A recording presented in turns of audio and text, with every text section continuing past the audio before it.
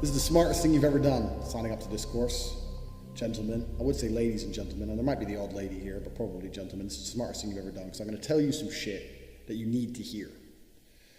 So before we start, the most important thing, obviously, regarding anything you do in your life is your mindset. And that's the first lesson about this. It's the G mindset. You know, a lot of people message me saying, why did you call it G course? You could have called it something more serious. No, I like that name. I like G. That's what it is. It's a G mindset. We're going to learn something about ourselves. We're going to learn something about how you view the world. Because in reality, how you view the world absolutely and utterly shapes how you react to the world, how you act in the world, how people view you. It's all down to how you view things. There's very few things in this life we actually have any control over. I learned all of the lessons I'm going to be teaching you the hard way. I didn't learn them in a course, so you guys are very, very lucky. I learned all this shit the absolute hard way. I came from absolutely nothing. There's a lot of rumors circulating online that, you know, my father was a world level chess player and that I got a lot of money from him and I came from a rich family, etc., etc. Absolutely not the case. My dad was a G, a straight G. He was in the military. He was based in England in the Air Force. My dad was actually recruited into the CIA. He was a spy. Now he's dead. I'm happy to say that. So my father worked for the intelligence services. He was based in England. He met my mum, pretty little white thing. He's a big black dude. So back then that was a taboo. He grabbed her, took her back to America with him. 3 beautiful offspring, me being the oldest. And then he continued with his life of being a G, which is pimping hoes and playing chess at world level and traveling the earth. He never had any large financial sums. He certainly didn't leave me a penny. He didn't have anything to leave. So all he left me with was with a mindset, and that mindset was enough that allowed me to build the life I wanted to build. My father never wanted to be fiscally rich. He never gave a shit about being rich. He cared about other things. If he wanted to be rich, he would have been extremely rich. And I personally decided I wanted to be rich, and all of the lessons that I'm going to be putting in this course, a lot are from him and a lot are from experiences of growing up poor, growing up in a single mother household, growing up in social housing, the projects in England. When my mother and father split, I was 9 years old, I went to England. Becoming a world level athlete, and now becoming a self-made multimillionaire. So all of these lessons I've learned absolutely the hard way. And if you disagree with anything in this video, that is your prerogative. But I can absolutely assure you, I know what I'm fucking talking about. I know what I'm talking about. I've lived an extreme life. There's a lot of people online who give out advice, that's fine. But I've lived an extreme life, more extreme than most. I have been in a single mother, my mum crying because she can't pay the bills, broke as a joke. I've been a multimillionaire. I've been a nobody. I've been famous. I've been a world level athlete. I've started from nothing to the point where I had to run to the gym because I didn't even have a car to get there. I've done it all. So I've lived a very extreme life, and this is where these lessons come from. So when I talk about G mindset is absolutely and utterly the most important thing. This is actually quite funny. A girl I was dating once, she said to me, you know, you remind me of RuPaul. And RuPaul is a famous fucking drag queen. So it's not very great. I was like, why? She goes, because he has a saying, he said, I always knew I was famous. I had to wait for the rest of the world to catch up. And she goes, you have the same mindset. And she said this to me before I had nothing, because I told everyone I'm going to be world champion. Years before I even had a British title, before I even had an English title, I just started fighting. I was like, oh, I'm the next world champion, yeah. And I just started saying it, but I said it with genuine conviction. I knew I would be the best. I genuinely knew I would be the best. You have to understand that this world, everyone constantly tells you, do not be arrogant. Do not have an ego. When I had my Twitter, I put my ego into overdrive because I found it entertaining. But people will constantly tell you to not talk in a way which is full of conviction. People do not like you to be arrogant and have an ego. This is the worst thing ever. Let me tell you the fact, number one facet of a G mindset. Your life is never going to be worse if you walk through the world believing you are the fucking man. You wake up, you look in the mirror and go, I'm the fucking man. I am the man. There's no one on this planet who can do shit I couldn't do if I put my mind to it. I don't give a fuck how good you are at piano. If I decide to play piano, I would be better than you at piano. And I believe that. I don't just say these things, I fucking believe them. And when you go through life believing you really, really are the man, there are very few downsides. The downsides are everyone's going to call you arrogant, everyone's going to call you a dickhead, everyone's going to say he has a big ego. You're going to lose a few loser friends. Who cares? What you are going to gain is other people on the same path. You're going to gain other people who think, yeah, well, I'm the fucking man too. This guy's the man. Let's make some money. That's what's going to happen. So the first thing you can do with your G mindset is you need to start believing you are the fucking man. Even if you're not the man yet, even before I was world champion, I knew I was going to be the man. So I don't give a fuck. And I was happy to say that to anybody. When people called me arrogant and stupid and deluded, I just sit there and look at them and say, yeah, fuck you. I'm going to be the man. And this is how now, when my life's kind of come full circle, this is quite interesting. I'll tell you a very quick story. When I was 19, I think I had a sales job, and I had to drive down to a sales meeting to try and sell some advertising. I had a really old, shitty car. No, I must have been older than 19. I was about 21. I had this old shit car, and I'm driving. And as I'm driving my car, and I couldn't afford to have it fixed, I had a bump in the front. The front was all fucking caved in. So I had to park it away from the sales meeting and then walk to the sales meeting. So I'm driving this car. Anyway, pull up next to me at the lights, red light, pull up next to me. In a fucking Tuesday morning, 10 o'clock, music blasting, drop top Aston Martin with a Swedish number plate. Some fucking dude about 30 with a hot blonde next to him. And I remember looking at him thinking, who the fuck's this guy? Like, here I am with my broken car on my way to fucking do a shit job. I can't afford to fix my car. This guy is from fucking Sweden, and he's just driven to England, and he's got a Swedish plate, and he's got this hot bitch, and he's got music pumping, and he's on his way to have lunch. Like, where the fuck did my life go wrong? I want to be like that guy. And I think this every single time I live in Romania now. Now I drive around Romania in my fucking Lamborghini or my Aston Martin or my Ferrari or my Bentley, whichever one I decide to drive. And they all have English number plates, and I always have a girl with me. And people look at me, and people are giving me the exact same look I gave that guy. People look at me like, who the fuck's this guy from England who just drove here from England? I'm standing at the bus stop about to go to work, and this guy's got a $250,000 car and a hot bitch on his way to have lunch with music blaring. And the reason I managed to go full circle is those small events in my life, seeing someone else with more success than me, ingrained in my brain. And to a lot of people, it doesn't ingrain in their brain. I was walking to school. If I was walking to college with my friends, I used to have to walk. I went to a college on the other side of town, so I had to walk 4.6, I think it was, fucking miles to college. It was a fucking nightmare. So I used to walk. Halfway, I meet some other people, and towards the end, there'd be a group of 5 or 6 of us along the way. And when and one day a Ferrari burnt past us, and everyone else was like, oh yeah, Ferrari. I'm like, and I remember saying to the group, I was only 18, I said, doesn't it annoy you that this guy has a fucking 300,000 pound car and we'll probably never have one? And they're like, oh yeah, it's only a car. I'm like, no, you don't understand. There is a life hack. There's something happening where people are living lives that other people don't get to live. There's something happening. There's something going on. I want to have a 300,000 pound car. I want it. And no one else wanted it. These little events didn't ingrain in their brain. A Ferrari driving past me bothered me. And it bothered me to my core, to the point where I decided I would do anything it takes to have one. Whereas other people just saw it and carried on with their normal lives. This is the reason I have 6 or 7 supercars and other people don't. Because these small events ingrained in my brain. So this is the second thing. G mindset. First thing you have to believe you're the fucking man, you can achieve anything. And when I say that, I'm going to say that again. You have to believe you're the fucking man, and you have to believe you can achieve anything. I'm not saying you can achieve anything easily. I'm not saying it's not going to take a whole bunch of work. I'm not saying it's going to happen quickly. But you have to believe you can achieve anything. I'll tell you something now. I don't give a fuck if it's being an astronaut. I don't care about climbing Mount Everest. You give me enough time to train, I will get it done. I know that for a fact because I know who I am as a man. That's the first thing. The second thing is you need to be perspicacious. You need to understand that in this world there's a whole bunch of people doing amazing shit that you are not doing. And that needs to piss you off. Because if it pisses you off, you become motivated all of a sudden. I was the only one who was pissed off when that Aston Martin was next to me and I had my sales job. I was the only one who was pissed off when I saw that Ferrari drive past. Other people were not annoyed by it. And when they're not annoyed by it, they're not driven to beat it. You understand? They're not driven to be where that person was. You need to be annoyed, and I'm telling you to be angry. Anger is a fantastic force. Like I said, the world tells you not to be arrogant, it tells you not to be angry. It's 2 things it tells you to do. Don't be arrogant, don't have an ego, and you don't have anger. You're a fucking man. You're a full-grown man. It's perfectly fine for you to be pissed off. It's perfectly fine for you to look around at your life, look at the girl you're fucking, look at the house you live in, look at the car you drive, and get pissed off and go, you know what, I want a hotter bitch. I want a fucking nicer house. I want a faster car. There's nothing wrong if you take that anger and you direct it in the correct direction. This is the reason I stopped fighting now. People go, why do you stop fighting? Because I fought and I went through hell to get everything I now have. I had nothing when I fought. I had nothing. And I wanted the life I now have. Now I wake up in one of my 3 mansions with one of my 7 supercars and one of my 15 women. What do I need to fight for? Like, people have different motivations for different things. There's some fighters out there who fight for other reasons, you know?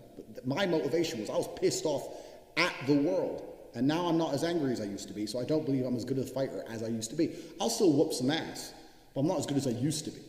So that's why I decided to retire early. But this is the second thing. So the first thing, believe you're the man. Second thing, you need to get angry about your situation. If you've bought this course and you're watching it and you're sitting there, right now you're watching it and you look around you and you don't own the home you're in, get pissed off. If there ain't a Ferrari on your drive, get pissed off. If you don't have 10 Playboy Bunny level beauties, get pissed off. And what the fuck, you need to sit there and realize, whoa. I have a few years of consciousness, and even less than that, I have a few short years as a young man.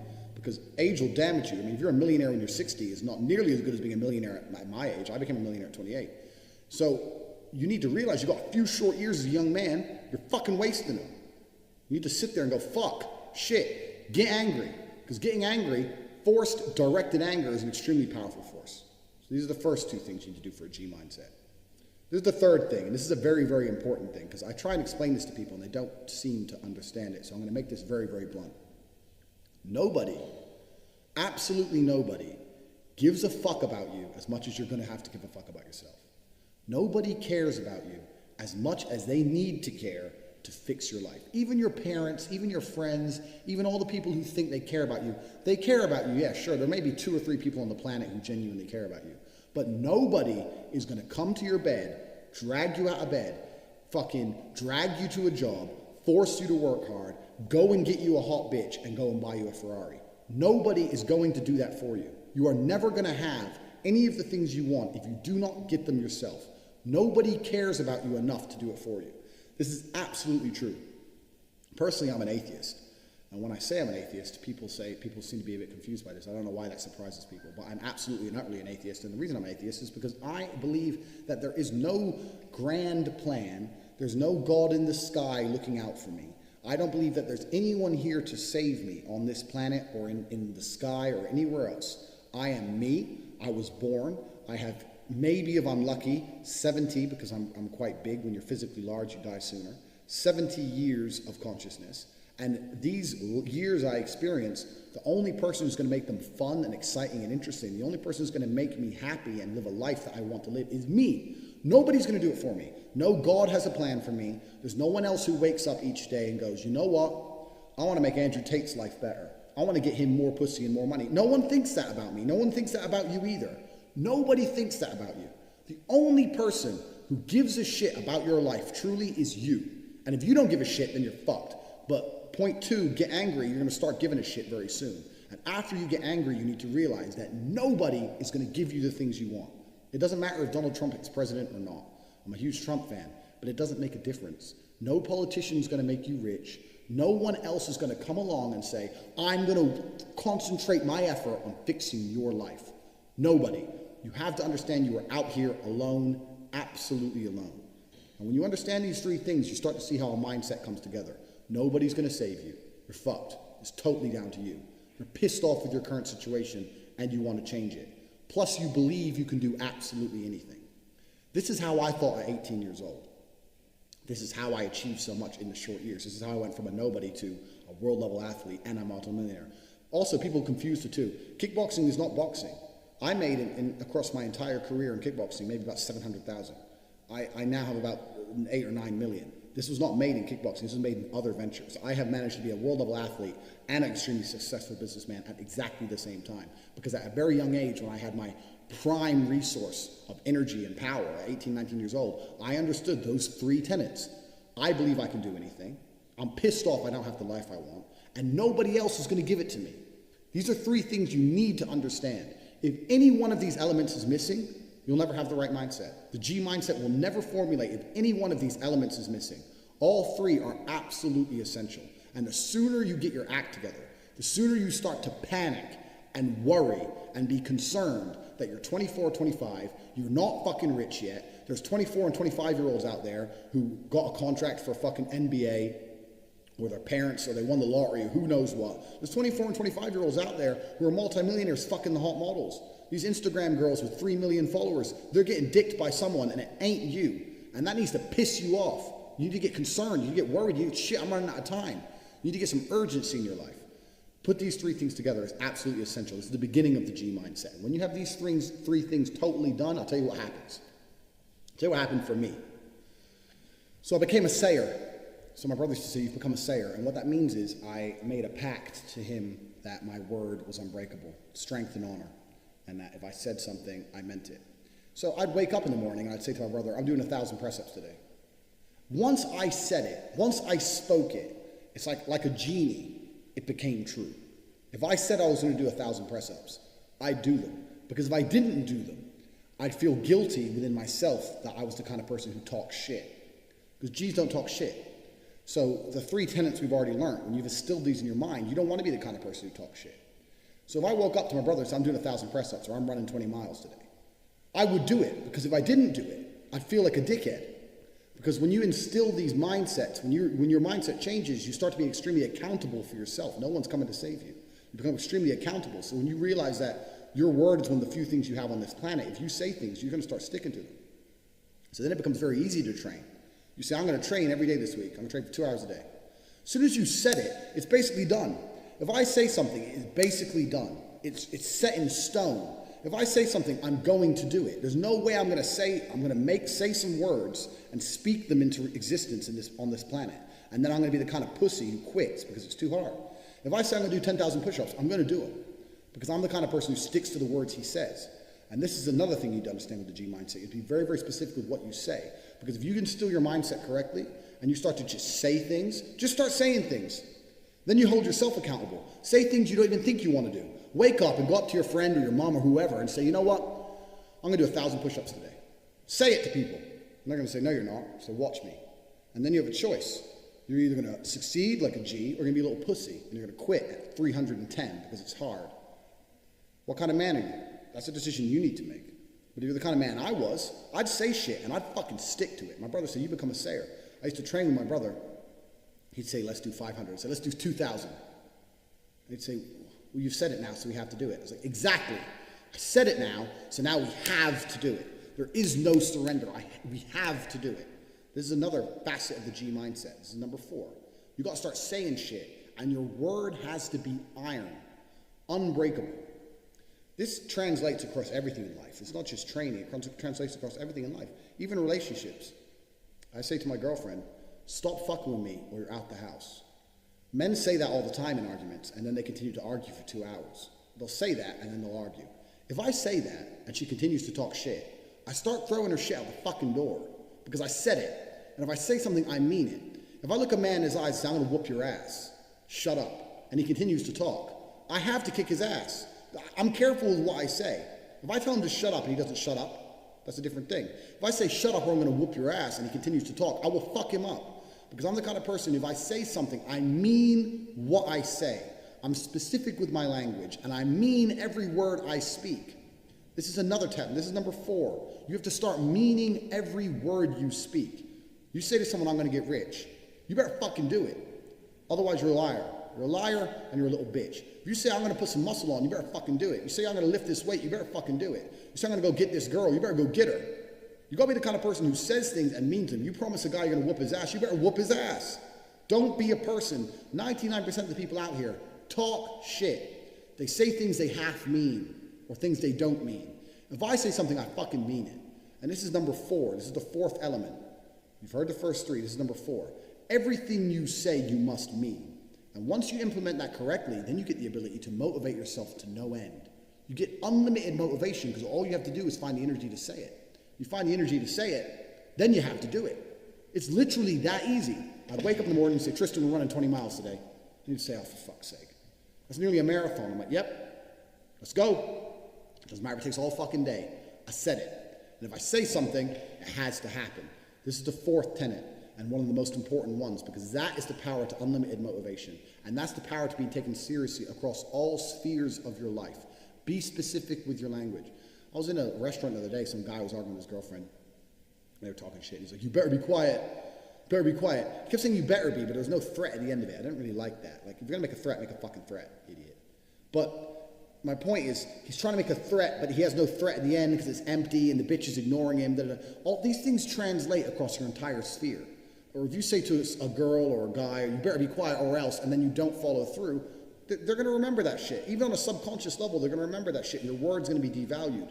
My word has value.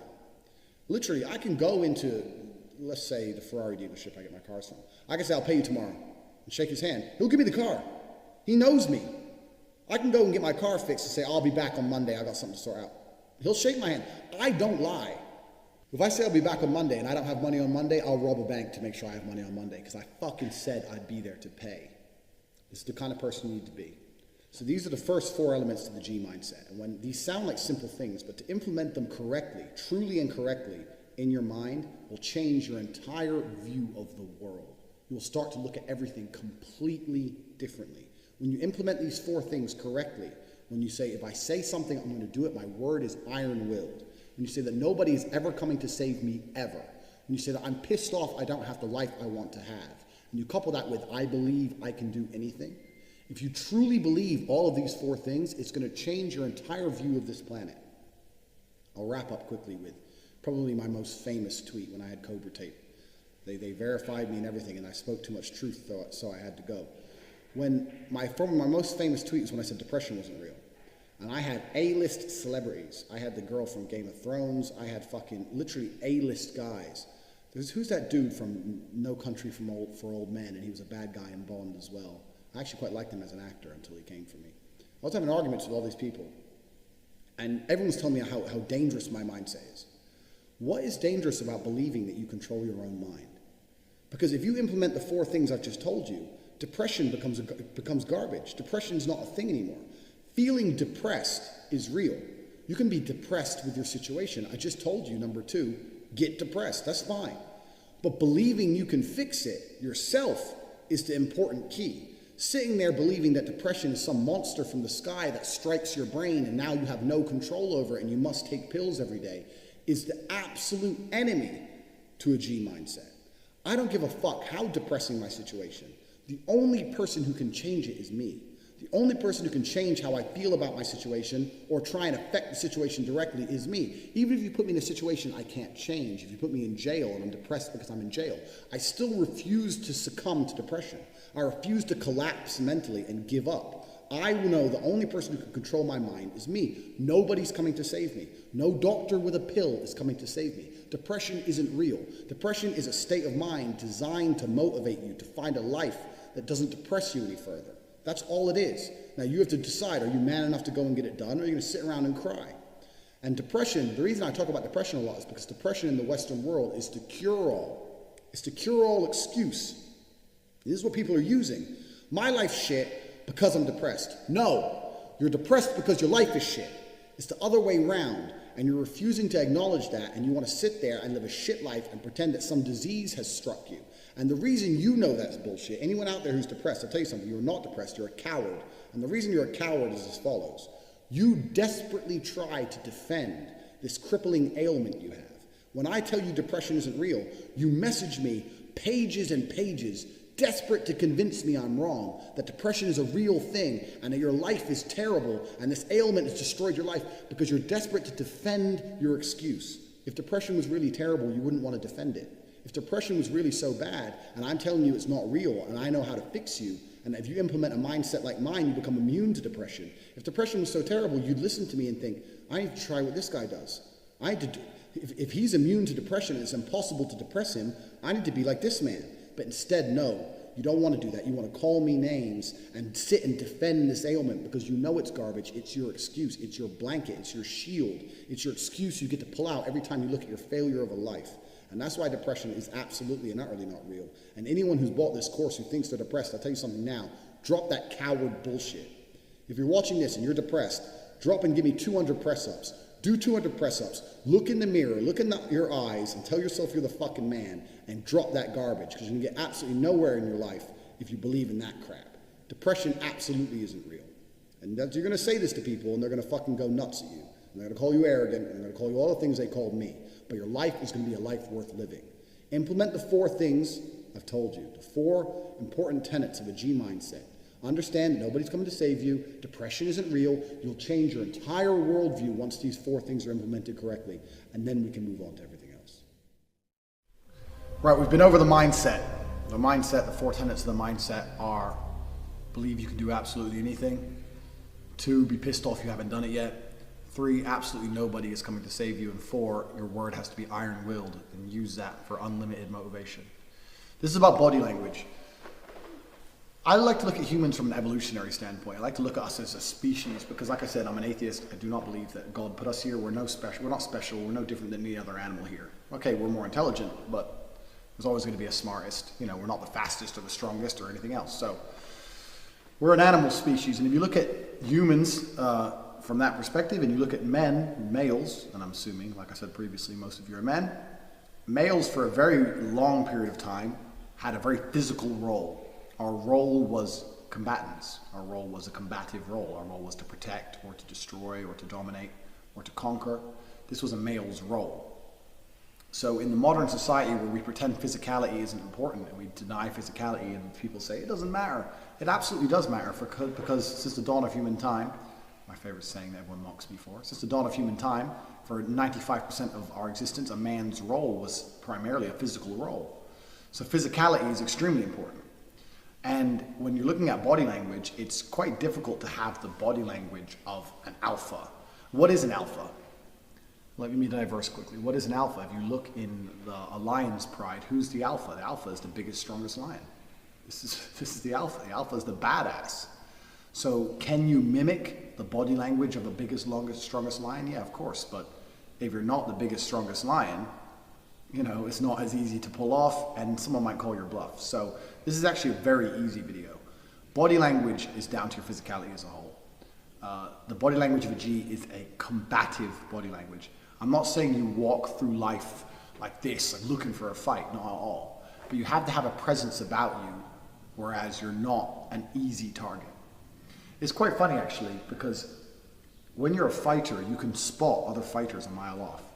And it's not just big muscly guys. Like, you can put me in a room and 30 guys who go to the gym, who are fitness experts, can come in and walk through. And if one of them is a high level combatant, if one of them is a professional fighter like me, I can tell by the way he moves, probably the same way a dancer can sense another dancer. I can sense another fighter. And it's something instinctual. It's something I can't even tell you how I do it. I can just tell by the way someone moves if they can fight or if they can't fight. Doesn't matter, they can have the best body in the world, they can be ripped, but it's the way they move. I know I've seen guys who don't have a body like that and I can sense it. And I've seen guys who are built like that and I can just tell they would crumble. It really is an amazing thing.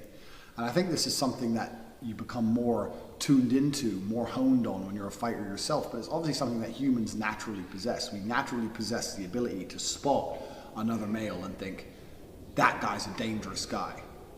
So I can tell you tips and tricks in an attempt to mimic the body language of a dangerous person, or you can become a dangerous person. This course is not a shortcut course. This is not tips and tricks. This is not bullshit. This is about how to become a G, how to become a genuine male of substance. And to become a genuine male of substance, you need to know how to fight. It's very difficult to be a G if you're going through life and you crumble at physical confrontation. Because when you get to a certain point in your life, you will encounter physical confrontations. If you're going to go and travel the world and drive fast cars and wear expensive things and attempt to fuck beautiful women all over this planet, sooner or later you're going to attract negative intention from either jealous men or an ex-boyfriend or a brother or a fucking robber who wants your car. Who knows?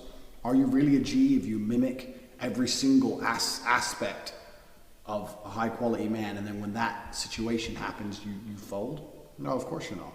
You need to learn how to fight. I don't need to teach you how to fight. I don't need to sit here in this course and say do this, do that. I don't need to teach you any of that, because you can go, and it doesn't matter what city you are on earth, there's an MMA class or there's a boxing class that will teach you how to fight. You need to dedicate substantial periods and portions of your time to learning how to fight. You need to get hit. You need to have your ass kicked. You need to learn how to kick someone's ass. And this is absolutely essential to, one, the mindset, and two, the physicality. Firstly, mindset-wise, fighting is a brilliant thing, because fighting is 100% accountable. Even if you play soccer, for example, even if your team wins, maybe you didn't do very much, or maybe you kicked the ball and the wind helped you. Who knows? But fighting, if you got punched in the face, you didn't move. And if you punched him in the face, You threw your hand. In fighting, we always say there's no such thing as a lucky punch, and it's true. You know, if I dedicate my life to learning how to punch, and then I knock someone out, is it a lucky punch? No. I knocked him out. That's what I've been training to do. No such thing as a lucky punch. So, mindset-wise, it's perfect for your accountability. Secondly, it's a huge challenge. Learning how to fight is extremely difficult. It's more difficult than learning how to dance or learning how to do anything else. And the reason for this is because learning how to fight, all humans have an instinctual way of fighting. We don't have an instinctual way to dance as much, but all humans basically are pre-programmed to fight. But the way we're pre-programmed to fight is completely wrong. We're pre-programmed to lift our head up so we look big and we can see, and to swing with our hands low for maximum power. And these are completely wrong in terms of traditional chin down, hands up fighting. So when you're learning to fight, you're reprogramming your basic instincts, and this is why it's so difficult. This is why it takes more practice than any other sport.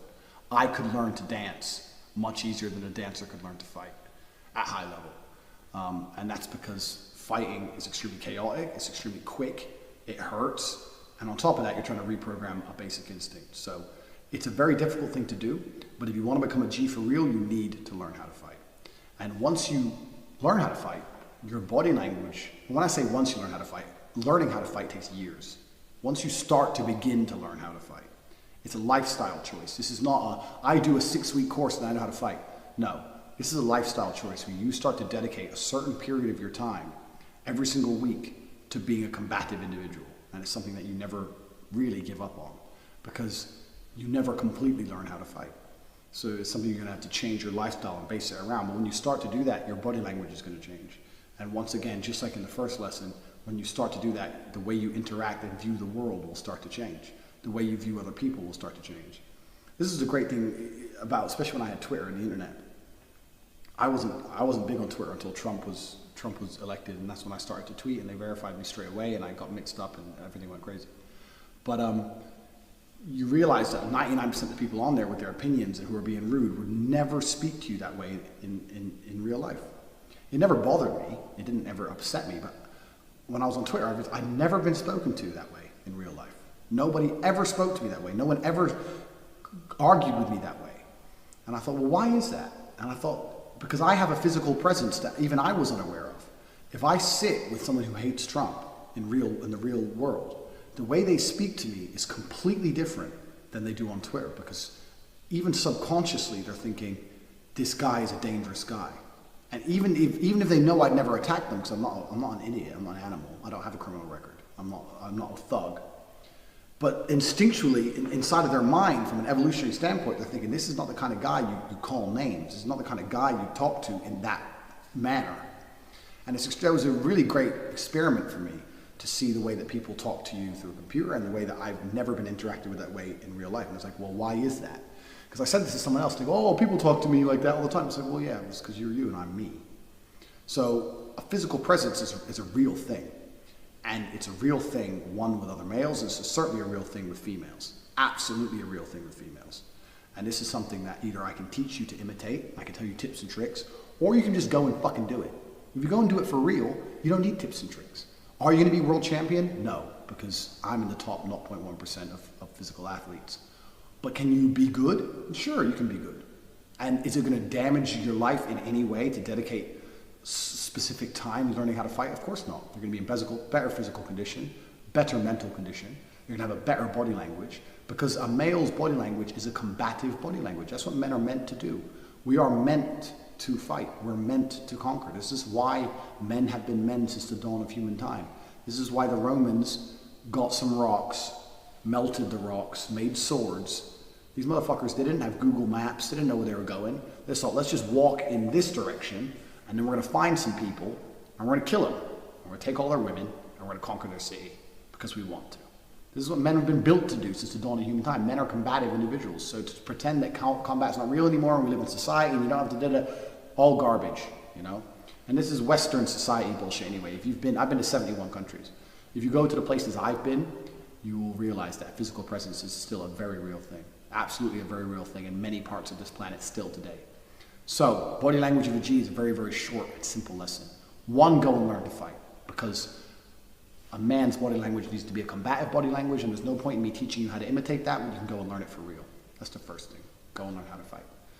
And that's it. It's really that simple. If you want a body language which really does display your value as a high value male, then go and become one. And learning how to fight is the easiest way to do that. All right, so I'm going to talk about how to use your voice to make the pussy moist. Now, what do I mean by that? Well, the reality is most men nowadays walk around very timidly, they're very soft with their voice, and they don't command the room, right? They don't command someone's attention. So here's an example. Let's say you're going to Starbucks and you're going to get you a cappuccino, right? Maybe you drink soy lattes, whatever. But when you order, a lot of people are timid, like, I'll have the number 3, right?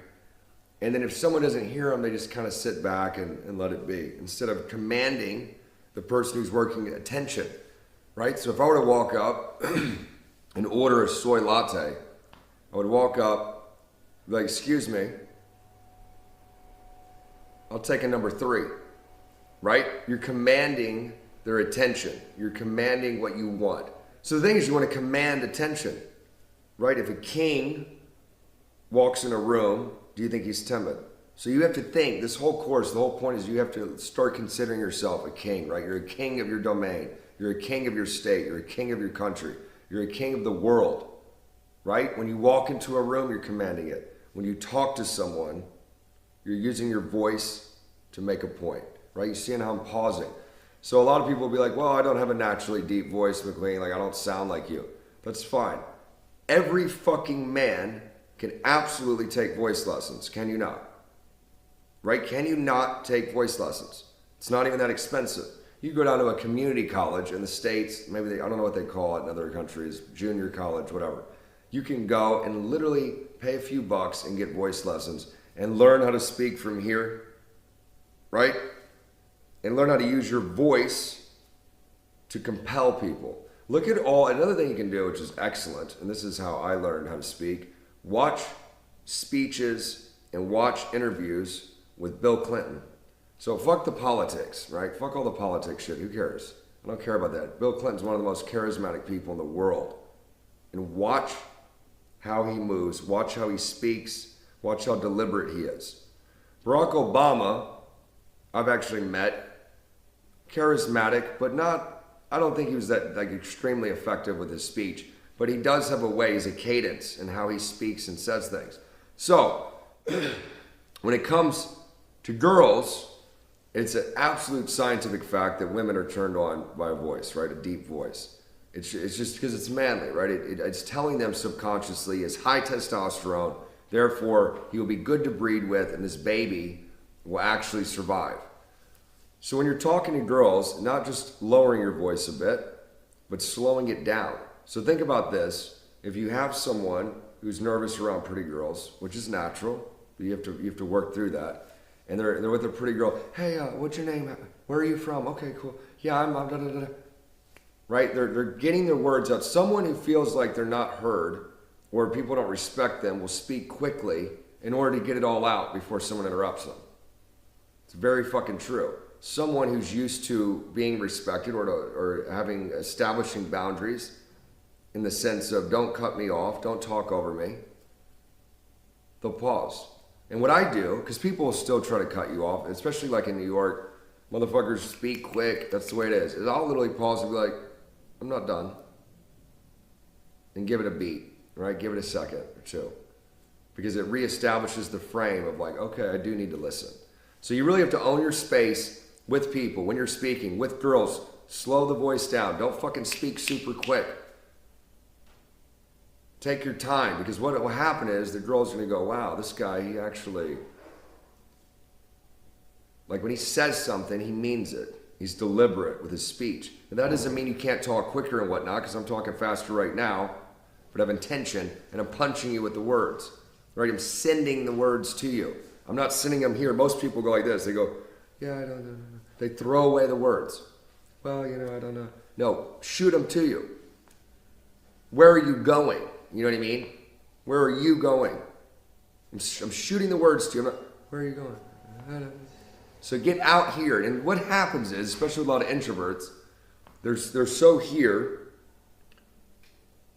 instead of focusing on the other person. If you focus on the other people, If you focus on the other person, if you find something about them that's interesting, then you'll be able to speak to them with intention. So it's very important. So to wrap it up, if you have issues with your voice, if you have a lisp, right? It's fucking fixable. When I was 6 years old, I couldn't pronounce certain words legitimately. I couldn't even say oil. Dead serious. I used to say oi oi. So it was like a joke in my family. Whenever my dad was like working on the car or whatever, so I would say, is he getting the, like literally I had a fucking stutter. So they took me to like a speech pathologist, and the speech pathologist was like, oh, he'll work it out, whatever. You know, so my mom kind of worked with me. So I don't want to hear excuses if I have a lisp or I stutter. You work through it. Fucking work through it. A lot of people that stutter, the reason why they stutter, the fact is because they think what they're going to say, people are going to make fun of, right? So it makes them nervous. I've known people that have overcome stutters, lisp, and being gay. No, I'm kidding. So anyway, I'm going to wrap it up. But deliberate, get a voice coach if you need it. When you're talking to girls, slow it the fuck down. Own your space. Own what you're saying. And here's the deal. If you believe that what you say is super fucking important, other people will too. All right, lesson 4, dressing like a G. I actually wanted to put lesson 3 and lesson 4 together. So if you're a bit disappointed with the previous lesson, me just saying learn how to fight, because like I said, this is a no bullshit course. That's the truth. You want the body language of a G, go learn how to fight. You're gonna have the body language of a fucking G. Simple. But I actually want to put these two together because dressing like a G and body language, it all kind of ties in. Like, it doesn't matter what you wear if you haven't got the correct swag. And if you do have the right body language, it doesn't really matter what you wear either. It's amazing. We're not females, we're men. So what I'm wearing now, this is a fucking $6 shirt. But I have it open because I've got a fucking, my chest is built because I'm a G. And I wear it how I want. And I walk into a room with my chest out just like what, and I sit down. And everyone just looks at me like, who the fuck's that guy? But it's not an expensive shirt. Now, if I had a Gucci tag, I was walking around all meek and shit, would it make a difference? Really? No. You don't need to spend money on designer clothes. The number one piece of fashion advice I can give you is to go to the fucking gym. Get built. You're built, you don't need fashion. That fashion is just a way to shortcut that shit. So dressing like a G and body language of G are actually extremely linked. Yeah, you do need some expensive clothes. Yeah, you need some loud pieces, etc. But even then, I mean, this shirt can be considered loud. A loud piece is once again down to how you carry it. If you wear a loud shirt and you look uncomfortable, it doesn't work. You got to pull it off. You're attracting attention, just like a peacock. Peacock gets those feathers out. It's like, yeah, look at me. It's exactly the same thing. So the mindset and the body language are actually a lot more important than the clothes you wear. I mean, am I going to tell you how to dress? Not particularly. I think you can go out there and find your own sense of style. The most important way of looking at it is how do you feel when you wear those clothes? You know?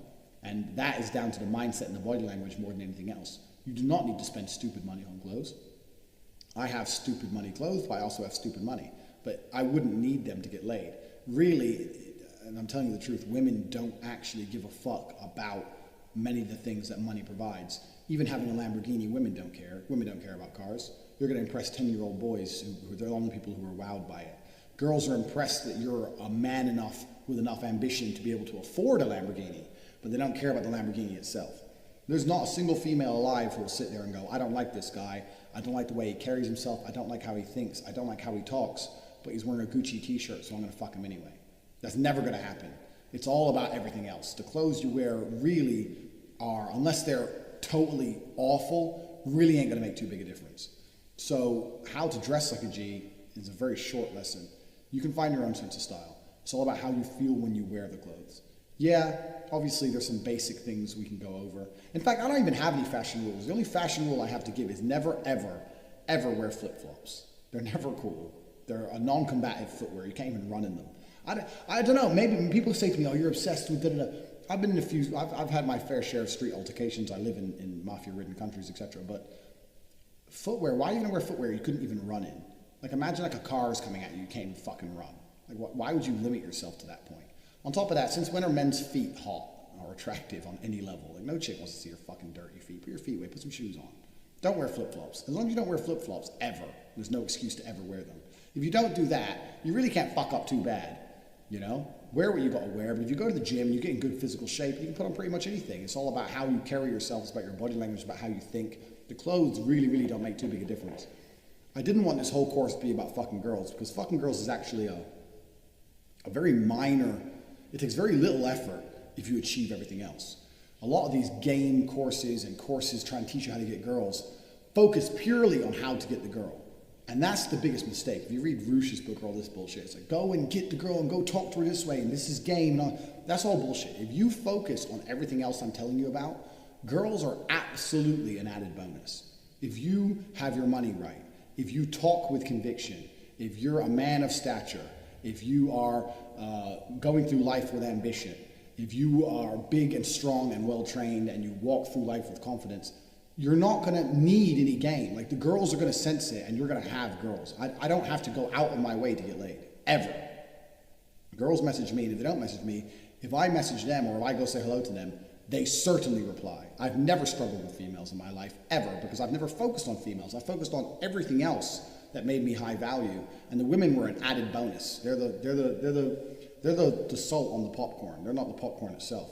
So I don't really want to talk about women too much, but even when we look at it from how to dress like a G perspective, what perfect fashion will achieve you is, it will achieve you 10 seconds. Imagine you go to the store and you buy the best Armani Gucci suit, 10 grand, 15 grand. I've got a load of them. I've got 15 grand suits. On my Instagram, you can check it out. I've got a picture of me in a 15 grand suit. A girl might look at you and she'll think, oh yeah, okay. She might think you're hot or whatever. You go over to her and you say hello. Because she liked what you were wearing, you've bought yourself 10 seconds of interest. If that, for 15 grand, you've bought yourself 10 seconds of interest. And in those 10 seconds, if you're boring, or you don't make her laugh, or she doesn't like what you say, she doesn't give a fuck about what you're wearing anymore. That's it, it's done. You bought yourself 10 seconds of interest for 15 grand. Is it worth it? Absolutely not. You can go over there in anything. And it's more about what you say and how you carry yourself than it is about what you're actually wearing. So to think that if I wear this and do this, I'm gonna get girls, is absolutely a fallacy. That's not true. I'm not going to tell you it's true. Like I said, this course is no bullshit. It really doesn't matter too much what you wear if you're the man you're supposed to be. So say how to dress like a G? Well, I wouldn't even worry about that too much. What you need to worry about first is the mindset. Secondly is the body language. When you achieve those two things, the rest really isn't too complicated. How to dress? Well, you can wear whatever the fuck you want. Because if your mindset's right and your body language is right, you can wear whatever the fuck you want. I could put on a bin bag and walk in the club. I'm still a fucking man. It doesn't matter what I wear. I can wear the fucking cheapest, shittest clothes and walk in the club. I'm still the fucking man. I'm still the man because I've decided I'm the fucking man. I've been to hell and back to get my world titles. I know I'm the fucking man. So it doesn't matter what I wear. And people will sense that about me. Even my brother sometimes, me and my brother disagree on very little, but even my brother says, you don't even brush your hair. You don't put any effort. He goes, you're about to go on a date. You're not even changing your t-shirt. You wore that at the gym. I was like, I don't give a fuck. I don't care because I'm the fucking man. I'm going to go beat this bitch. I'm going to turn up in my fucking Lambo. I'm going to tell her how great I am, and she ain't going to give a fuck what my t-shirt is. I don't need to brush my fucking hair. My hair's messy. I don't care. I don't brush it ever. Why would I brush my hair? I don't need to. I get out the shower when it's wet, and I go like this. Boom. That's my hairstyle. And it's done. I don't have to put any effort into my physical appearance because everything about me is more than a physical appearance. I transcend physical appearances. And if you do the first two lessons correctly, you will once again transcend physical appearances. You don't need to go through fucking walking along aisles saying, oh, how, this Gucci t-shirt, will this get me laid? No Gucci t-shirt's getting you laid, bro. It's never going to happen. It's about who you are as a person. The clothes just cover up your dick for a little while until she wants to get it out. You ain't going to worry about it too much. So how to dress like a G is actually completely down to you. That's your personal style. You can make any decision you want to make. But don't wear flip-flops, one. And two, if you do the first two lessons correctly, it doesn't matter what style you really choose, you're gonna do all right. In fact, I hate to contradict myself, but we're doing this entire course without any kind of edits, without any kind of cuts. There's no second takes. This is just pure truth. There is another rule besides no flip-flops. So that's one rule. This is the second rule. If you are gonna spend a lot of money, don't spend it in like Foot Locker or some shit. Foot Locker is the only place you can go and spend $2,000 and still look broke. Don't dress like a fucking street teenager. You know, just wear some normal ass. I mean, I'm telling you guys to you know, make your own decisions. I'm assuming you're not complete morons. Don't be morons. Put on some normal clothes, you know, and you'll be fine. Don't go Foot Locker and think, oh, I bought these trainers. And girls don't give a shit about that dumb shit. You can go there and you can spend very little. And because of my stature, because of how I am, because of how I'm built, because of my body, because of how I train, I could spend $10 on clothes and look better than any of you motherfuckers than $1,000 of clothes. And that's the point I'm trying to make. So How to dress like a G is to do lesson 1 and lesson 2, get your mindset and get your body language correct, and then you ain't got to worry for shit what fucking label is on your t-shirt. That's absolutely the truth. So, let's talk about the mindset behind making money. So, years and years and years ago, I had a poverty mindset. And by that, I didn't have any money. But that's not the important part. The important part was that I thought it must be super hard to make money. So if you think something, and I'm not going to get all new agey on you, but if you think something and you say it out loud, then you start to believe it. And what you believe, then you start to act on it. And then those actions become habits. And then your habits wind up becoming your fucking life. Right? So I used to say, it's so fucking hard to make money. Like, what the fuck? Why can't I make money? Why is it so hard? What is the deal? This is bullshit. I just am bad with business. I'm bad with making money. That's what it is. Some people are born good with making money, and other people just don't have it. This is bullshit, but it is what it is. Said this out loud for years, and guess what? Didn't make any money. It hit a point of me being so fucking broke that I was literally homeless. A lot of you guys know the story. I was literally homeless on food stamps, and where you're like, you hit such a low, you're like, all right, I have to try something different because clearly whatever the fuck I'm doing is not working. And so what happened was I met this mentor, and how I met him, I'm gonna talk about this later, but how I met him in and of itself is just taking action, you know, and seeing someone of means and going up to them, being humble and be like, hi, just have to ask you, like, what do you do? Like, how do you have this Lamborghini, or how do you have this, whatever, like, what do you do? And they'll tell you, I'm a Wall Street broker, I'm a doctor, I'm an online business, whatever. Oh, that's interesting, right? Getting rich is not complicated. It's not easy, but it's not complicated. You basically look at what someone else is doing and then fucking do it, right? All of this course, a lot of this course, honestly, could be chalked up to like common sense, but common sense isn't so common anymore. Right? You know what I mean? Like, we're living in an era where like common sense shit is fucking, you know, people are like, wow, this is fucking it's mind blowing. But when it comes to money, people do get up, you know, they get caught up because they believe they have self-limiting beliefs.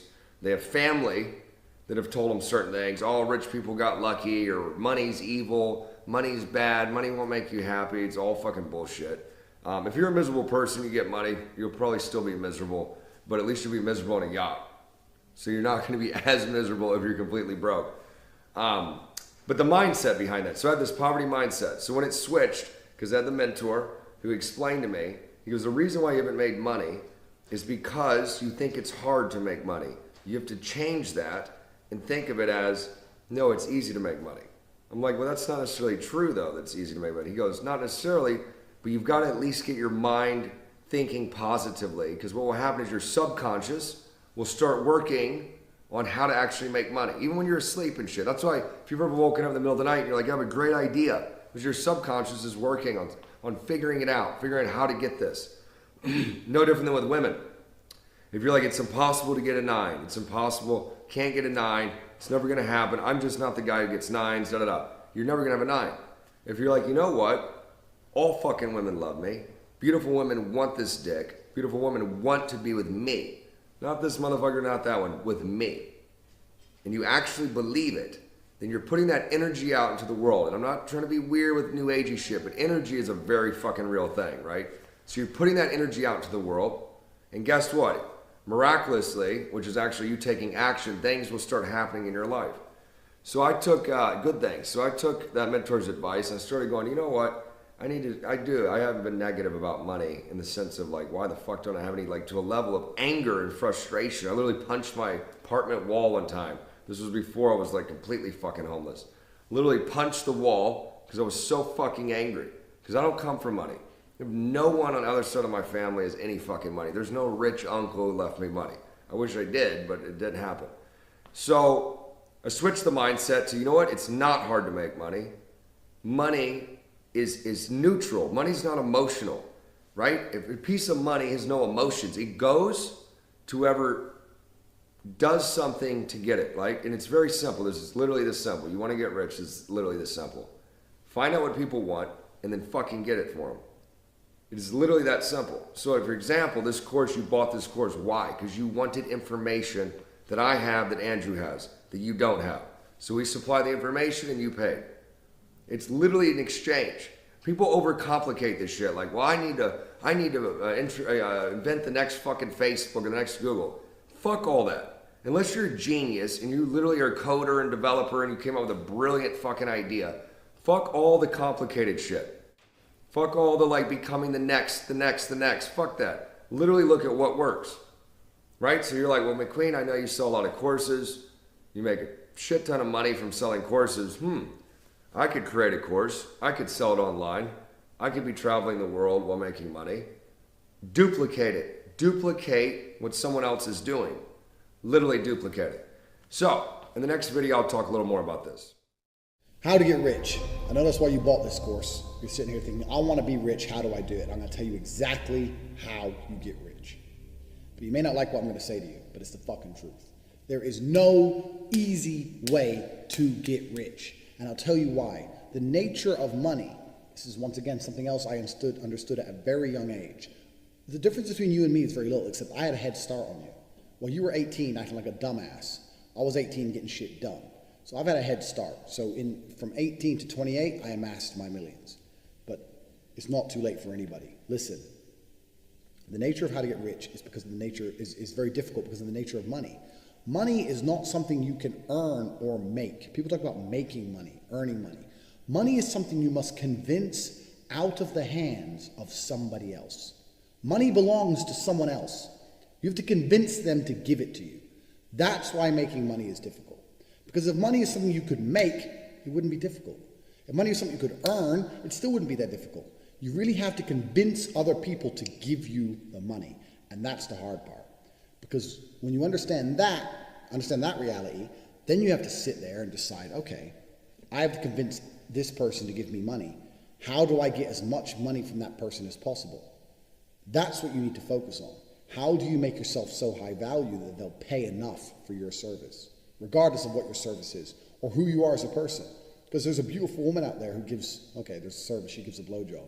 But even then, there's beautiful women out there who give nothing and still get given money by guys because they're high value, because they have something, they have beauty, they have something the man wants.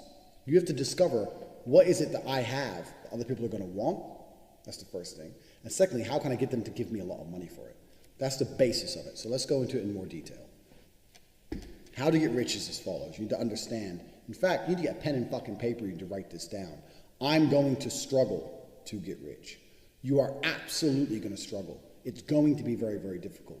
I did on my podcast with CNQ, I told a story about when I was really at my brokest and how I ate the same meal every day for about 9 months. And I called it flavor because it had no flavor. And it was basically rice. I used to buy a 10 kilo or 20 kilo bag of rice for like $20. It was rice, it was kidney beans, because I read the back of the cans and they had the most protein for that. Because you get cans of kidney beans for like 9p, like 10 American cents back then. So 10 cents. They had more protein than meat. I divided it all up for the value, for the money spent. I got the most possible protein from kidney beans than I did even meat. Because I'm anti-vegetarian, I don't like the idea of vegetarianism. I think it's a disconnect from reality. Humans have always eaten meat. We always will. To start pretending that's bad or wrong is something a bit wrong up here. So I'm an anti-vegetarian. I bought the cheapest possible meat because I refused to eat a meal without meat in it. But really my protein was coming from kidney beans. So I had rice, kidney beans, the cheapest possible frozen meat, and then just for greens, the cheapest thing I could buy was frozen peas. And I ate that every single day, 3 meals a day for 9 months, because it allowed me to feed myself for a month on about $90 or $100 for a month. Me and my brother, 2 full-grown men in combat training, eating 4,000 or 5,000 calories a day. We just ate piles of this flavor. It had no flavor. Ate. I said this on the CNQ podcast. And this is when, back then, the reason I had so little money is because I was spending all of my money trying different businesses. Because you are going to struggle to get rich and you are going to fail over and over and over again. All of these people say it. Ty Lopez, Grant Cardone, they all say the same thing. You have to be ready for failure, blah, blah, blah. And people go, yeah, I get it. No, you don't get it. You have to be ready to fuck up because you're going to fuck up. Because there's no magical formula. If you try your first ever business and you make money with your first ever business, you're probably going to fuck that up anyway because you don't have any experience with losing money. You need to fail to succeed. And I know it's fucking cringe. I hate to say the same shit everyone else says, but it's absolutely true. What I'm going to do in this part of the video is I'm going to put in a clip of something I recorded in my Hateful Tate series, telling you a story of one of my failed business attempts. So you can listen to that as well, and you can enjoy listening to me fuck up, because I fucked up plenty of times before I discovered a few things that started to work. So whenever I'm in Slovakia or Hungary, I drink these, because the first time I came to Slovakia, I had one at a petrol station, and they're like a drink with chunks of aloe vera in it. And this must have been about 9-10 years ago. And now I've seen these a few times in corner shops and stuff. But back then, nowhere in England had drinks with aloe vera in it. So I was only like 21, 22, and obviously I was broke as a joke, and I wanted to get rich. So I thought, fuck it, I'm gonna import these drinks, and I'm gonna sell them in England, and I'm gonna be a sole supplier, and I'm gonna get rich. So I found a contact in Hungary who could provide them to me for like, I don't know how much they were, 38p or something. I wanted to sell them for about £1. So then I started contacting all the superstores. I was watching Dragon's Den about getting distribution. I thought, this is hard. So I emailed Morrison's, emailed Waitrose, started emailing them every day saying I had some revolutionary new health drink that was guaranteed with all these bullshit results, and I promised them 100% markup on it. So I told them they'd buy it for 50p, so I'd make 12p per bottle, and they'd sell it for £1, 100% markup. Made out like I was a real company. I'm 22. Right away to all these people. Eventually I get an email back from Tesco saying, because everyone ignores you, because everyone's trying to get their stuff into superstores, so they completely ignore you. Got an email back from Tesco saying, I'm away from my, as you know, I've now left the business, and my replacement is Mr. Chris something is coming in to replace me. So I waited a couple of days, and I emailed Chris and said, hi Chris, we need to speak urgently. Your predecessor and I were one step away from achieving distribution, pretending I spoke to the previous guy who left, who never responded to me ever. So then Chris emails me like, oh, okay, you better come down then. So it was in Cheshunt, Hertfordshire, the Tesco head office. And I thought a normal job back then, so I arranged a meeting at like 5:30, finished work an hour early, walk into Tesco fucking head office in my Matalan suit with 4 or 5 bottles of this shit, which I brought in a backpack. Sat down there, let him test it all, gave him my pitch about health benefits, 100% bonus, and all this bollocks. He gave me a piece of paper saying how Tesco accept distribution, saying like it needs to come X amount of bottles per crate, X amount of crates per container, like just all this expensive distribution shit. So anyway, he said he'd get back to me. So I fucking leave there excited as fuck, call up my guy in Hungary, says I need it in this many bottles per crate, this many crates per container, I need to be able to deliver this many containers per fucking week to Tesco stores, London, all this bollocks, da da da da da da. My man in Hungary goes, okay, I can make this happen, da, da, da, it's gonna cost this much, blah, blah. So I'm waiting, and Chris emails me and says, we need to talk about your drink, are you free to come in again? I was like, yeah, of course. Anyway, in the meantime, the guy from Hungary says, it's gonna take me 6 months to turn around preparing your distribution. I said, oh no, it can't be 6 months. No, Tesco want it now, Tesco want it now. He goes, well, I need some money to begin doing this. It's gonna cost some money, so you need to pay me some money. You want like 2 grand. And I had no money. I had my month's wages, about 1,600 quid, came the next day. So I remember borrowing £500 and my month's wages and sending it to Hungary, 2 grand.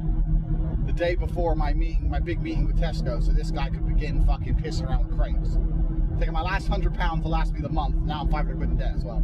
Filling up with petrol, putting on my Matalan suit, walking in there, sitting down with this Chris guy who was fat as fuck. I don't know what, of course he was in charge of choosing the food, fat cunt. And he's literally, the meeting lasted 30 seconds. He said, I'm sorry that my predecessor gave you the impression we were going to stock your product. Personally, I find it repulsive. And that was it. That was the end of my aloe vera dream. He never emailed me back again. None of the other superstores ever emailed me. I kept emailing, we've got different flavors. Wasn't interested. Completely blanked me. Everyone blanked me. The Hungarian guy took 2 grand of my money, and I was more poor than ever. So now when I drive through the continent in my Lambo, I enjoy an aloe vera drink. Personally, I find it repulsive. I remember sitting there thinking in my head, that was unnecessarily rude. He was unnecessarily rude to me because he thought he was important. I'm the fat dude who chooses Tesco's food. Cunt. Bet he ain't got a fucking Lambo.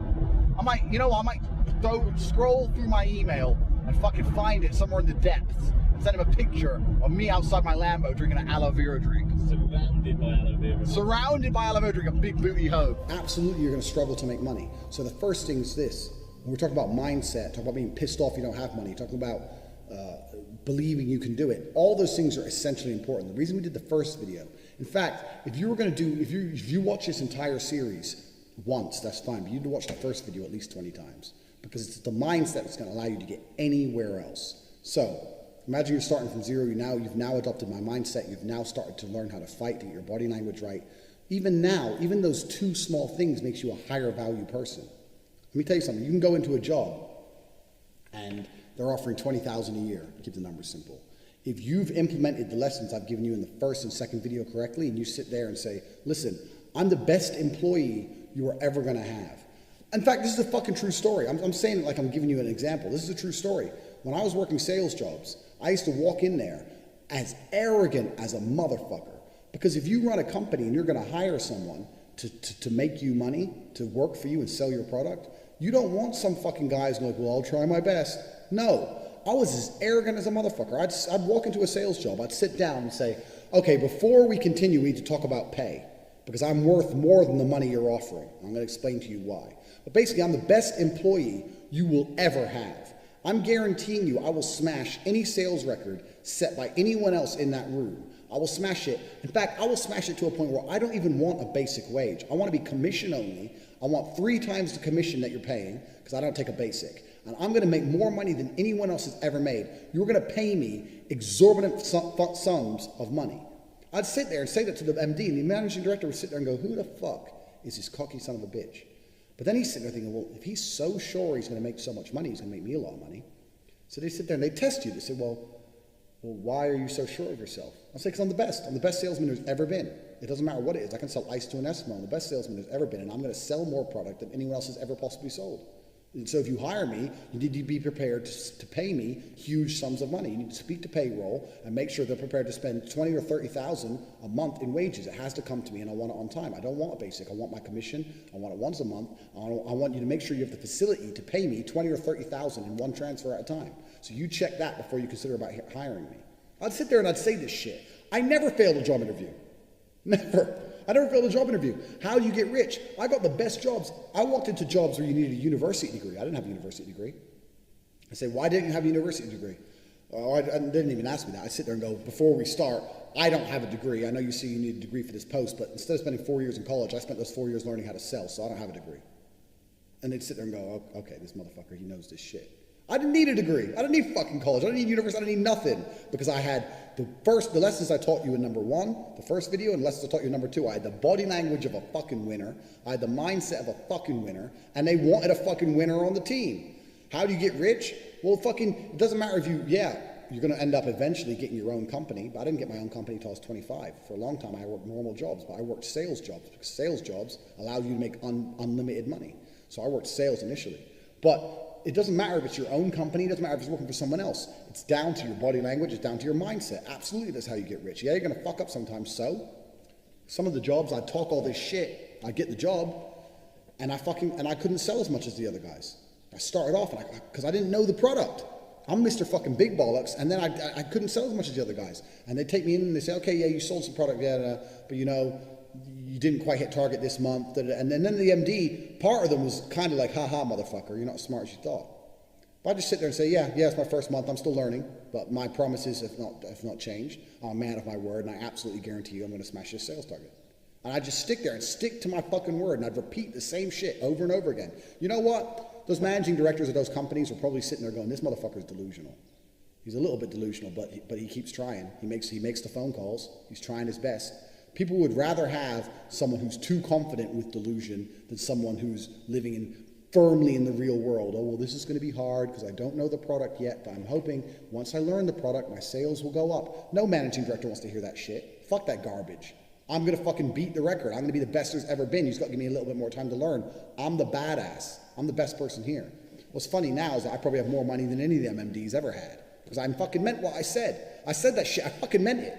I don't give a fuck. I meant it. This is not an act. I'm telling you how to do this, and you're sitting there thinking, okay, I have to act this way. It's not a fucking act. You have to believe it. Believe that shit. How do you get rich for real? Believe that you can do anything it takes to get paid. My business card. Like I said, we're doing this entire series without any cuts or any takes. So I'm gonna get my business card. Stay right here. I want to show you something. When I show them my business card, everyone laughs at it, thinks it's some kind of fucking joke. My business card is not a fucking joke. My business card is real. So you look on my business card, it says Andrew Tate, millionaire and all-around nice guy. And on the back it says, I'll tell you a very quick story. On the back it says, this is a quote of my dad's, my unmatched perspicacity coupled with sheer indefatigability makes me a feared opponent in any realm of human endeavor. That's a quote of my father's that he pulled out. In fact, because we got time, because you're sitting here learning how to be a G, let me tell you the story about a real fucking G. So I was in Detroit, Michigan, 3 in the morning in a gas station with my dad when these Mexicans ran in to rob the store. They didn't have guns, which is extremely surprising for America. They had bats and knives. They start smashing the store up, whatever. They get a little bit of money from the till, whatever. I'm standing in the store. I'm standing there with my dad. They leave. My dad says, stay here, son, and walks out. So I guess he was checking if they were still outside. My father was an interesting character. I don't know what. Maybe he was going to fight. I don't really know what his genuine intention was. I was too young to understand it. But I heard them attack him, so they were obviously still outside. He got attacked. Anyway, the police turn up 7 or 8 minutes later. My dad is badly damaged. He'd been hit with the bat, and they cut his face, and he's bleeding everywhere. But he didn't go down. He didn't get knocked out. In the end, in fact, they ran away because he had one of them that has a permanent, because they caught him. In fact, I'm going to try and find a picture for this video because my dad had a picture of it. Had a permanent scar because my dad took a chunk out of his cheek with his teeth. Fucking ruthless shit. Anyway, the police officer turns up and goes, asked my dad what happened. My dad said, I went out there to check it was okay for my son to leave, and they attacked me, and I fucking bit this guy's face off, and I fucked this guy up, and then they all ran off, and yeah, I've been cut, and they hit me with the bat, and da-da-da-da. And the police officer goes, what's your job? To my dad. My dad was a big guy. The police officer was a bit like, what's your job? My dad said, I'm a chess player. And the police officer said, well, maybe you should have been something else, as in you should have been a cop, or you should have been a bodyguard or something. And my dad replied, this quote, my dad said, my unmatched perspicacity coupled with sheer indefatigability makes me a feared opponent in any realm of human endeavor. That's how my father spoke. That's just how he spoke through life. So he was a fucking crazy guy to be around. But that quote, what he's saying is, my unmatched perspicacity, my ability to perceive things, coupled with sheer indefatigability, my ability to not become fatigued, I don't become tired, makes me a feared opponent in any realm of human endeavor. So that was my dad's way of saying to the police officer, fuck you. You think chess is bullshit? I can do chess and I can whoop these guys' ass. I can do anything. That's how my father spoke. So that's a very quick story. But back to my business card. I've put that on there in homage to the big G. But in the back it says, I specialize in the following. And you'll see a whole list of tasks. A whole bunch of stuff on there that I specialize in. You can read it.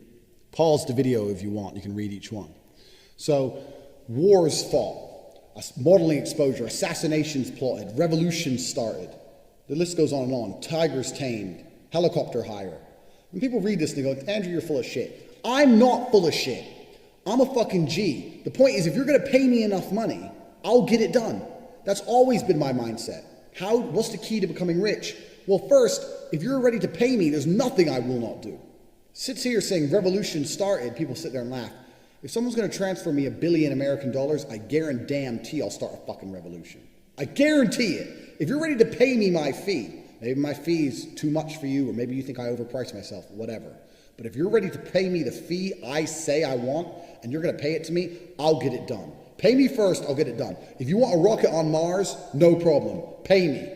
I'll set a price, 3.5 billion American. You give me 3.5 billion American dollars, I'll get a rocket on the moon, one way or a fucking another. I don't care if I have to hire someone else to do it. I don't care if I have to fucking learn how to do it myself. I don't give a fuck if I have to become fucking contact some aliens with my fucking iPhone, WhatsApp them, say, look, I need help moving something to Mars. I don't care what it takes. If you're going to pay me, I'm going to fucking do it. Because if I say I'm going to do something, I'm going to do it. And that's the point of my card. There's nothing I cannot do for a fee. That's the kind of person you need to be. What's the key to being rich? People need to know you as a fixer. They got to think, you know what? This is the guy who can get shit done. Back in my sales career, and I quit sales when I'm actually a 4-time world champion. I was working up until the point I was world champion, because there isn't actually as much money in fighting as people think. When I became 1-time world champion, I retired, but I was working in sales up until the age of 25. when you become good at sales and you get a reputation as a good salesman, you can never be unemployed. And it's amazing how that reputation spreads. I had job offers weekly. Weekly, I'd have people I previously worked with who've become manager and want to get their figures up would call me trying to get me back. People who I previously worked with who'd moved to new companies and were putting a team together and wanted good salesmen on their team would call me. I was getting calls constantly. Tate, come move for this one, we can sell this. Tate, come sell that. Tate, come sell this. Because I was the guy, I was the go-to guy to sell product. We have to sell product. We have to get our figures up. Who do you know who can get it done? Well, this Tate guy, I worked with him before. He's fucking crazy. He sells shit. That's who I was. And when I say what's the key to getting rich, so back then, I mean, I was taking home, I don't know, $10,000 a month or something. Like, to me now, that doesn't even cover my fucking car servicing and petrol. But to me then, that was good money. You know, in the real world, that's good money. So what's the key to getting rich? Because to most people, to even you watching, $10,000 a month makes you rich. That's rich. To me now it's not, because everything's scalable. And your perspective changes. Now $10,000 a month would leave me very poor. But back then, it was a lot of money to me. So even then I consider myself rich. So what was the key to getting rich? The lessons I taught you in the first and second fucking video. The way I thought, the way I spoke, the way I carried myself, being a sayer, saying shit and making it fucking come true like magic. That's the key to fucking getting rich.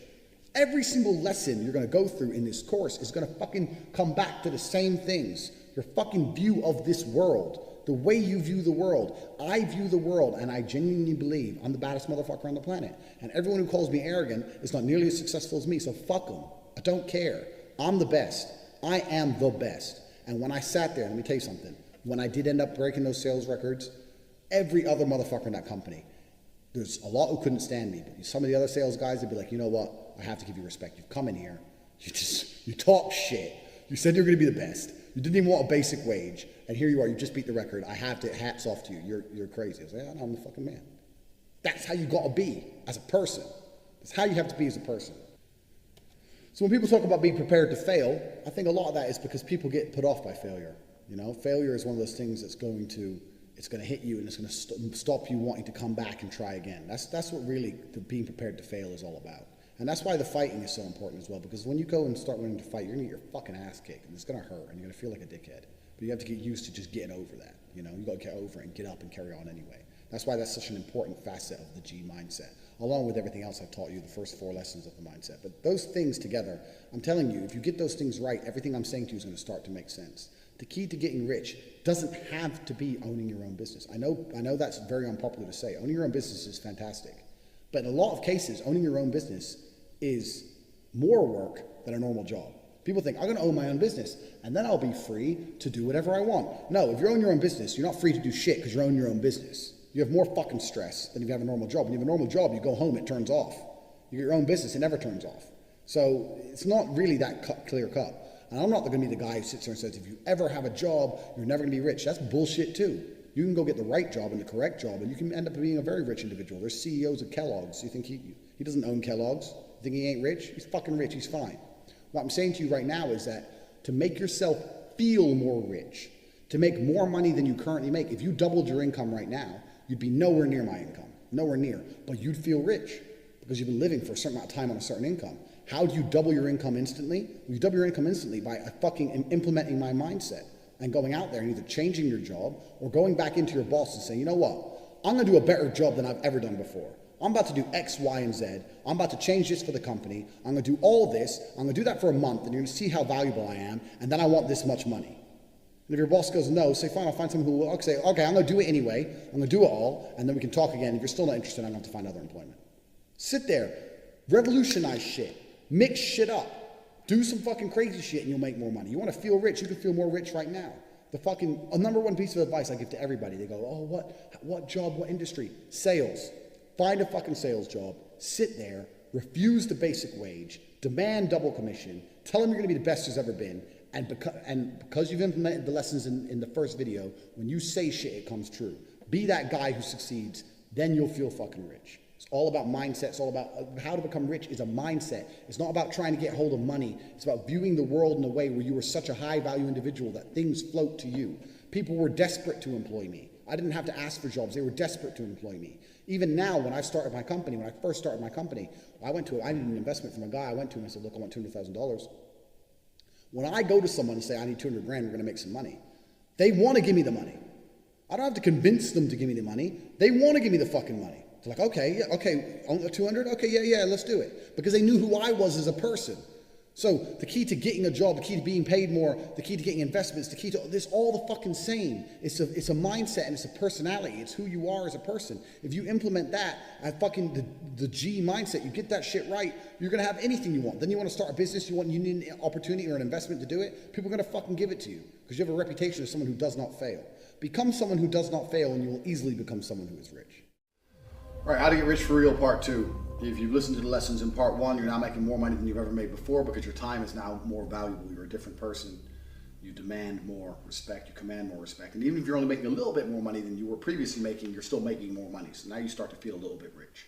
Now, there's a whole bunch of people online who know more about the ins and outs of fucking ISAs and all that bullshit than me. There's a whole bunch of people out there who will give you a million different tips and tricks to do really how to get your money up. I'm not interested in any of that crap. I'm just going to tell you the truth of how to really make money. There's 2 things you need to establish. First, you cannot save yourself rich. And I say this because a lot of people are interested in being so frugal, and they think that that's the key to wealth. Being frugal is not the key to wealth. Being frugal will never make you rich. If you're making $5,000 a month and you manage to live your entire life spending $0, you pay no money for food, you pay 0 money to get to and from work, you live somewhere for free, and you never need clothes ever, and you save 100% of your $5,000 a month, you will still never, ever be rich. It will still take you 12 years to buy my car. It's not going to happen. The only way, and that's one of my cars, other than the rest, the only way you're ever going to get rich is if you substantially increase your income. This is the first thing. The second thing is, if your income is linked directly to your time, there's only so much time in the day. The first part of this lesson, the first lesson was make your time more valuable. Make those hours you spend working generate you more. That's fine. Unless you can do that exponentially to a crazy sum, unless you can get to some crazy figure. In reality, you're going to need other people doing things for you, or you need something happening without your input so that your time isn't linked to your money. If your time is linked to your money, you're going to run out of time, you're not going to make enough money. So people often say, okay, I understand that. So passive income. There's no such thing as passive income. I hear the word passive income a lot, and there's really not very much which is truly passive income. People say, oh, like property is passive income. No, it isn't. You think buying a house and renting a house is passive income, then you've absolutely never done it. Renting a house means you've got to find tenants, put tenants in there, make sure they pay you on time. The washing machine's broken, you got to go around there and fix that. Oh, the rent's late, you have to go around there and argue with the tenant. Then you have to end up kicking the tenant out. Then you have to try and find another one. The whole apartment's trashed, they've damaged the walls. Renting an apartment is a full-time fucking job, and the return on it really isn't that much. I mean, you buy an apartment for $300,000, you rent it for like $1,000 a month. It really ain't all that. I mean, people, especially old school people, talk about property. Property was the way you became wealthy. You bought a house when you were young and you became wealthy. But nowadays, it's not how it's done. Plus, property is very, very slow. Okay, you buy a house now, you're going to be rich or well off when you've paid it off when you're 55, 60. Who gives a fuck about being rich when you're 60? Who cares? I would rather be rich now and broke when I'm 60 than broke now and rich then. I'd happily be broke when I'm 60. I'll fucking rock up in Thailand with a bottle of whiskey and a couple of prostitutes and jizz 5 times a day. I don't give a fuck. I'm old. I don't need clothes or a nice car or nothing. Who cares? You're 60. No one's interested in your Lambo when you're 60. They're interested in your Lambo when you're young and hung like me. So the point is property and passive income and all this garbage is out the window. You really need to find a way to increase your income. So I'm going to tell you how I did it. I'm going to tell you everything. I'm going to tell you the basics. What I understood was this. I can't link my time to my money. And I need to find a way to increase my income. So what you need to do is, and it doesn't matter what it is. It doesn't matter if it's mowing grass. It doesn't matter if it's something else. It doesn't matter if it's fucking typing documents. It doesn't matter if it's translating. It doesn't matter what it is. What you need to do is find a service people will pay for. And you need to find someone who will do it cheaper than the price being offered. That's it. It really is that simple. So I'll give you a really quick example. Imagine someone offered you $20 to do something. That's fine. Instead of doing it and wasting an hour of your time, find someone who will do it for $19. Pay them $19 and it's done. This is why I said in the first video, you don't have to own your own business to end up rich. You don't. And you can feel very rich if you double your wages or you do a sales job, that's fine. But you will inevitably, at a certain income point, probably end up owning your own business by doing what I'm describing right here. You get people to do things for you. You're the middleman as such, and this just evolves into your own business. Even some of the people on Twitter, I noticed they're pushing like CBD oil and all this stuff, and they're being affiliates. That's fine. But if I was them, I'd have an affiliate link underneath the affiliate link, which is not just my Twitter page, but I put it out to other influential Twitter pages. So instead of getting, okay, imagine you have a Twitter and you're an affiliate. You're selling something for 50%. That's absolutely fine. I would do that. But what I'd also do is get another link that I got 25% of and 25% to someone else, and I'd be pushing that out. You make a lot more money with other people doing the work for you, if you understand. So you can be an affiliate and you can get affiliates underneath you. Doesn't matter. Even if you're the second or the third person down the line, you can still get people below you. Doesn't matter what business we're talking about here. If someone's prepared to pay for something, that's fine. Find something that needs doing, find a price they're prepared to pay, and find somebody who's going to do it for less than the price. Now, if it's a huge job, you need to make a good markup. But if it's small jobs, $1 is fine. If they're paying 20 and it takes 30 minutes and you know someone who'll do it for 19, you just need to suck up them jobs, as many as you can. Get someone else who's going to do more. Get another person who'll do it for 19. Get more jobs, more jobs, more jobs. Do such a, make sure, quality control, make sure the jobs are done properly. You're collecting $1 for doing nothing. This is the key to making money. I, a long time ago, knew a guy who was a street pimp. And he said, pimping is the only real passive income. I was like, why? He goes, because I sit here and they are doing the work. I don't have to do anything. Then they just give me the money. He goes, no other business where that is done. But basically, that is essentially all businesses. You're pimping out someone else's time for your cash. So it doesn't matter what it is. You can go on Craigslist, you can go on anything. Find something people are prepared to pay for. Find someone saying, look, I need some garbage collected and moved or whatever, $100 for the day, whatever. And then just call around your friends, find your 15-year-old brother, find someone who'll do it for $90, collect $10. That's a task for you. Pull it off once and your world will change. You'll do it once, you go, wow, okay. Then you just have to find a way to scale it. Because the problem with linking your time to your money is there's no scalability. When you destroy that link, you can scale things. So I personally generate business. I generate quite a lot of money, and it's not linked to my time. I have a lot of people out there making money, and I make some money. There's people I pay more than I make. For example, there's a particular setup I have where I have 3 people making, let's say, $10,000 a month. I'm only making $3,000 from it, but it's their full-time job, and I literally do nothing. So to them, they're getting paid more than me, but I don't do anything. I keep all of my time. And if you can set up enough little things like this, $3,000 a month isn't much, but you know, it's the electricity bill, whatever. And it all adds up, and then you come up with a new idea, a new idea, a new idea. Most people out there do not want to be as entrepreneurial as you will have to be. Most people do not want the responsibility of trying to find money on their own. What they want is guaranteed money. That's what they want. They don't want the hard part of finding the job, negotiating the price. They don't want that. They just want someone to say, do this, I'll give you this. Most people are robots. So you have to take advantage of that. And it doesn't matter if it's cutting grass, it doesn't matter if it's something online, it doesn't matter what it is. If you can take advantage of that, you will find a way to make money. Start this on a very small scale. Start this on a small scale so your time's no longer linked to your money and you're making $500 extra a month. Small scale. Bang. Get an affiliate marketing. I'm telling you something now. You can go on Twitter right now with 1,000 followers. You can do a deal with a company to get an affiliate saying, if I get any product sold through this link, I get X%. Get that done. Then all you have to do is convince people with more followers than you, people more important than you are, to tweet your link. And they're the ones doing all the work. They're the ones with all the influence. They're the ones with all the fucking followers. And you're still getting paid off of their accounts. Like, there's a million things you can do. All it's down to is, once I said before, your mindset, your body language, knowing people, people respecting you. If you approach someone with an opportunity, they respect it. If you do these kind of things and you know people who like making money, then you're going to be fine. But this is also another real key thing. When I say know people who like making money, most people, the people they hang around with are dickheads. Most people hang around with people uninterested in money. Before I had money, all I talked about was money. When I'd sit around with my friends, it'd be like, oh, hi, how you been? Yeah, okay, bang. How can I make money? How are you making money? How do we make money right now? We're in this coffee shop. Okay, how much is the coffee? Do you think they're making money in this shop? Do you think they're losing money? Why is the waitress ugly? They'd make more money if they had a pretty waitress. Why don't they have a garden outside? It's sunny outside. Do they sell cake? No. If I had a coffee shop next door and I sold cake and I had a garden and I had a pretty waitress, would I make more money than them? These are the things that would just go through my mind when I was just sitting having coffee. You're sitting there having coffee, scrolling up and down Instagram, looking at people with better lives than you, unhappy. I was sitting there thinking, okay, maybe I need to fucking take this place out of business. And then I can buy it off them for pennies when they're fucking broke.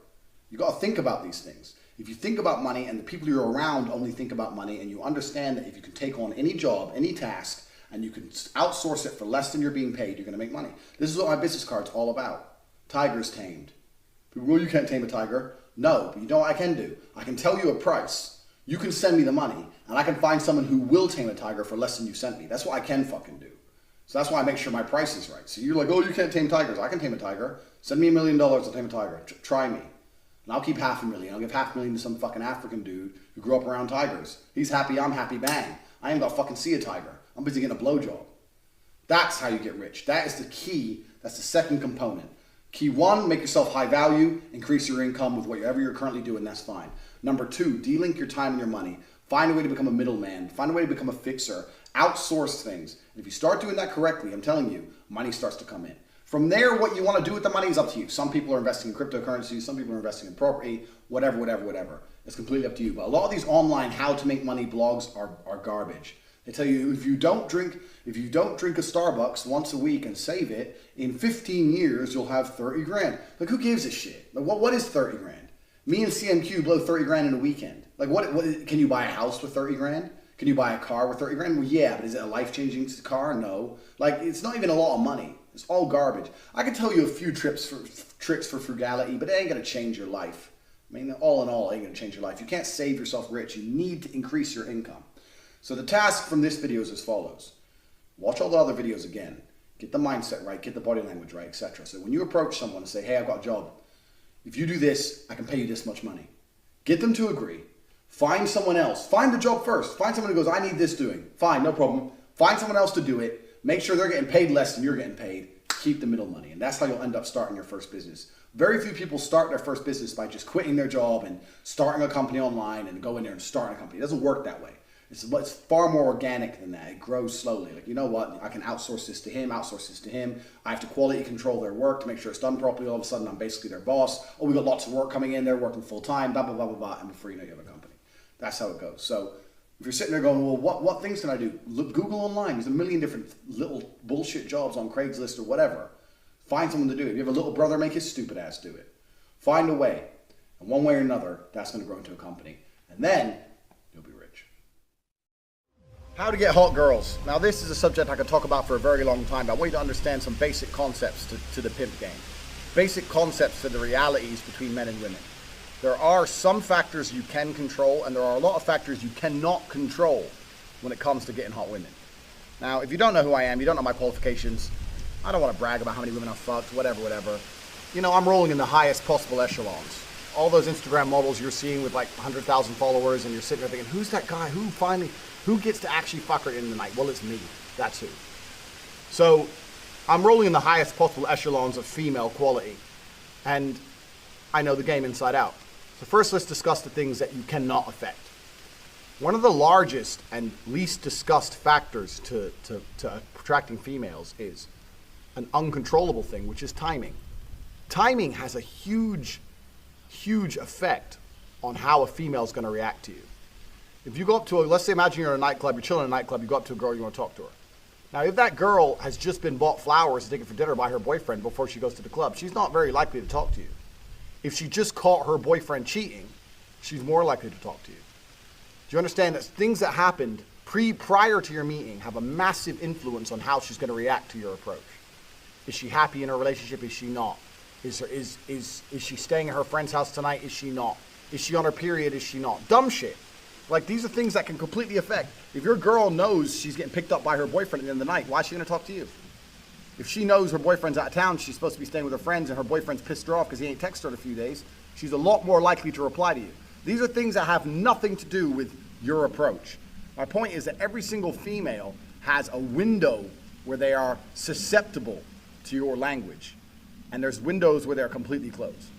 My chicks who I have on lock, the multiple females I have on lock, I am very confident that if they go to a club or they go out and a man tries to talk to them, there's nothing that man can say that's going to get her to be interested in him. There's nothing, because they're closed. They are closed for business. It's like having a fucking storefront. The store's closed. You can't go inside. Whereas if the store's open, you can go inside and try and negotiate a deal. So you need to understand that timing has a huge factor to play with every single female. This is very important. So we know timing has a huge effect. Timing has a huge effect. There's been girls who I've hit up. They've kind of half replied to me, never really got anywhere. Hit them up again 6 months later when I see their big booty pop up again on my Facebook feed. We end up at dinner, and I say, the first time I tried to talk to you, We didn't get anywhere. And she's like, yeah, I was going through some stuff. I had some problems at home. Basically, she wasn't open for business the first time I tried to speak to her. I'm obviously the kind of man she likes because right now we're on a date. She obviously wants to dick. But at the time, she wasn't susceptible to my approach because timing has a huge factor to play with females. And this is why they say it's a numbers game. It's not a numbers game because you're definitely going to fail. In fact, I'll be confident enough to say, I know all these fucking game books say otherwise. If a bitch is open for business and I make an approach, I have an 80% success rate.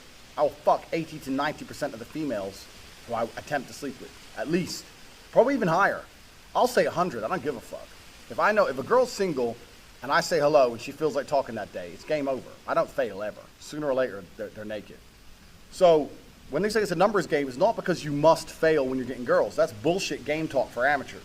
The reason it's a numbers game is because you don't really know who's open for business and who isn't. I can give you a few tips and visual cues to decide who's open for business, who isn't. Fuck that garbage. It's better just to stick it as a numbers game. You try, they're not open for business, next. You try, they're not open for business, next. You try, she is susceptible to your game, and then you move on. So this is one of the first things you need to understand about females, is that women, there are a lot of factors you can't control, and a lot of women are not open for business. Now, during this period where they're not open for business, do not blast your chances by making her lose respect for you. So if you message a girl, she doesn't reply, fine. You want her to reply, you want to play with her tits, I get it. Wait at least 3 months before you try again. Give it a chance for her shit to blow over. Because let me tell you something, if she has 2 messages or 3 messages from you a year, maybe 2 years later when she's fucking sitting at home, she's lonely, and you say, let's go have some fun, she'll reply to you, that's fine. But when she has 1,000 messages and you message her, even if she feels like replying, she's gonna scroll up and see that creepy shit and be like, fuck this guy's a weirdo. So don't blast your chances. When the fucking door's closed and the shop isn't open for business, don't fucking bang on that door too hard. Because all you're gonna do is make her lose respect for you, and you're never gonna get laid. So you can't be doing that shit. If someone's not susceptible to your approach, leave it, and leave it a generous period of time. Approach other women. Come back when there's been a period of time in which things might have changed. Things haven't changed in 2 days. Things haven't changed in 3 hours. Stop hitting them up, you look like a dickhead. So this is a very important thing. This is the first thing. Second thing you need to understand about getting hot women is that women are never without attention. You don't have to make a girl like you. That's easy. You have to make a girl like you more than she likes the other guys who are trying to make her like them.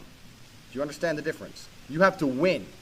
As a girl, if you're a girl, you have to make a guy like you, guy fucks you. Easy. As a man, you have to make the girl like you most. Because there's always other dudes attempting to make her like them. That's something else you need to understand. And when I was saying to you before about body language, about mindset, etc., one of the keys to doing this is to make the small gestures that you go through more valuable than the small gestures they go through. Exactly the same as I was talking about job interviews. The things you do have to be more valuable.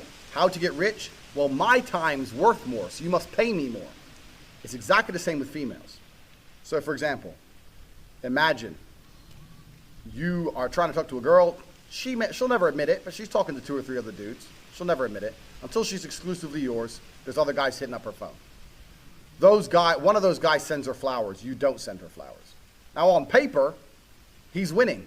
He went through it. He sent her flowers. He did something for her. He thought of her. You did nothing. But if you're such a high value man that you're busy and you're getting your shit done, you're getting paid, and you say to her, yeah, I've been busy today, I'll message you later, and she respects you enough to look at those words and go, okay, I know he's busy, he has things going on, then you win anyway. You ain't got to send the flowers. It's not about the flowers. It's about your time being more valuable. It's about putting a price on yourself, which is higher than this guy's. So you don't have to go through the same bullshit he went through to try and prove a point. You can prove a point with a message. I got shit going down, but I'm going to call you at 7. That's worth more because your time's worth more than fucking Mr. Nobody send flowers. Do you understand where I'm coming from? It's not about the gesture itself. It's about how you value yourself. This is why in every video I keep going back to the G mindset and the body language. These things are extremely important with females. I don't try too hard with girls. I really don't try too hard. I will talk to them a little bit. I'll make it clear that I'm not as big an asshole as people think I am. And then I'll try and progress to a meeting. If that meeting doesn't seem to materialize, then the game's over for me. I'm not sitting here trying to chase a meeting out of some bitch. That's not who I am as a person. Because you need to understand that half of the people on this planet, 50% of all people alive, are females. So that woman you think is so special, that one you really want, she's so special, she ain't special, bro. She ain't special. Get that shit out your head straight away. Because the more special you think she is, the more you're going to fuck up when you're talking to her. She ain't special. She takes a shit in the morning like everyone else. Just a fucking human organism. Who cares? There's girls prettier than her around. Maybe you ain't got their phone numbers, but they exist. So you got to go out and get them. So don't be trying too hard. Now, the reason I get away with such little work is because I put such a high price tag on myself. I am a 4-time kickboxing world champion multimillionaire. So even any female, no matter how beautiful, knows I'm never going to be the guy hitting her up constantly. I'm not going to be the guy she can call and I'll always answer.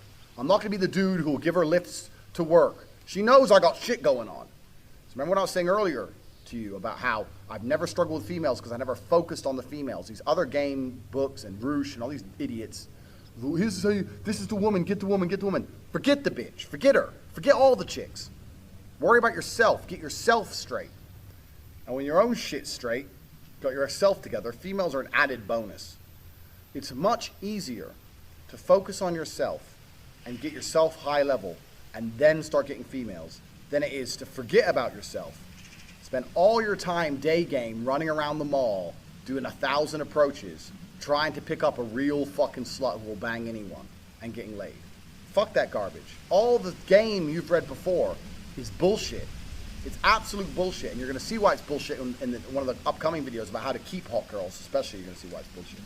But it's bullshit because if you go up to 1,000 girls, you get 5 phone numbers and one might fuck you. Yeah, I'm sure that's absolutely true, but so? You're going to spend your life, instead of becoming rich, instead of becoming strong, instead of becoming smart, you're just going to fucking run around a mall, approaching girls, day game?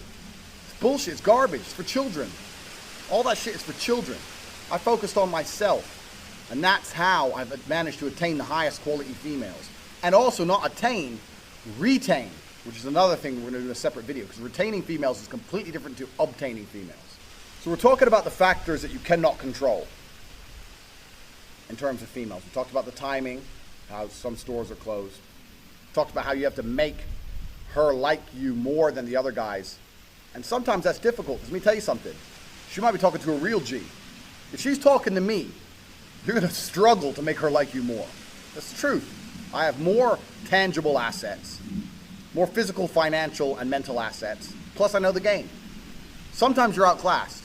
That's how it goes. Sometimes you're just outclassed. That's how it goes. That's another thing you can't really control. But what you can control in those situations is that you don't make her lose respect for you and don't kill your chance for the future by being a little begging for attention bullshit. Keep your honor about you. Because if you're going to lose the game, there's 2 ways to lose it. With honor and without honor. You're going to lose. As soon as you sense you're going to lose, as soon as you detect, this girl, I'm not going to get her, then you can either lose her by begging, hoping for that little tiny chance and losing all your respect, or just thinking, you know what, I'm going to try again in 8 months. Fuck this bitch. I'll get someone else. So we all know what the correct decision is. Don't be fucking so desperate for a girl that you just lose all your honor and self-respect. Because then you're never going to get her. Ever. And that's some real dumb shit. So I want you to understand when we start talking about women, there's a whole bunch of factors you cannot control. Now, there are some factors you can control. Obviously, who you are as a person, like I said, lesson 1, lesson 2, etc. If you're watching this course, you need to watch the first lesson 100 times. If you understand the first lesson, the first video I made in this course, if you understand it and implement it correctly, everything I'm saying to you right now is you already know. You already know it. What I'm saying now, you're like, well, yeah, of course, because of the 4 lessons I gave you in the first course. So if you understand them correctly, I don't really have too much to say, but I'm just reiterating some points for you. So when it comes to approaching hot girls, you have to understand this. Some are open for business, some are closed for business. Next, what can you do? Besides the factors that you cannot control, what are the factors you can control? Well, body language is one of them, obviously. Clothes, we've discussed all this. But really, when it comes to approaching females, game as a whole is something I don't like. I don't like the idea of it because it's bullshit. It really is bullshit. I cannot sit here and tell you how to act. Even if I told you to have the exact same mannerisms as me and say the exact same things I would say, they work for me, but they will not work for you because we're individuals. We're absolutely individuals. For the same reason when you learn to fight, You learn the basics of it. But if I were to say, mimic my movements millimeter for millimeter, I won't get hit and you will get hit because we're in different bodies. It's just, we're different people. So I can't sit here and say, do this, do this, do this. Anyone who tries to tell you that, what they're doing is they're trying to oversimplify an extremely complicated situation in an attempt to get paid. Because every single female you approach is going to be different. Every single scenario when you're in is going to be different. Every restaurant you sit in is going to be different. You're different to me. The mood she's in is going to be different. The weather is going to be fucking different. Maybe it's raining, maybe it's sunny. Everything has a small part to play. So for me to sit here and say, if you do this, and then you do this, and then you do this, you're going to get laid, is the kind of bullshit people package up trying to make it a complicated situation seem simple to get money. Getting laid is not simple. The only thing you can do if you want to retain, especially in a future video, retain as well as obtain hot women, is be yourself.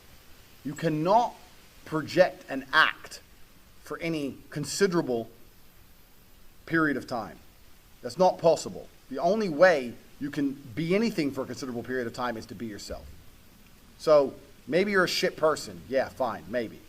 But you have to absolutely and utterly be yourself. Now, there are some things which are ironclad beneficial when it comes to getting females. You can be yourself and be a confident version of yourself as opposed to a meek version of yourself. Confidence is always attractive because men were built to lead. Like we said earlier, men were built for combat. So confidence is something you need. Everyone already knows this shit. And confidence doesn't have to be sitting there and bragging. Confidence is little things. When you pick the girl up, where are we going? I know where we're going. Not where do you want to go? She doesn't want to hear that shit. She doesn't want to make decisions. Females don't want to think. They want to be led down a rabbit hole of entertainment. They want to be entertained. They don't want to think. They don't want to sit there and have to think about it. They'll say, yeah, we're going here. Even if you get there and it's shit, because I don't like it here, say, yeah, well, I do. Stick to your fucking guns. So confidence is obviously the first thing, but you know that shit already. Just be confident about who you are and what you say. Doesn't mean you have to be an asshole. You haven't got to be an asshole. In fact, a lot of people confuse the two. A lot of people go, girls like assholes. No, girls like confidence. But nowadays, only assholes have confidence. If you're the rare, select guy who's not an asshole and also supremely confident, you're definitely going to fuck. You haven't got to be an asshole. It's the confidence they're attracted to, not the asshole qualities. So yeah, you absolutely have to be yourself. You have to be a confident version of yourself. But we've already talked about this in lesson 1. Believe you can do anything. You're about to go on a date with Megan Fox. Are you intimidated? No. Because you're the fucking man. And you're going to fuck her same night after taking her to the worst restaurant in town. Because you can do anything. Because you're a fucking G. That's how I think. I don't even brush my hair. I don't even shave. I rock up in fucking clothes and wear them for 2 days. I don't give a fuck. Turn up. Hi. Start talking shit. Before you know it, she's naked. Because I know my skills. I know I'm the G. If you know you're the G, you ain't got nothing to worry about. You can be yourself and you can be a completely different person to me, personality-wise, and still be a G. You can say completely different things and still be successful. You can have different mannerisms and different techniques or whatever bullshit and still be successful if you've implemented the first lessons correctly. So how to get hot girls part 2. So we've discussed how there's a lot of factors you can't control. That's why it's a numbers game. The solution to all the factors you can't control is numbers game. Approach, approach, approach, approach. Never blow out by losing your honor. If they're not open for business, fuck them off. Let's assume they are open for business. You've gone up to them, you said hello, whatever, whatever. Told you have to be yourself because you ain't going to be able to be anyone else for any long period of time. You're now a G. You're now a high-value individual, so being yourself is going to be valuable. Let me tell you something. Imagine I did a course on how to play piano, but we never actually played piano. We just sat here and talked about pianos, how pianos work, the basic rules of piano, the infrastructure of pianos, the different types of keys there are, blah, blah, blah. When you sit in front of a piano, are you going to be able to play the piano? No, you're not. And it's the same with girls. I can only give you so much advice. The only way you're going to get good at getting girls is to start getting girls. The reason I'm the best is because I've been through, I don't even know how many women. I don't know how many approaches. I don't know how many situations. I don't know how many turnarounds, how many shit tests. I've been through it all because I speak to lots and lots and lots of females. So the easiest way to get good with females is to speak to lots and lots and lots of females. The easiest actionable piece of advice I can get you to get good at getting girls is you need to be speaking to 1 or 2 new girls a day. Now, the coward's way is Facebook and Instagram. But every hot girl, their inbox is already full of people. It's very difficult to differentiate yourself from everyone else in that inbox. So that's not really the best way. You need to be interacting with 2 to 3 new females a day. They haven't got to be that hot. They can be 6s, 7s, whatever. But you need to be interacting with them one way or another. If you interact with 2 or 3 new females a day, every day for 3 months, you're going to have a different quality of game than before you did so. You're going to have the girls who are rude to you. You're going to have the girls who want to talk. You're going to go through it all. But let me give you some basic tips and tricks. The number one thing as a man you cannot do in any situation when it comes to females or anything else is compromise your honor, compromise your respect. So for me personally, I'll tell you how I do it. Let's say I get a lot of girls from social media nowadays because my Instagram page is off the chain. So you can tell by my Instagram page, if you know me, I'm a fun guy to be with. Females only want fun. It's all females care about is fun. So my Instagram's a little bit intimidating. So I removed the intimidation factor. I talked to them for a little bit. Within an hour or two, I'm saying WhatsApp. Now, when I ask for their WhatsApp, it's because it's more personal than an Instagram page. Instagram's for everybody. WhatsApp's for people you really know. So it's an escalation point. And either they agree and give it to me, or at this point, there's some points of contention. Now, if there's some points of contention, some small ones, I don't mind it. They might say, why do you want my WhatsApp? And I'll say, oh, my Instagram's slow on my phone. I make up some shit excuse. Because they want me to have some bullshit excuse. They know my excuse is bullshit. They know why I want it. I say my Instagram's slow. If they say, oh, if they contend again, oh, but I don't have to give my number out. I'll just say, okay, no problem. That's it. And then they'll go, okay, so what are you doing today? Bang, that's the conversation over. That's it, done. They lost their chance with me by not giving me their number when I demanded it. That's how I roll. Let me tell you something. Leave them on scene. Leave them ignored. She wants you more than ever. You can come back to her 3 months later. If you come back to her a week later, she's going to give you attitude. You can't do that. You got to leave it for such a long period of time she genuinely believes she was forgotten about. This is the abundance mentality. I'm talking to so many females. If I ask for your number after an hour and you're not going to give it to me, I don't want to talk to you anymore. Because you're too much fucking work for me. I ain't got time for that shit. Because I'm going to fuck someone today anyway. I'm at that level, so I don't really have to play your fucking game. If they give me the WhatsApp, that's an escalation. Within another hour or 2 hours, I'm looking to arrange a date. I am not the guy who sits there talking away. That's how you end up in the friend zone. I'm not that guy. Let's go for coffee. Oh, really? So soon? And then I'll say something like, well, you think you can get to know someone over messages? And they'll be like, well, no one says yes to that. I go, no, but you know, we just started talking. So well, you're not going to ever know me, and I'm never going to know you. You seem too complicated for me to work out over WhatsApp. That's what I'll say.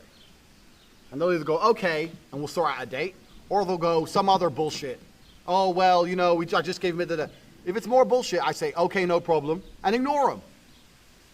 That's how it is. Because I deal with so many females. For me, it's a numbers game. I have so many females on my phone, I can't possibly reply fast enough. So I don't give a fuck. I don't care if you're a 10. You want to play these games with me, I'm not playing them. I don't play the games. Because you can never sacrifice your honor. So any female I've ever interacted with, even ones I haven't fucked, could not go through the history of our conversations and find anything that compromises me as a man. Keep that in mind when you're writing shit. That's really important. Because women only want to fuck guys they respect. They don't want to fuck any other guy. They don't want to fuck handsome guys. They want to fuck guys they respect. And if you sacrifice your respect, then she doesn't want to fuck you. So why do you want to meet her? You got to always keep the end goal in mind. Why do you want to go on a date with this girl? Is it to be her friend? Is it to buy her dinner?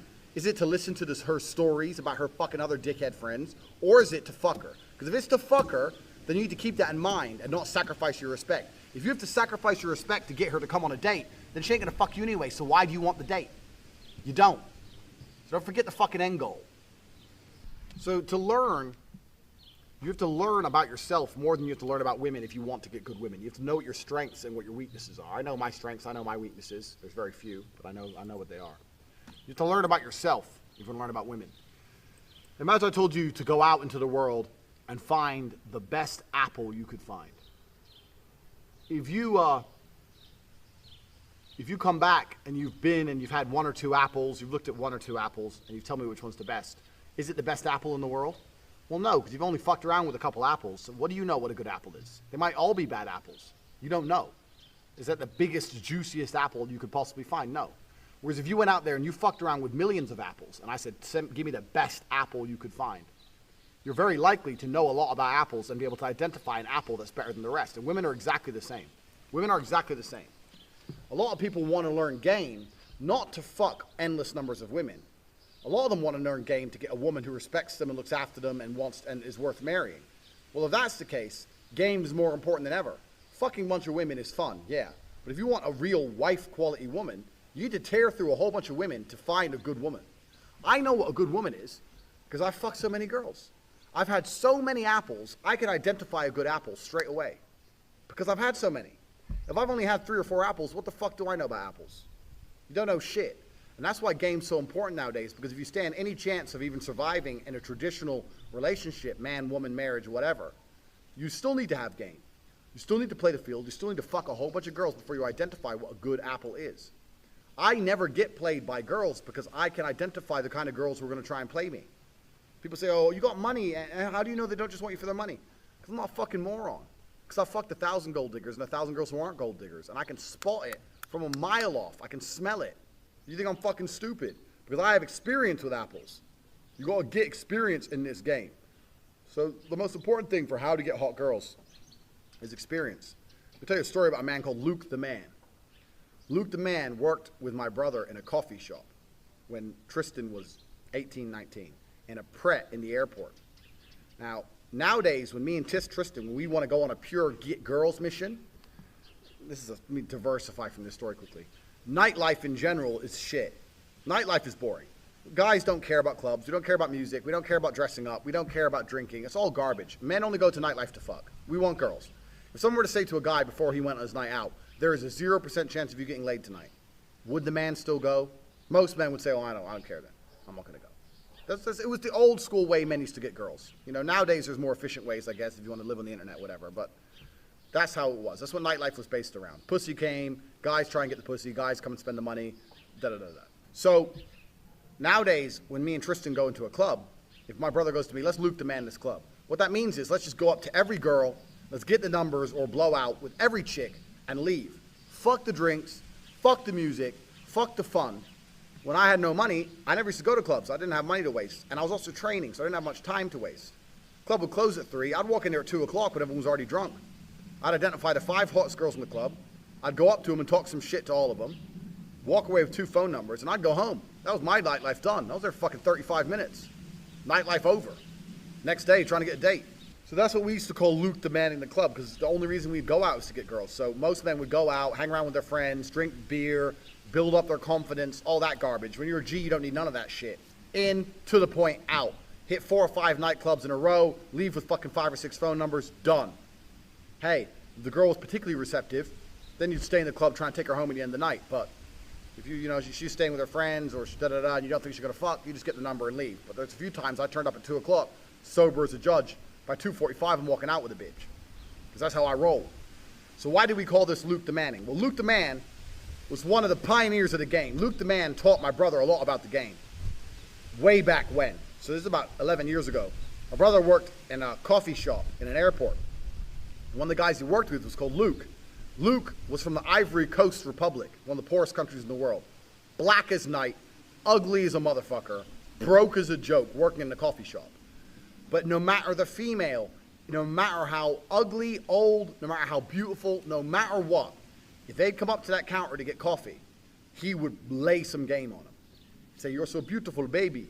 I will give you a coffee, a special coffee from Luke the Man. He used to call himself Luke the Man.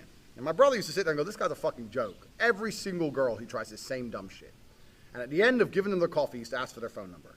Every girl. Now, 90% of them told him to fuck off. 10% he got their number, he didn't fuck them. Every once in a while, he'd bang a real ugly one, whatever. About 2 months after my brother worked there, the guy, Luke the Man, came in one day with a picture of a Hungarian girl who was a fucking 10. Like a porn star, 10. Naked pictures of this girl. And Tristan's like, who the fuck's she? He goes, yeah, I spoke to her at the coffee shop. He's like, no way did you get that girl here. He goes, yeah, 2 days ago I got to here, I was at her house last night. Tristan could not believe it. Like, how the fuck? This girl's a 10. You're the ugliest, brokest black dude I've ever known in my life. Your teeth aren't even straight. How the fuck did you bang her? He's like, I'm Luke the Man. He's like, I don't give a shit. I'll talk to every girl with confidence. Every girl with confidence. I'm mixed race. I'm half black, half white. This is the one thing the brothers have over the white guys. Black guys don't need money to get laid. Black guys can be broke with one leg. They still get laid because they're confident and they don't give a fuck. That's how they are. So black guys, you got to worry. But here it is. He fucked a 10 out of 10. How many 10s have you fucked? You're probably sitting there going 1, 2. No, you've never fucked a 10. My 10 and your 10 are different. You've never fucked a 10. But Luke the man has. Luke the man's fucked a 10. He has less money than you, and he's uglier than you. And he can barely speak fucking English. How? Because he didn't give a shit. Because Luke the man's a G. Luke the man has confidence, and he'll talk to any bitch. That's how you got a B. Luke the man knows about girls. Remember that story. How to keep hot girls. Now, this is interesting because when I had my Twitter on Andrew Tate, people used to call me out on this. People thought I was a liar. But let me tell you something. I don't lie because I'm a G and my word is iron. And there is a level of pimpery you can attain where you can literally have a harem of females. I say this to people and people don't believe it. And when I say harem of females, I mean beautiful women who are loyal only to me, talk to no other men, who know about all the other women I fuck, and still take dick and behave. It's almost like the best lawyers become judges, you know? And the best players end up in my position, where you have a harem of females. If you go back to the video where I was saying about how to get women, I was saying that it's important you be yourself. And here's absolutely why. To obtain a female can be done with game and Roosh and his garbage books and tricks and tips. Maybe if she's drunk, you can pull that off. I know a couple of them that kind of half work, but I haven't even said them in the video because, you know what, it's not the key to success. However, you cannot retain a female for any long period of time with an act. You can't pretend to be anyone other than you are forever because it's just not going to happen. Game lasts if she's drunk in the bar, but who you are is the only thing that's going to keep her around you. So when I said it's important you are yourself, it's because if you get a 10 out of 10, you don't want to fuck her once. You want to fuck her every day. And you want to make sure she doesn't fuck anyone else. And you want her to give you massages. You want her to look after you. You want her to listen to you. Well, then you have to be yourself. Because she ain't going to, who else are you going to be? Me? You wish. Motherfucker, no, you got to be yourself. So the only way you can really retain females over a long period of time is being yourself. So this is why I was telling you how important it is to be yourself at the beginning and also make yourself someone worth being in the other videos I was explaining it. But how to keep hot women, like I said, there's a level of pimpery you can attain where you can have literally a harem of females. And I'm going to tell you the key to this, and it's remarkably simple. In fact, I'm going to link back to one of my other videos I've already made explaining the dynamics between men and women. I'm going to explain it again now, and I'm going to go back to the video to go over it again.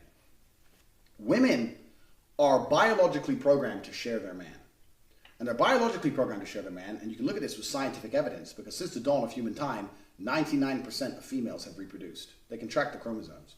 Whereas since the dawn of human time, only 19% of men have reproduced. What that's saying is all the kings and sheikhs and the best, biggest, strongest soldiers, like Big Daddy Tate, had all the pussy, and all the other dudes had no pussy. There's no other way that could have possibly happened unless one dude had a ton of chicks. In fact, even nowadays, every king, every sultan, every sheikh, they all have loads of women. People are pretending it's not normal. It's not normal for a man to want more than one girl. Absolutely is normal. It's absolutely normal for men to have more than one woman. This is how we are. We're mammals like everything else. If you look at a lion's pride, if there's 5 men and 5 women, that's not 5 happy couples. No, it's 1 lion with 5 girlfriends and 4 lions who don't get pussy unless they beat the best lion in the fight. That's how lions work. That's how it works. So you can't say it's not natural. It's absolutely natural. And women are biologically programmed to share their man. If you're a high value man, a girl is happy to share you. I'm telling you. No, I take that back. She may not be happy to share you, but she'll fucking do it. It's kind of like, do you want a pedal bike that works every day without problems, or do you want a Ferrari that works once a week? Well, most people say, well, yeah, I want the Ferrari. Because when it does work, it's worth it. That's what it's like with the women. I want Big Daddy Tate. Do I want a guy who's only with me and loyal to me and loves me? Or do I want Big Daddy Tate once a week when he ain't busy, even though I know he's all fucking other girls? I'm telling you, they will make that choice and they will choose you if you're high value enough. And the key to doing this is a few things. First, dick's got to be on point. That's something I ain't going to teach you. You better just go fuck a bunch of bitches and you'll learn. That's the first thing. But second thing, you have to be high value. All the other lessons I've ever given you. But the third and most important key to actually pulling this off is remarkably simple. The dynamic of cheating for a man is an awfully cowardly one. It's quite a cowardly act. Like, I have a girlfriend, I'm fucking another girl, and I'm hiding all the messages, and I'm lying about where I'm going, and I'm sneaking out, and all this garbage. And when the girl finds out, she thinks you're a dickhead. She loses respect for you because you were such a little pussy about it. Do you know how I get away with doing what I do? I get away with it by saying to girls, yeah, first I fuck them. I'm a nice guy till I fuck them, because until you have sex with a girl, you have no control over her. You gotta fuck her. First few weeks, you're fucking her. You've been together 3 months. It's the honeymoon period. She's madly in love. You're fucking her. Where were you last night? Oh, I was with this girl. What? This girl? What? Starts going crazy. Yeah, I was with another girl. Yeah. Look, I'm a full-grown man. I'm 31. I'm 6'4". I do what I want with my body. I put my dick where I want.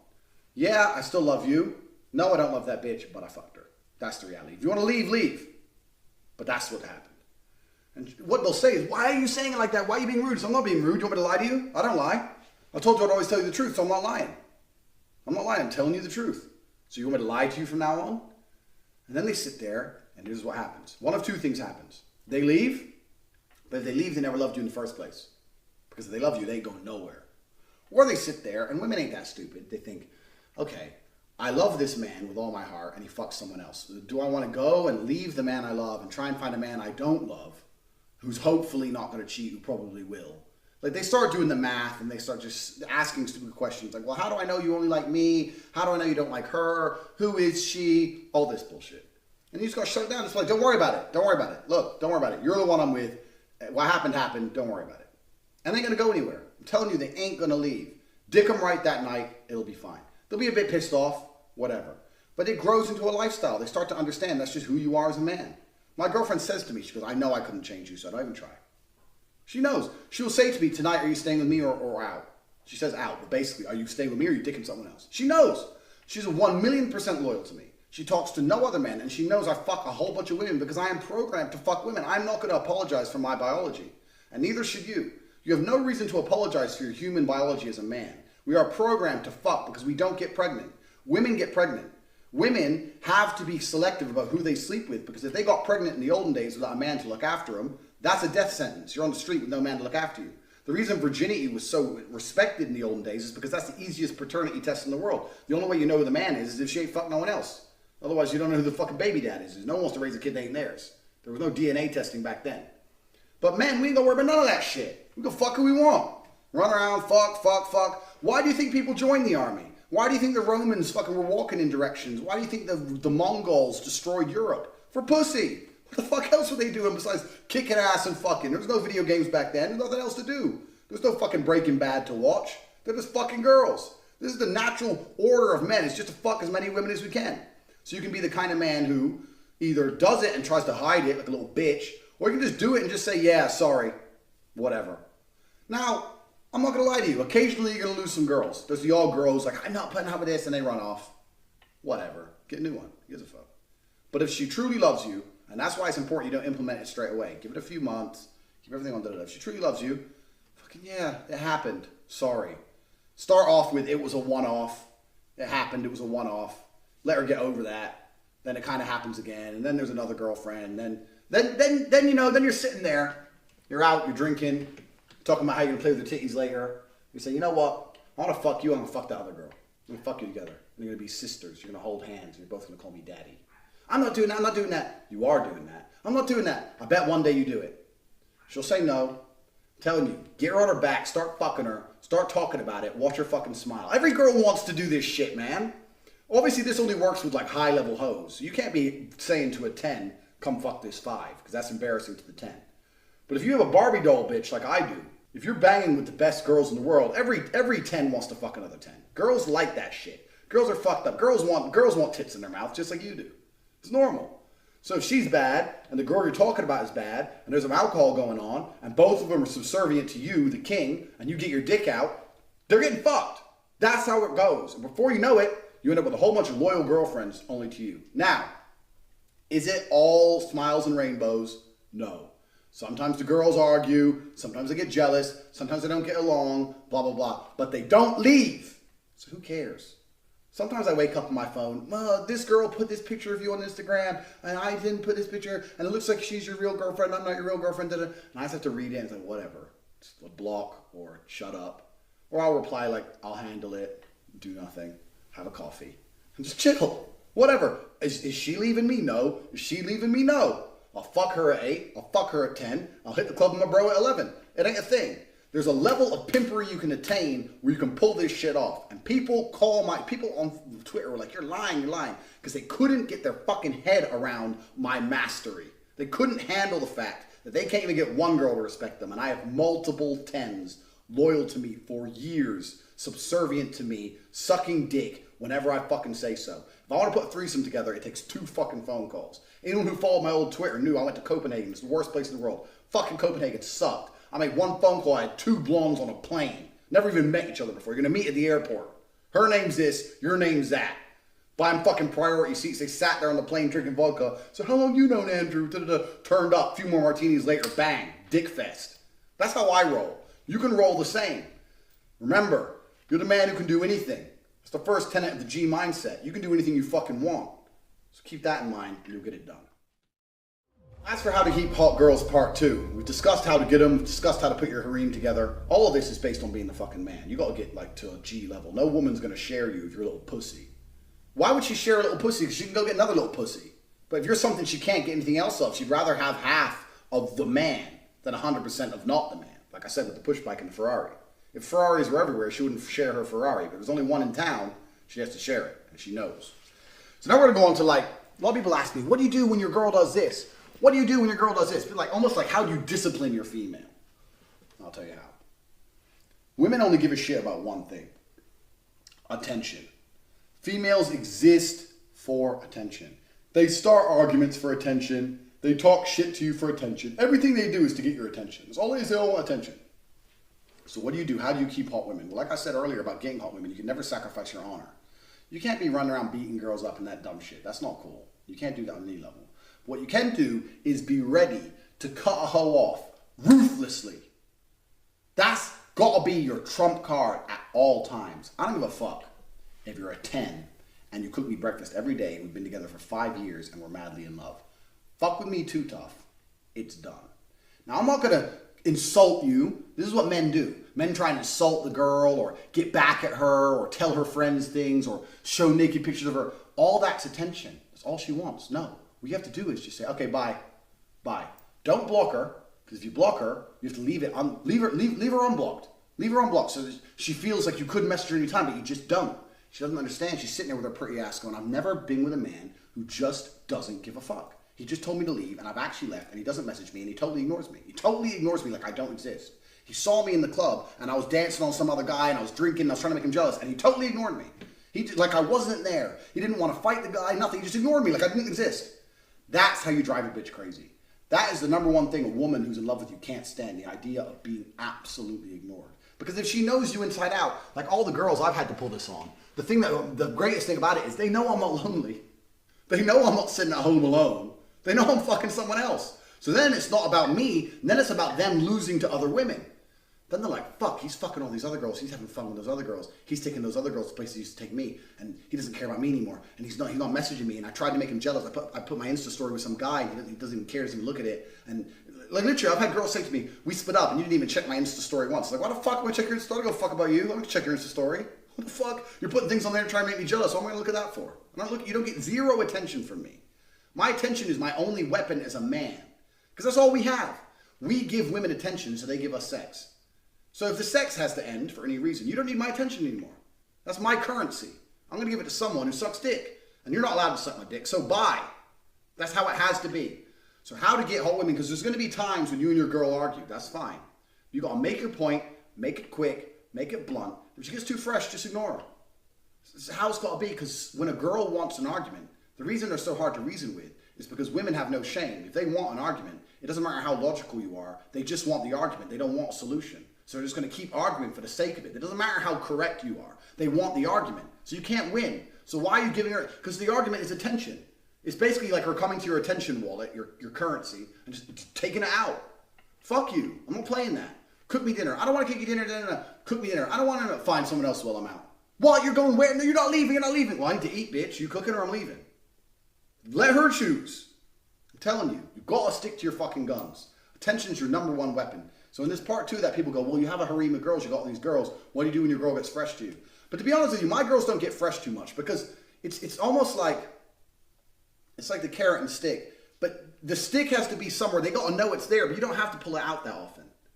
Like my dad was strict, and people think the idea of a strict dad is he kicks your ass all the time. No, the idea of a strict dad is he kicks your ass so badly once, he never has to kick your ass again. Like they know, I knew, do not fuck with him.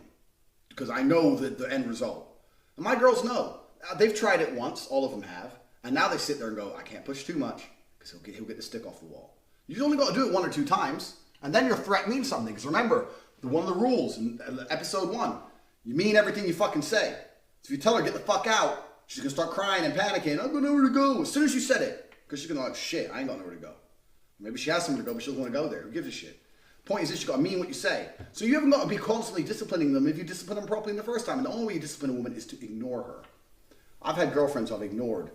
I had a girl, I'll tell you a story, whatever. I had some girl, and I was fucking her, I was 3 months, whatever. She was madly in love with me, obviously. She got my name tattooed. She had King Tate tattooed here. Dark-haired bitch. I fucked her with my blonde girl, fucked her all over the place, jizzed all over her.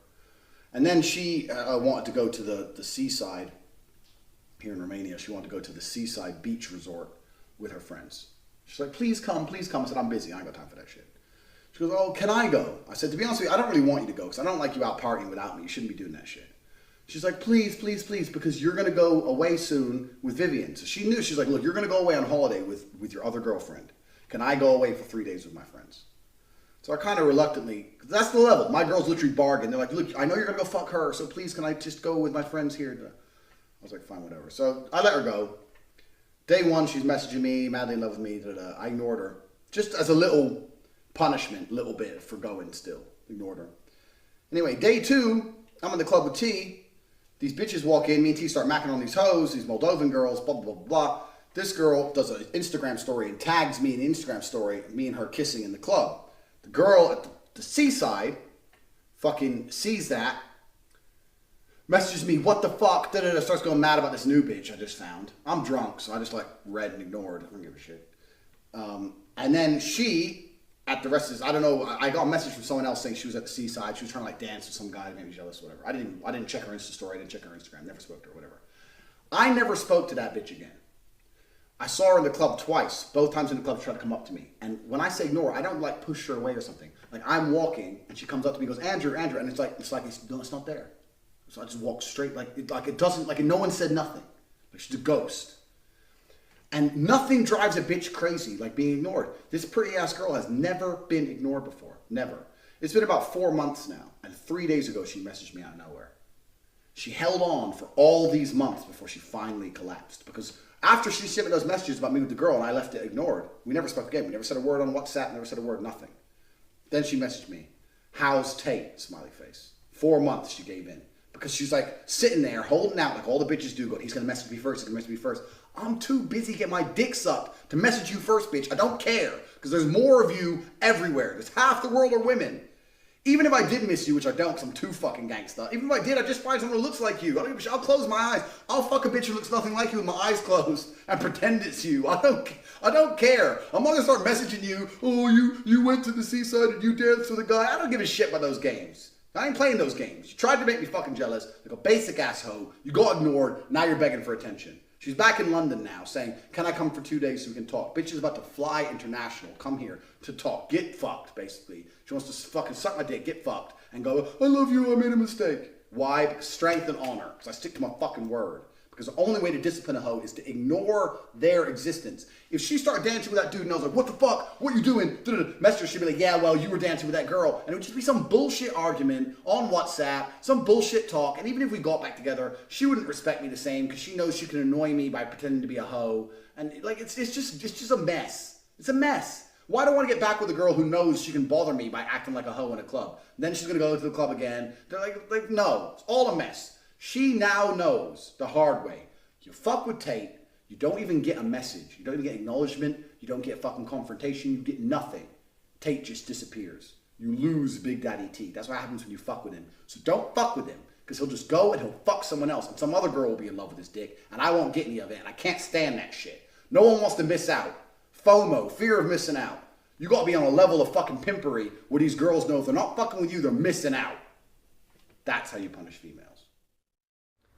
So, how to connect with millionaires and billionaires. This is my favorite topic to talk about because it can transform your life. So, way back in the day, when I had no fucking money, no connections, nothing, what did I do? I looked around at successful people and went up to them and said, what do you do? Now, that sounds simplified, right? That seems very like, well, okay. but that it's actually the implementation and doing it. I wrote about this on my blog years ago called The Power of Who You Know. I was 18 years old. I was on a plane. I looked over to my left, or it was to my right, and this older gentleman was reading a political book. And I used to really be big into politics, thought about going into politics. And so I commented on it intelligently, and we got to talking. We had this great 2-hour conversation. We get done. He gives me his business card. He's like, look me up. I was living in Indianapolis. He was in Chicago. Come to find out, he was the Chief Supreme Court Justice of Illinois, Michael J. Gallagher. He's retired now. That's literally his name. Complete J, and the Supreme Court Justice of Illinois. I mean, you realize the level. It's insane. So what I did at fucking 18 years old with no money, contacted him very politely, like the next week. Hi, Mr. Gallagher, thank you, for giving me your business card. You mentioned doing lunch. I'd love to, take up that opportunity. If you have time, and that's okay. Very fucking respectful, very conscious of their time, not sitting on the phone for 30 minutes. And he's like, absolutely, come to Chicago, let's do this day, at this time, etc. So I would drive 3.5 fucking hours to Chicago from Indianapolis, and went to lunch with him, introduced me to the governor of Illinois, who happened to be in the restaurant.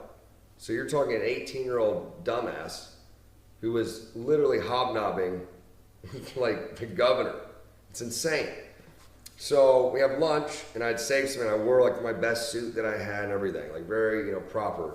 And I remember the bill coming, and I said, I'll get that, Mr. Oh no, he's like, I got it. And I remember him kind of smiling, thinking like, smart of him to fucking offer to pay, but I've got it, like not a big deal. But you want to offer, right? So it's always respect, conscious of their time. So anyway, we formed this friendship and mentorship, and he was influential in getting me a full ride to law school, which I passed up. To this day, he was probably pissed about it. But the point is like I would have never gotten those opportunities if I wouldn't have actually just opened my mouth when I saw something that we could have common ground on, which was his politics book. So the thing is with connecting with millionaires and billionaires, and I have a million stories about like this kind of shit, you have to fucking take the initiative. People email me all the time, McQueen, how do I get a mentor? Go out and get one.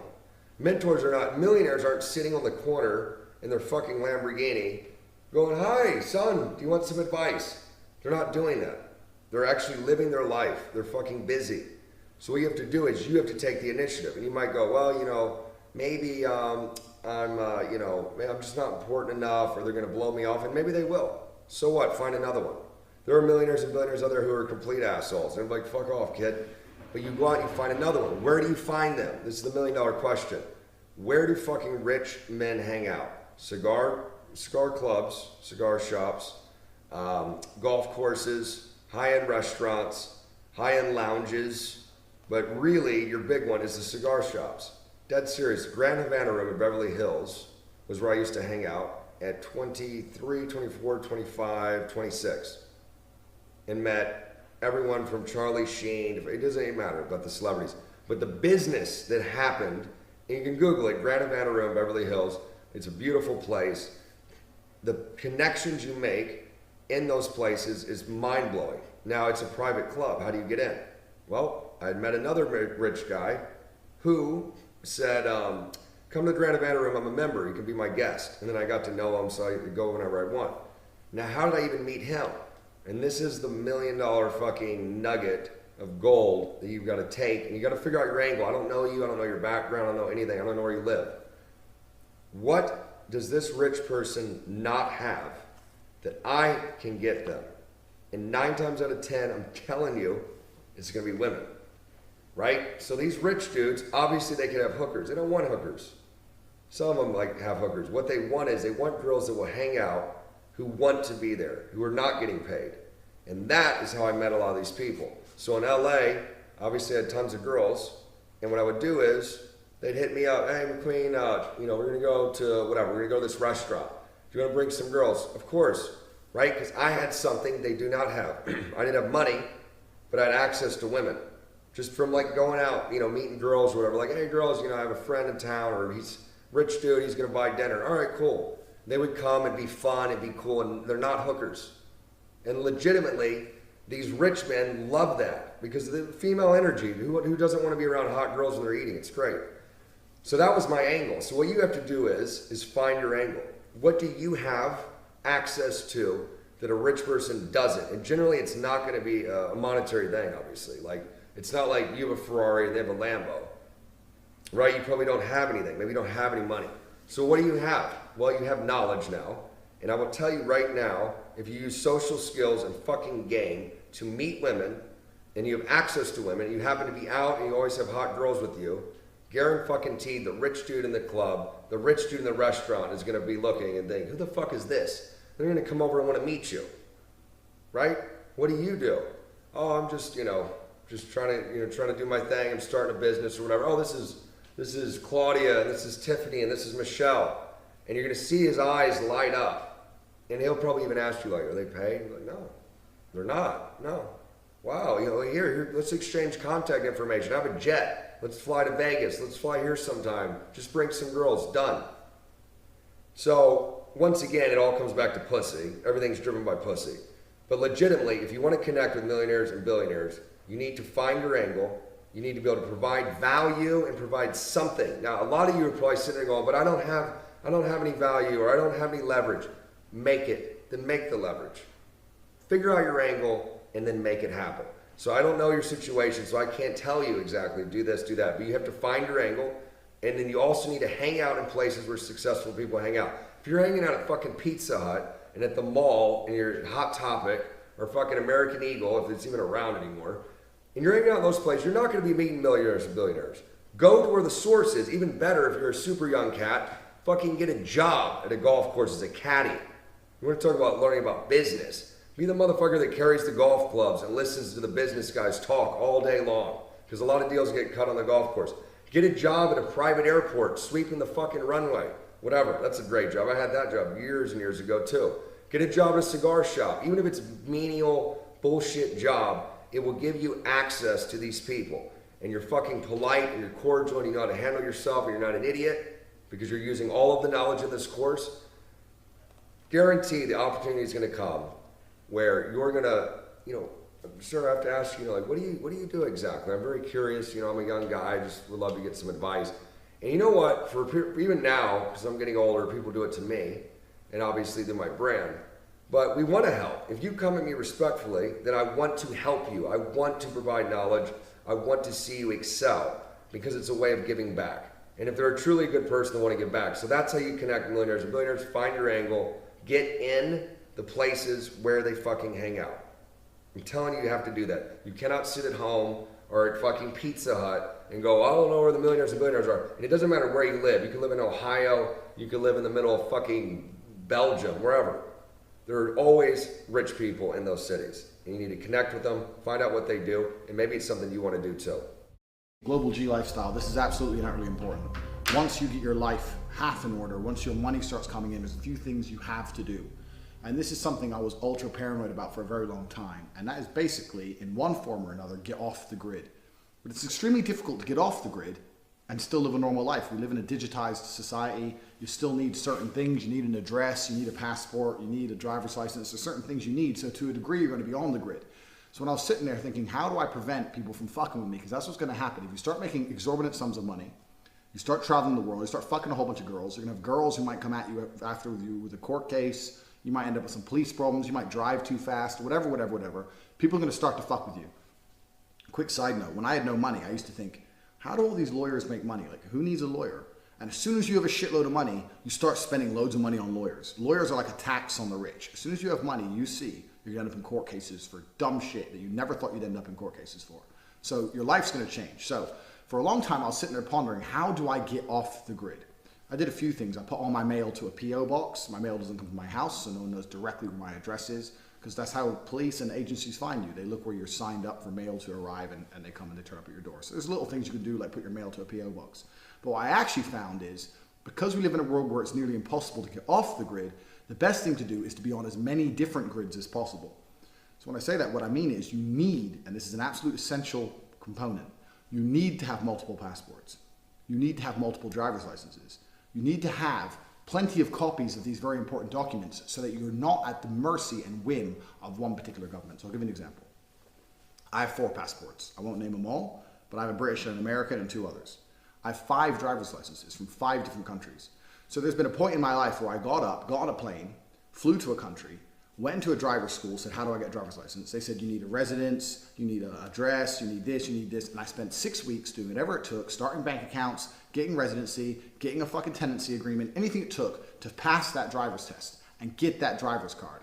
Because now, if I take that card outside of the country I'm driving in does not have jurisdiction to affect my driver's license. So for example, you're driving in England or driving in America. Let's say we're England, I know England. You're driving in England, you drive too fast, the police stop you, you give them your English driver's license, they take the license. Well, in England, if I'm driving too fast and they stop me and I give them a Thai driver's license, or an American, or a Romanian, or an Estonian driver's license, the British government, the British state does not have the right to affect that license. They cannot take that license from me. All they can do is take me to court, which is a long process, and ban me from driving on their particular roads. My license is not affected. Even if they do ban me from driving on their roads, and they ban my Thai license, for example, I'll just pull out a different license. You see, I'm now above the law. I'm now above the law with speeding. Same thing with passports. I have multiple passports. I have the most powerful passports on earth. I can look at a country and go, do I need a visa? Well, I do with this passport, but I don't with this one. And this is all something I've consciously gone out of my way to do.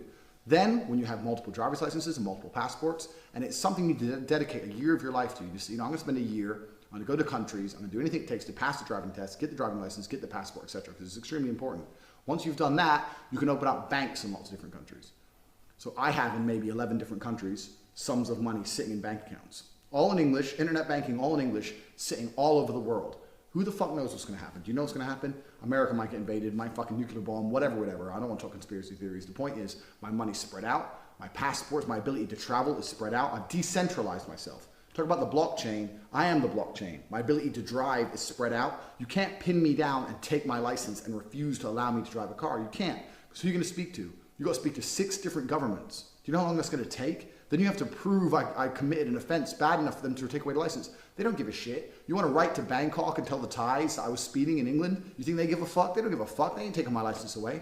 Nobody cares, because although the world is connected, we are not yet, thankfully, at a level where everything is completely globally interconnected. So what you need to do is go on plenty of different grids, decentralize yourself, blockchain yourself to the point where you have multiple passports, multiple bank accounts, multiple driver's licenses in plenty of different countries, lots of residences, lots of nationalities, so that you're completely above it all. And heaven forbid, worst comes to worst, police put out a warrant for your arrest and block your passport, you got 5 more. So who gives a fuck?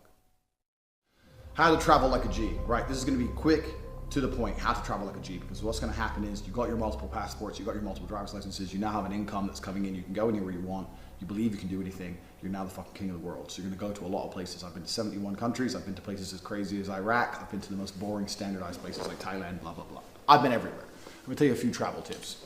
These are non-negotiable travel tips. So if I say something and you disagree with me, fuck you. Point 1, you don't need check-in luggage.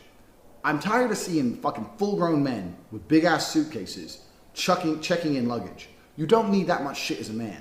You really don't. And it doesn't matter how long you go away for. It doesn't matter if you go away for 2 months. It doesn't matter if you go away for 2 weeks. All hotels have laundry service. You're a fucking full-grown man. You're not a girl with shoes and designer clothes. No one gives a fuck what you really wear. You need a check-in bag. You need to stay light. You need to stay flexible. Couple pairs of trousers, couple shirts, couple pairs of shoes, some underwear, some socks. Get them washed overnight in your whichever hotel you're staying in the laundry service. If there's a real big issue and you need another t-shirt, go buy one for $15. Who gives a fuck?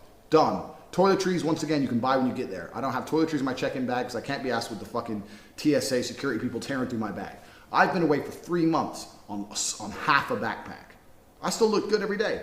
It's fine. Get yourself washed like you would at home. You do not need big cases of luggage. Luggage slows you down. Luggage is weight you do not need. You're a full-grown man.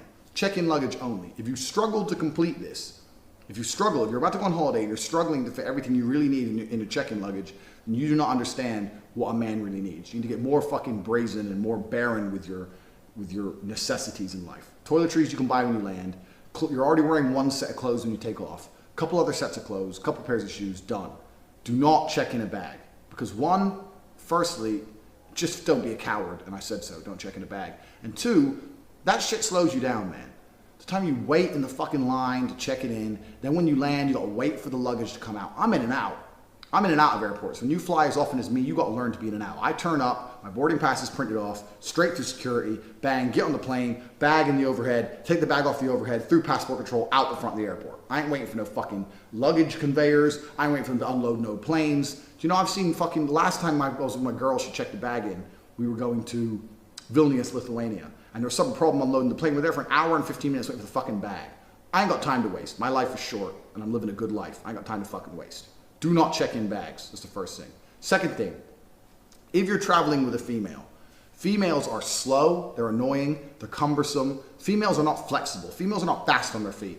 If you're traveling with a female, that's fine. You have to book your hotel in advance. You have to organize everything because women have no ability to move like quickly.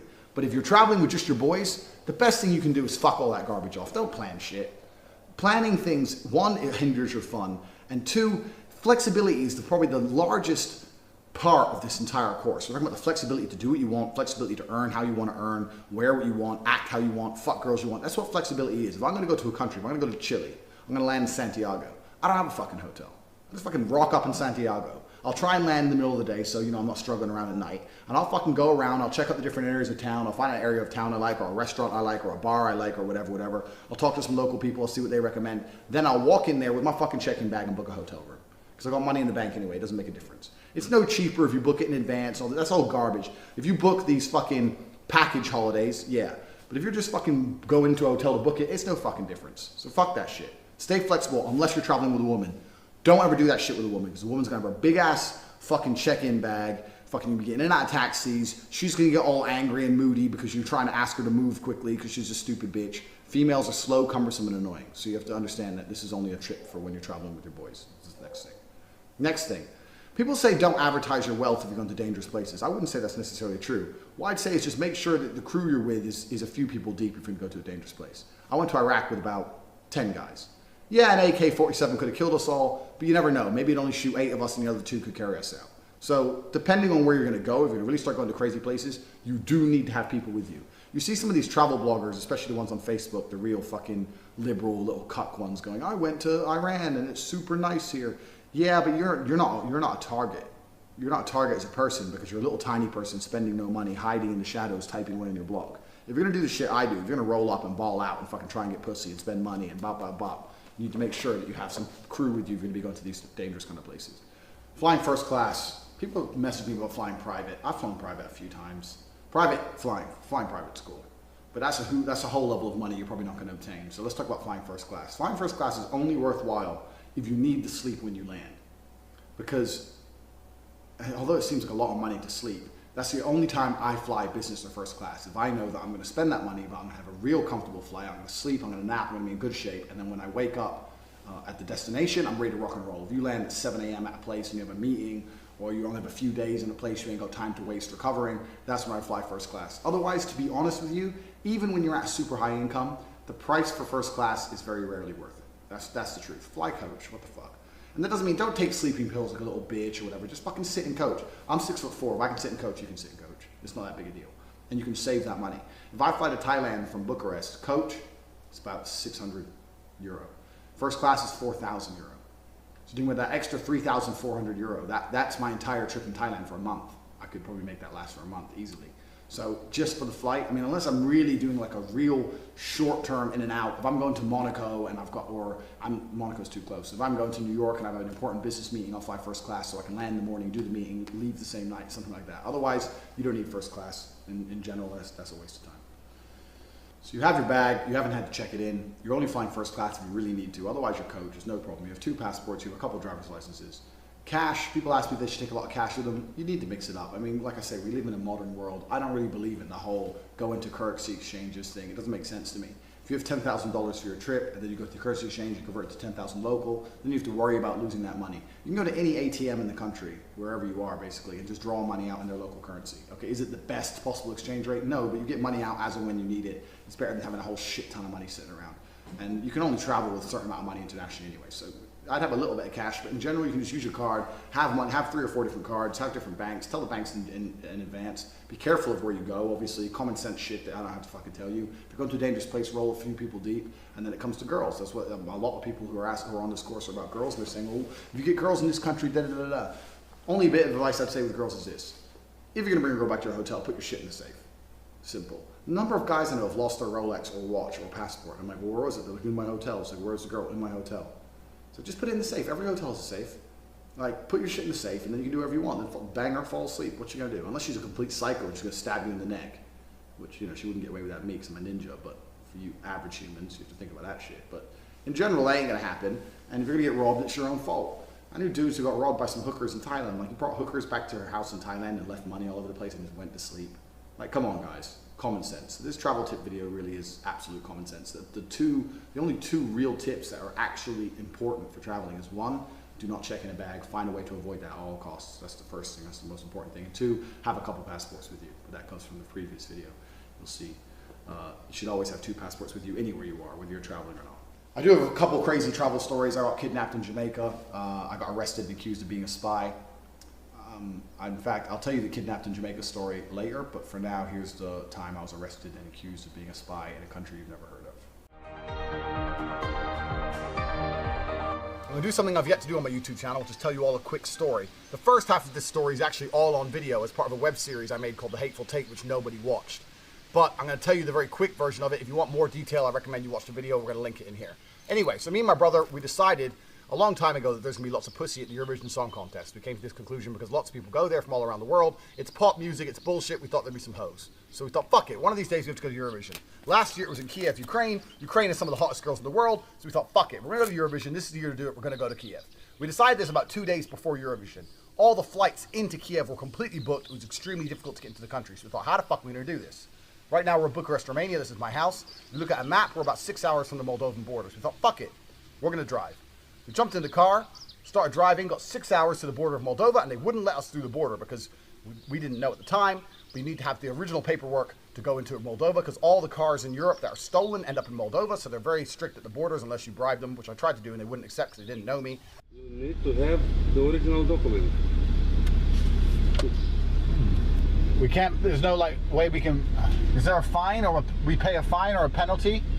Anything we can do? It's not about penalty or it's about the car that cannot leave the country.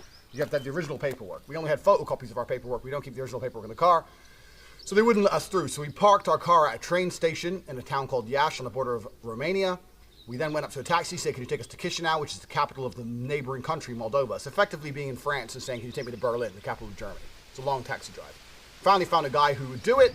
130 euro. For more money than we should have paid. He took us to Chisinau. When we were in Chisinau, we had to negotiate a way to Kiev. We found an overnight train and we got there. Problem is, on that overnight train, I nearly got robbed. That train is completely mafia run. That train is, you can bribe your way in and out. You don't have to show a passport. You don't have to go through customs. So all the Russian mafia who travel in and out of Romania and Moldova come in and out by train. They do not go by plane. So that's a mafia run train, and that was a very difficult and scary experience. Up until this point, all of this is recorded and part of the Hateful Tate series, which we're going to put a link to, so feel free to watch it and find the details of me nearly getting robbed, Chisinau, the train, all that shit. So anyway, the web series ends, Eurovision's over, me and my brother in Ukraine, we got to get out. So we're like, how the fuck do we get out? All the planes are booked for another week. We don't want to stay in Ukraine for another week. We don't want to take the train again because of what happened the first time. So we're like, well, you can't fly, can't take a train, can't take a boat. The only way is to drive. We got to drive out here somehow. So we're going from taxi driver to taxi driver to taxi driver saying, can you drive us to Romania? And it turns out that Ukrainians at the time, which is now changed, I believe, needed a visa to get into Romania. So it was very difficult to find a taxi driver with a visa who was prepared to do a fucking 18-hour drive at a whim. So we're sitting around Ukraine for 12 hours. Every taxi driver, I'm ordering Ubers. I'm calling everyone up saying, look, I need to get to Romania. I'll pay I was offering 5-6 times the market rate. Like I was saying, look, I'm gonna give you $2,000. Remember, these people make $250, $300 a month. I was offering them $2,000 for one drive. It's like, get me to fucking Romania. I've got shit to do. I've got to get out of this country. Eventually, we meet a guy who knows a guy who knows a guy who knows a guy. He says, I have a guy who has a visa to go into Romania, and he's a very good driver. He's an ex-rally driver, and he's gonna drive you. And we're like, well, thank fuck, let's go. So anyway, me and my brother, he said, meet us here at this time. So 11 o'clock at night, me and my brother are standing on a street corner waiting for fucking Mr. No Name to turn up. In the middle of Kiev, Ukraine. It's a dangerous city. We're standing there, combat mode, obviously, chilling. The guy turns up. Now, I expected, like, ex-rally driver, some kind of super G to turn up. Some loser turns up. Some dude. Must have been about fucking 17. Hi. I'm like, hi, who are you? He goes, oh, I'm your driver. I thought you were a rally driver. He goes, I was a rally driver. Like, when? When you were 12? Like, what the fuck? Since when did you drive when you were 12? We're like, whatever. You got a visa? He goes, yeah, I got a visa. We're like, okay, we trust you. So anyway, Mr. 12-year-old decides to drive us. Tristan goes, Tristan's nervous in cars. My brother's been in 4 car accidents, none of which he's been driving. He's always been the passenger in cars when cars have been wrecked. Car accidents people have died in. Like big car accidents, but my brother being a Tate doesn't die easy. So he's very nervous in cars. He goes, I'm a bit nervous. It's an 18-hour car drive. We've got a fucking 12-year-old driving us. There's no street lights in Ukraine. Ukraine doesn't even have 3G on the mobile phone. You have to have Wi-Fi. Even if you have a Ukrainian SIM, you can't check Facebook, Twitter, nothing. Ukraine is much poorer than Romania. I didn't expect that. Romania is a poor country. Ukraine's a fucking poor country. It's a war zone. It's a fucking war. Anyway. So, there's no street lights, the roads are bad. Tristan's a bit nervous. He goes, you know what? This is going to be a long-ass drive. Let's get a bottle of vodka. I was like, all right, cool. So we go into the store. I remember this because of how cheap it was. We've got 2 Snickers bars, a 1 liter of vodka, 2 cartons of cherry juice, and a pack of peanuts for €2. Including the vodka. Including a liter of vodka, €2. Fucking crazy cheap. So we buy the vodka anyway. So we get in the car. We're sitting in the back of the car drinking vodka. We're driving down these roads. Pitch black. Can't see shit. We don't know where we are. Our 3G isn't loading on our phone, so we can't see where we are. We're just sitting in the back drinking vodka, talking shit. Mr. Rally Driver is telling us about his imaginary rally career. Motherfucker who didn't even finish high school. He ain't been rallying for nobody. So we're driving. All of a sudden, me and Tristan, this is about 6 hours in. Liter of vodka's gone. So between me and T, we've had half a liter each or whatever. We're a little bit drunk. We're chilling. I see someone out the side of the car. Blacked out. Head to toe black. I said, Tristan, you see that? But it's black out anyway. He's like, what's that? I said, who the fuck is this? We're driving down this bumpy road. Tristan's looking out the window, and there's another dude. Blacked. I mean, black balaclava, black ski mask, black jumpsuit, black head to toe. What the fuck? At this point, me and him are drunk. It's 2 o'clock in the morning. We're on the border of Ukraine. We have no idea where. We're staring at our windows, and we start seeing all these guys dressed in complete fucking black. And Tristan's like, okay. So we say to the rally driver, where are we? He goes, Ukraine. We're like, where in Ukraine? Now, I had a friend who once got robbed in Ukraine. He got into the back of a taxi, and the taxi driver was driving. The taxi driver stopped. 2 guys got in each side of him while he was in the back, both with knives, put the knives to him and robbed him. So I thought, okay, so we're about to get fucking robbed. So I said to the rally driver, I said, my friend, you better fucking hope I get home. He's like, what? I said, you better fucking hope I get home alive. I'm not the kind of guy you want to fuck with. Even if you kill me, you better hope I get home alive. So I start threatening the taxi driver. I'm making it clear. I ain't dying easy. If I die, I'm taking you with me, you fucking loser. I thought he was about to set me up. Anyway, all of a sudden, car stops. Get out of the car, get out of the car. You hear all these people getting out of the car. Me and Tristan look at each other like, for fuck's sake. Like, we should have known better. This is Ukraine. Shit's about to go down. So we get out of the car. The people who are dressed head to toe in black, turns out are Russian soldiers. All Russian soldiers. Now, I'm going to give you all a quick geography lesson, because I didn't know any of this geography up until this event, which I researched post. So here's the geography lesson. When the USSR fell in the early 1990s, Moldova was being established as a country. There's part of Moldova that wanted to remain pro-Russian. Moldova is like half Romania, half Russia. Half the people speak Romanian, half the people speak Russian. It was all part of the USSR, meaning it spoke Russian. When the USSR fell, the Romanians gained influence, and all the Russian population were afraid that when the country officially changes to a Romanian-speaking government, they're going to steal all the money, which is exactly what they did, because it's a corrupt country. So the Russians wanted to remain part of Russia, so civil war kicked off. And to this day, even though this war was in 1992, there's an area of Moldova called Transnistria, which wants to be part of Russia, which isn't part of Russia, like a Crimea, breakaway micronation. It's about 20 or 30 kilometers in length. Tiny little dot on the map, which I'd never fucking heard of up until this point. So me and my brother got out of the car, Russian soldiers from head to toe, blacked out. And not just soldiers, not like you imagine a soldier with like a green thing on and a gun. Special forces, blacked out. And the reason they were there is because all the Crimea war shit was just going down at this time. The Crimea Peninsula and all this crap. In fact, I read it when I was researching post that the European Union was concerned that the next place Russia would annex would be Transnistria because they had such a pro-Russian mindset. So the Russian government has kept a military presence there since 1992, and it was fucking loaded with Russian soldiers. We just got the car with our hands up. They got guns pointed at us. We're like, yeah, who the fuck are you? Like, this is more than just a routine robbery. They even had our Mr. fucking rally driver at gunpoint. So we're all at gunpoint. They take us, arrest us, march us, sit us down in this room. And they're like, who? Firstly, they start talking to us in Russian. It's like, my friend, we don't speak Russian. It was a good 10-minute conversation with them yelling at us in Russian and us saying we don't speak Russian until they finally agreed to find someone who spoke English. I don't think they even believed we didn't speak Russian. I think they were sure we spoke Russian before they finally conceded. Left the room, these two big fucking guys, and got some other fucking huge dude to come and sit down with his broken-ass English. And he said, "What are you doing here?" I said, "What am I doing where?" "I'm trying to go back to Romania." He said, "Where did you come from?" I said, "The Eurovision Song Contest." So what the fuck else? Now, a lot of times people have looked at me like I'm a dickhead in my life, but the most important event in my life, or the time I was looked at like the biggest dickhead ever, was this Russian soldier looking at me and my brother, 3 o'clock in the morning in the middle of a fucking micronation war zone, and I said I'd been there. I'm there because of the Eurovision Song Contest. He looked at me and he's like, this guy's either the biggest idiot I've ever met or a brave motherfucker. Anyway, by completely terrible coincidence, our brother and I were wearing black. We had black t-shirts on.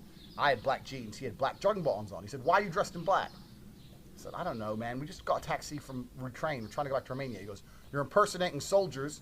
It's 3 o'clock in the morning. You're pretending you come from Eurovision. You're dressed in black. What are you doing here?" So they accused us of being American spies. We're like, "We're not spies. We just want to go back to Romania." So we're sitting there in the interview room. They come in. Now, let me tell you one thing that did actually cross my mind, because I'm a combatant individual. That's what I do. This is what I did for a living. So it always crosses my mind to fight. It always crosses my mind thinking, okay, this situation's pretty bad. Can I fight my way out of this? There's two guys in the room with me, both armed. They're both big guys, but I could probably take them hand to hand because it's close combat. But once I get out, there's fucking like 30 guys. They had attack dogs, Rottweilers, the whole fucking lot. So there's no way I can fight my way out of this. All I can do is try and like go along with the fucking process. They bring our suitcases out the car. They pour all our shit on the floor. The dogs start going through our suitcases. These guys start ruffling through our stuff. They search me and Tristan. We had to take our t-shirt off, take our jeans off. We're standing in our fucking underwear, handcuffed in a fucking little booth. I'm gonna try and Google and find a picture of the exact spot so you can see it. A little booth in Transnistria, being accused of being American spies. We have American and British passports. At 3 o'clock in the morning, we're in a micronation breakaway. I was desperate to get on my phone. The reason for this is I just actually met Donald Trump Jr. about a month or a month and a half before this. So I have him on WhatsApp. He's my boy. And I've got 2 or 3 very important Romanian politicians, high level, like Secretary of State, etc., on WhatsApp. So I thought if I can just get to my WhatsApp and just send some messages, the Russian, they're going to want to kill me. I mean, they're going to keep me for a while. This might go on a few weeks. Let me just get on WhatsApp and speak to some important people and try and get the fuck out of here. So I was saying, look, guys, just give me my phone. I've got a guy in Romania who can speak Romanian and Russian, and you can talk to him, and he'll explain to you that I'm not a spy. I'm just a fucking idiot who went to a shitty song contest and got in the wrong taxi. My taxi driver, Mr. Moron, decided to drive through a fucking war zone. I didn't know. I didn't know this was still technically at war. I had no fucking idea. I look at the rally guy who was kept separate to me and T. I kept looking out the window, and the rally guy was still out on the gravel road. So I should have known not to trust a 12-year-old. He's standing outside with a gun pointed at his head, fucking wet in his pants. Me and Tristan are sitting there, arrested in our underwear, handcuffed, saying, look, we're not spies, we're not spies. Why are you dressed like soldiers? We're not spies. Anyway, I sat and said to the guy, I said, look, let me get my phone. I'll make some phone calls. This will go away. He says, you're not going to touch your phone for a very long time. I said, my friend. He said, don't call me your friend. I said, fine. I'm not a spy. I'm an idiot. Just take the money that's in my bag and let me go. And this is what I love about corrupt countries. He didn't say yes or no. He turned to his friend and said something in Russian. Da, da, da, da, da. They spoke in Russian for a few seconds, and I can guess what he said. He said, count how much money's in his bag.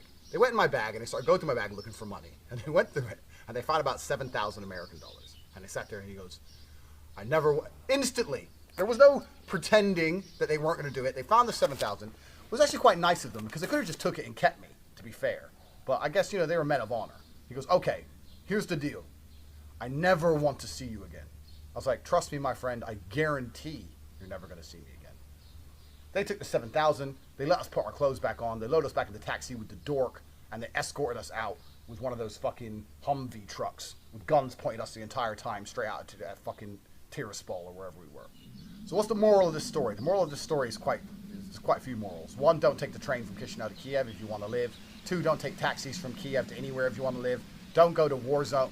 Stay out of that part of the world. This is the part of the world that no one goes to. I live in a part of the world that basically no one goes to. And then I go a little bit further to the area where literally nobody goes. No one speaks English. There's no big Americans there. I live here because I make money here. But really, it's a crazy part of the world. The reason I'm telling this story is because me and my brother and I are due to go back there in 2 days. We tried to avoid going. But a friend of ours invited us. He said, look, we got some work there. We got some business there. You're going to make some money. On top of that, there's a miniskirt competition. I mean, come on. Who doesn't want to go to a miniskirt competition in a war zone? Like, what the fuck? Like, there's a whole bunch of beautiful ass women who can't escape, and they're like miniskirt competitions. It's a crazy place. No one goes there. Nobody goes here.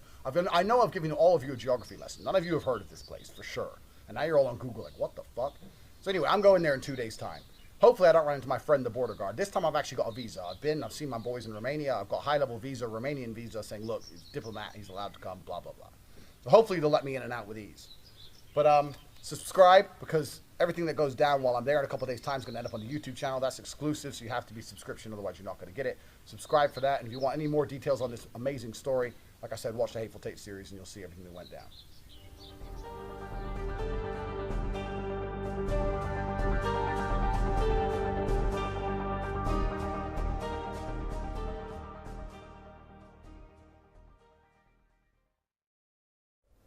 So now you've completed the course, or maybe you jumped ahead and you watched this video. Some people do that, right? They jump to the last video or whatnot. But here's what I want you to take away from this entire course. Implementation. Actually implement it. Don't watch this, be like, wow, CMQ's awesome, Andrew's awesome. This is so cool, it's entertaining. Obviously Andrew's super entertaining, you can watch him for fucking days.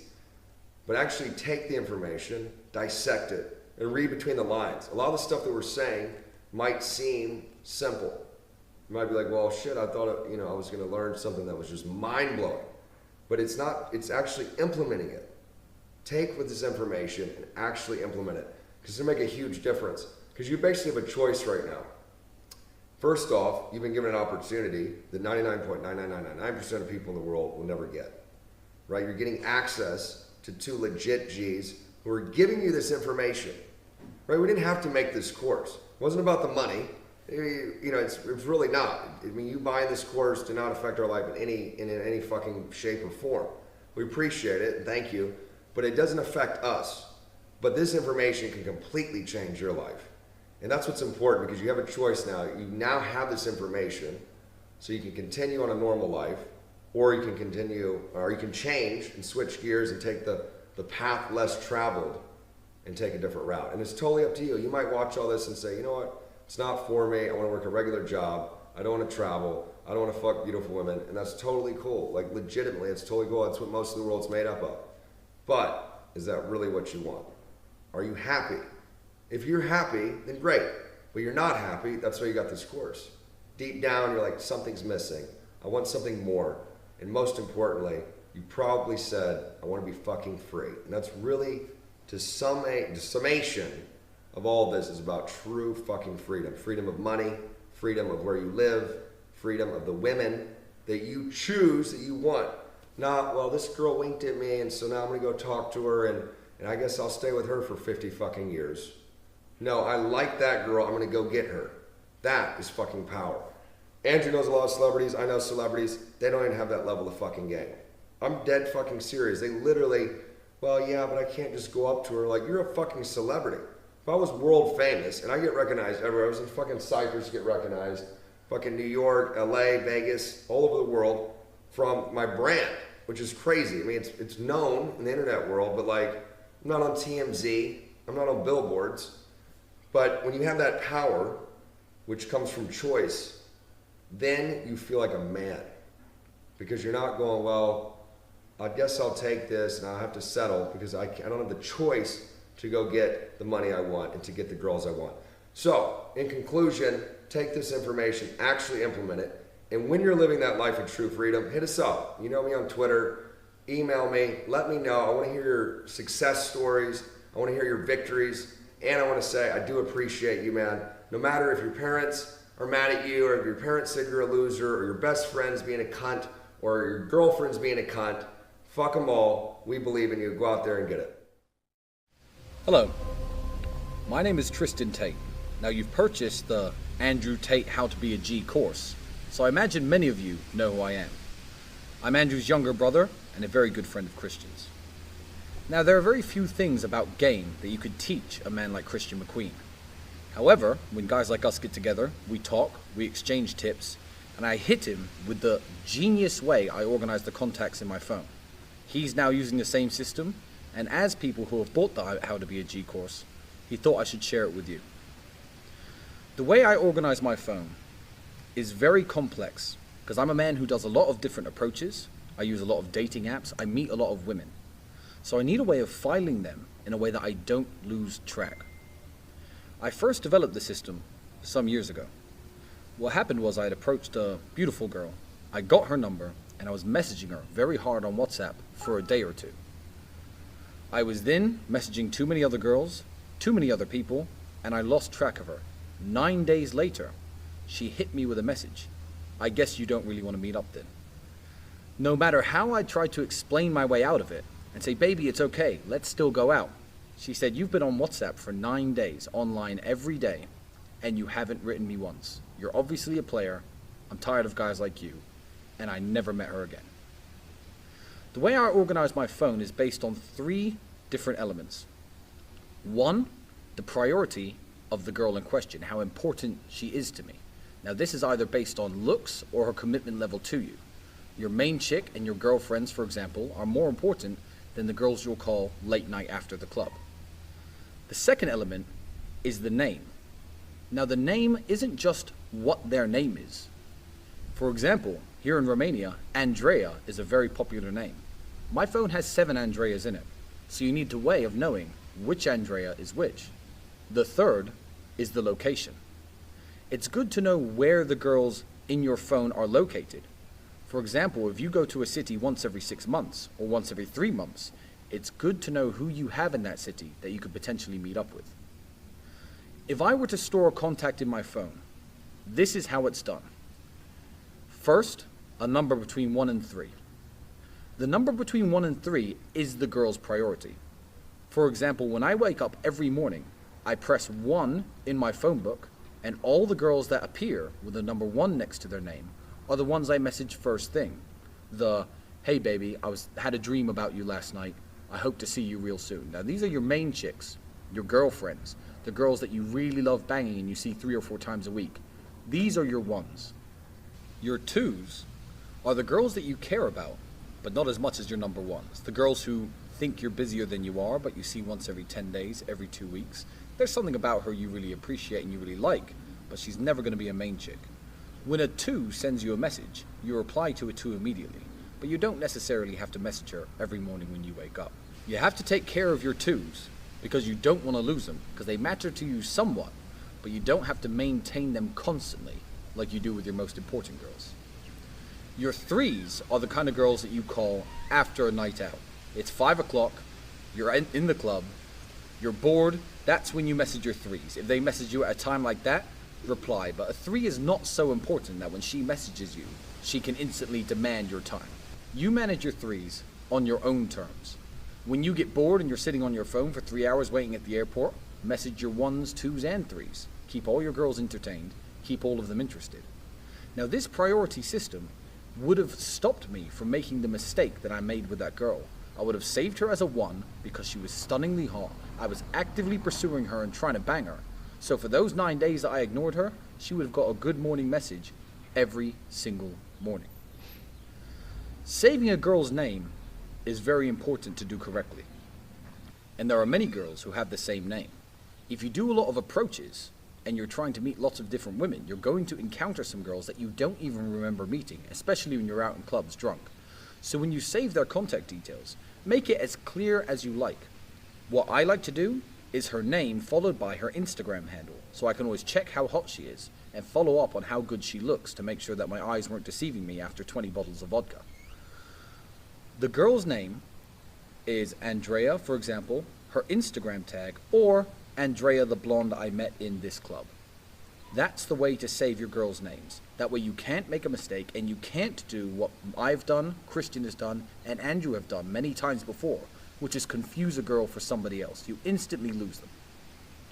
The third most important thing to put when you're saving a contact in your phone is the city name.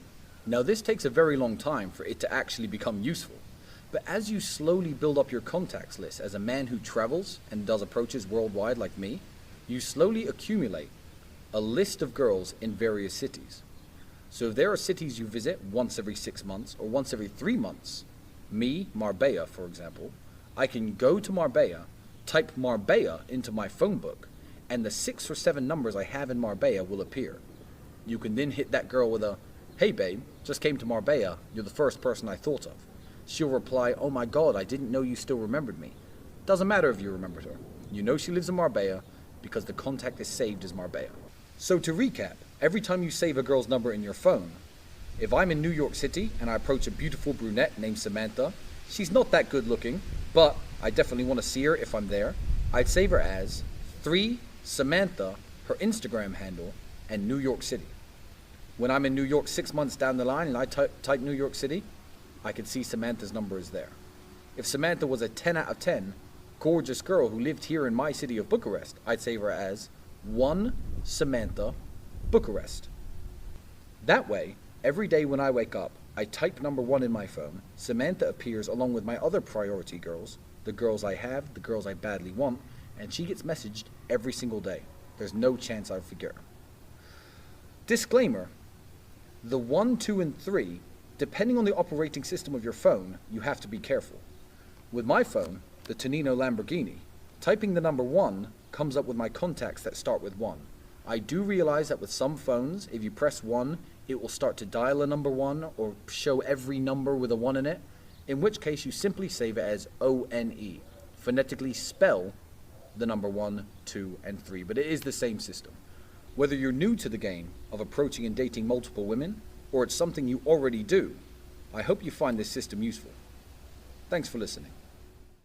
I get asked a lot how to grow an Instagram page, and I think the different social medias have very different objectives and very different advantages to growing each one of them. For example, I became quite big on Twitter. I started Twitter with 1,000 followers. I got to 12,000 followers in like 3 weeks, and then I got to 45,000 followers in 2 months, and then I got banned. But that's because I'm an exceptionally hilarious individual. But Twitter, it does gain you perhaps monetary contacts and political conversations and a shitload of hate, a whole bunch of people who hate you.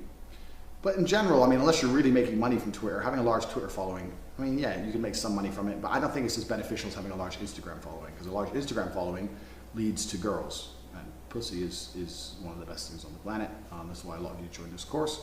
A lot of you want to have more money, more girls. So your Twitter account has to be for your money, and your Instagram account has to be for your girls. You're not getting girls from Twitter. Absolutely not. So how to grow an Instagram following. Growing a Twitter following is very much about what you say, so I can't coach you how to do that. The reason mine grew so fast is because I'm the fucking man, and the way I think and the way I write it, etc., etc. But an Instagram following is going to happen absolutely and utterly by default if you follow every other lesson in this video course. If you start making a load of money, and you have nice cars, and you start traveling the world with your multiple passports, and you start taking pictures with hot girls and going to cool places, you're going to have a large Instagram following. There really isn't too big a secret to it besides that. My Instagram following isn't massive. I mean, I know there's people with loads and loads and loads. I got 25,000 followers. It's not a huge deal, but it's enough. I probably say 2 or 3 random girls a day inbox my Instagram and just say some shit. And the reason for that is because they look at my lifestyle and it emulates a lifestyle that they'd like to have. So they probably just split with their boyfriend. They're about to go to work in Starbucks. They don't want to go to work. They're scrolling through Instagram. They stumble upon me. They see my lifestyle and they think, oh, fucking hell, this guy looks like he has fun. Because if you look like you have fun, you attract women. All women want is fun. So by portraying a life of fun, you're going to attract females. And that's what your Instagram should be for. You have to make your life look fun. And that's going to become very easy if you follow the other lessons in this course. One thing I would say is have your Instagram on private. The reason for that is because unless you're a super hot girls have a completely different Instagram mechanism to a man. But to a man, there's going to be a lot of people who look at your life and spy on it, but they don't want to follow you. They just want to have a little look and then they get bored. If you have it on private, they have to give you that follow to find out what's going down. So I have mine private for that reason. I gain a lot more followers when mine's on private because people are curious and people are nosy. But in general, you need to portray an image of fun. When your Instagram account's on private, hashtags don't matter because people can't search the hashtag because your account's private. None of that shit matters. All that really matters is you have a life of fun, you keep it private. People will tell their other people, someone will follow you and say, have you seen this guy's account? No, da-da-da, and then they'll go and follow you from there. So really it's about the pictures you take. There's no secret to Instagram besides the pictures you take, and the pictures you take are going to become fantastic because you're going to follow everything else in this course. You're going to climb a mountain that you've never climbed before, you're going to do some crazy shit. It's going to be you and 10 girls wherever, and you're going to take a cool picture. Another thing though, there's no perfect algorithm to anything. If you're too show off on Instagram, you are going to lose some girls, you are going to piss some people off. You can't go through the world pleasing everybody. You really can't go through the world pleasing everybody. We're wrapping up now. We've been doing all these videos, and I've kind of tried to reiterate over and over again about how to be a G, you need to do this, you need to do this, you need to do this. If you start living this way, everyone's going to give you hate. Like, everyone's going to hate you. But there's no way in life to get anywhere without being hated. The only way you can not be hated is if you say nothing and do nothing and have no opinion. But then is that a life worth living? No. It doesn't matter if you say the earth is round. There's gonna be someone out there who hates you for it. There's a whole group of the flat earthers, they think you're wrong. So anything you achieve or anywhere you go in life, you're gonna attract hate, you're gonna attract people who dislike you. The most important thing is just to really be above all that shit. I was exceptionally good at that on Twitter. Exceptionally good. When I was saying the things I was saying and people were sending me thousands, I got hundreds of thousands of replies on some of my tweets of pure hate, wishing me the worst possible things, insulting my dead father, anything they could think of to try and bother me. I never gave a fuck. It doesn't affect me. I don't care. And that's how you need to be. So you think about growing an Instagram following, you're gonna put some cool pictures up and there's gonna be a whole bunch of people who give you hate. Good. Because if someone's going out of their way to bother responding to a picture of your life, you've emotionally affected them. So right now, you've emotionally affected them. You've won the exchange. If they emotionally affect you back, which is their intention, then it's 50-50. But if you just read it and laugh and don't give a shit, or whatever, then you won. You have space in their brain. They don't have space in your brain. That's how it works. So there is no key to growing an Instagram following. In fact, a very good measurement of how well you've implemented the rules and laws and videos from this course is how your Instagram account starts to grow. If you implemented everything properly and you're starting to get more likes and people are starting to look at your life and think, wow, this looks cool, it's starting to go up, then you're going to start to see, well, that's a very easy, quantifiable, and I'm not saying it's the only thing that matters, but it's absolutely an added bonus to living a life worth living. Because everyone wants to live a life worth living, and that's what Instagram's for. People scroll through it and they look at other people's lives and everyone's lives looks perfect. Well, it's your turn to have a life that looks perfect. And it hasn't got to be perfect, it's just got to be really fun for small periods of time, and make sure you snap a photo. All right, man, so for context for everyone watching the video, today's the day the Trump balloon goes up in London. So in London, there's a huge anti-Trump demonstration, right? Because Trump's visiting, right? And they wanted to put up a huge blimp of Trump as a baby, and a lot of people were saying it's not constitutional. Why would you do that to the American president? Da, da, da, da. Yeah. And Sadiq Khan, the London mayor, Sadiq Khan, Kut Khan, because he's so anti-Trump, he provoked them and endorsed them to put up a huge balloon of Trump through London. And there was a big debate about it on the news saying, would you have endorsed him to put up a big balloon of a black Barack Obama, or you as a pig because you're Muslim or anything? He's right. like, I believe in freedom of speech. It was some complete garbage. Yeah, He hates bullshit, Trump. yeah. These people are fucking idiots. The fact that they think that protesting and marching through a street is going to somehow, one, affect anything, firstly, and secondly, as if the president changes, their life's going to be any better. Here's the deal, and this is actually a good point. This ties into something. The energy you give to something, you give yourself over to, right? So if you give yourself over to being a cuck, you're going to become a cuck. If you give yourself over to hating Trump, your hate is not going to end him. Your hate is not going to take away his billions, his hot-ass fucking wife, or his presidency. Never. So people spend this energy invested in other people. We have tons of haters online. Yeah. It doesn't affect us. It legitimately doesn't. Matter of fact, it provides entertainment, but it runs their life. Because all the energy they're spending hating on us could be spent on banging girls and making money, which is what we do. And this leads me into the question, how does a G bang multiple girls in one day? He's legitimately, hand to God, fucked 4 girls today. And it's 2:30, motherfucker. The key is, for me personally, it's not easy, but I don't sleep. I split my nights up. So usually what happens is you fuck. Every man wants to fall asleep after he fucks. You fall asleep and that's the end of the night. I somehow find the mental fortitude to bang, chill there for like an hour, hour and a half so I'm not too rude, get up, say I got work to do, and disappear somewhere else. Because if you have a harem of girls, they all want to see you, especially at night.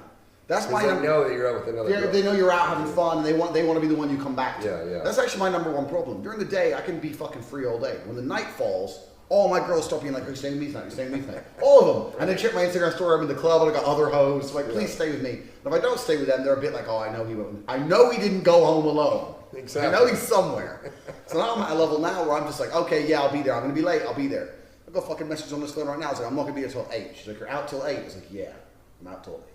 I've got them scheduled in 2-hour slots. Just fucking deal with it. Quick, so I kind of half sleep. But physically though, if you know you're gonna fuck multiple girls, because like if you pull a chick, like my chick last night, this morning, whatever, like I know that I wasn't gonna go bang another girl because the night was over. Yeah. So you can put that energy into it. But do you like not go as long with them when you're banging them? I mean, how?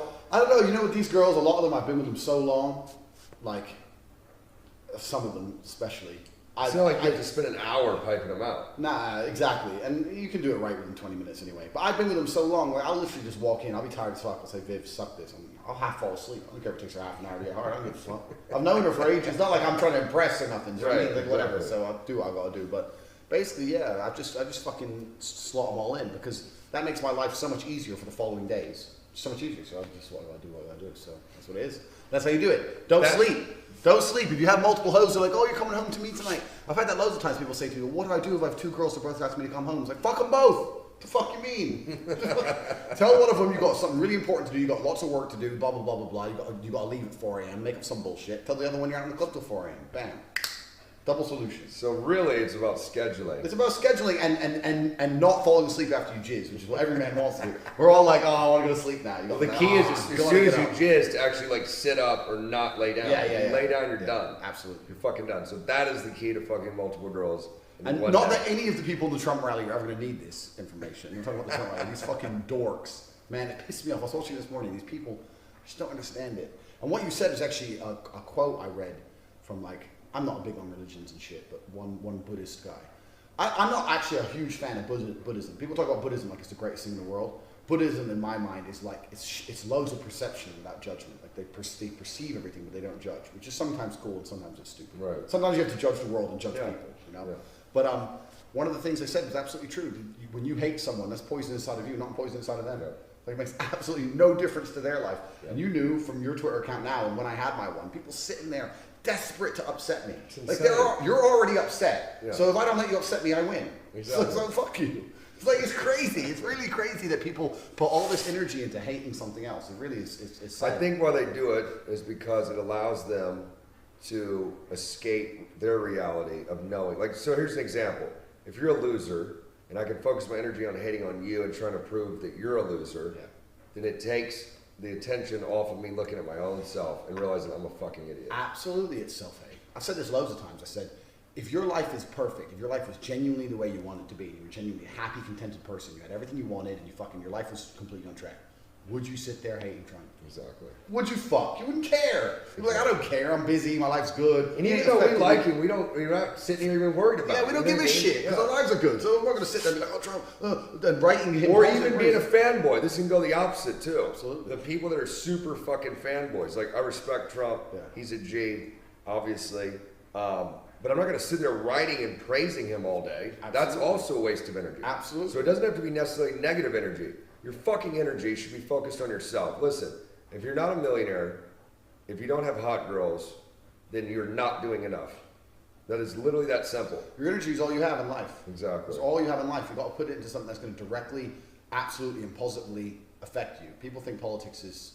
I know people buy the politics trap because they believe that it's going to change their life. Which is when Barack got into office, I remember I was sitting with this hot-ass Latin Instagram hoe. It's another story. In LA, and she was actually a Republican or whatever, but like we sat there, I'm like, fuck! And that was it. Yeah. And I literally, that was my reaction when they had called it, and then it went on to have to come out of fucking bullshit and to make money. Yeah. Like, it literally didn't matter. Yeah. It really did not matter. The only time it would really matter with the president is like they came in, they're like 75% tax or something. Yeah. Most of this shit doesn't matter. People worried about Roe versus Wade and shit. Like, they're going to take away abortion. It's not going to happen. What's crazy is even if they did, go somewhere else. Well, this is it. What we were saying earlier on in the course about being international. One of the main reasons we don't give a fuck about politics. How many countries you've been to in the last 3 months? Do you know the president? Do you know the president of Andorra? Do you fuck? I want to know him now.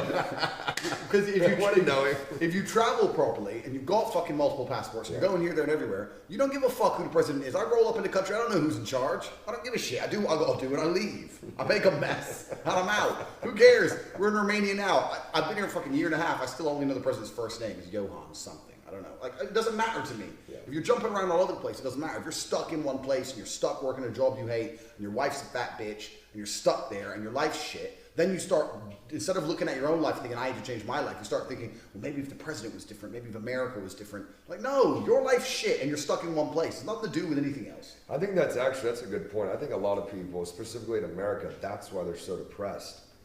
Because it's a choice when that situation is that they are stuck. Because think of it. go to college, and what's the next step? You must get a mortgage. Why? Because it ties into that state, paying taxes. You must get married. If you get divorced, we're going to wreck your life. So it keeps them trapped. I'm telling you, man, men are absolutely and utterly in the Western world. I've traveled everywhere, and what I've seen is, and I've seen it with my own eyes. I've noticed two very important things. One, in poorer countries are more fun and they're more free. The more poorer country is, the more free a country is. And two, the level of cuckness for men is much higher in a rich, civilized country. So the point I'm making, because it's soft. So what I notice is, like, if you go to countries that are poor, quote unquote poor, even here Romania is poor. There's no speed limits. We're burning around doing what we want. We act like idiots, psychos. We can say what we want. We have absolute free speech. We can do what we want. We have none of the problems, none of the fucking fake rape and all this bullshit you got in the West. None of it here. But it's a poor country.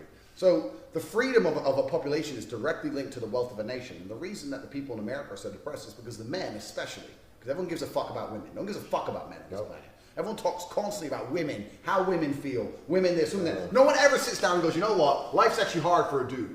And life's hard for a dude because even if you're born good looking, which none of us really are, because men are not beautiful creatures like females are, even if you're born exceptionally good looking, you still need to be witty and smart and have a nice car, have a nice apartment, and have confidence. I mean, you need all this shit, you're still not gonna get laid. If the girl, you're born hot, you're done. I say, I'm done. I ain't gonna do nothing, I can be a moron. It's true. So life's hard as a man, but no one gives a shit about the mental health of men is because men are the fucking worker ants that pay the taxes to the rich companies and the rich in the rich countries. This is why these rich countries specifically try and cuck men, exactly as you said.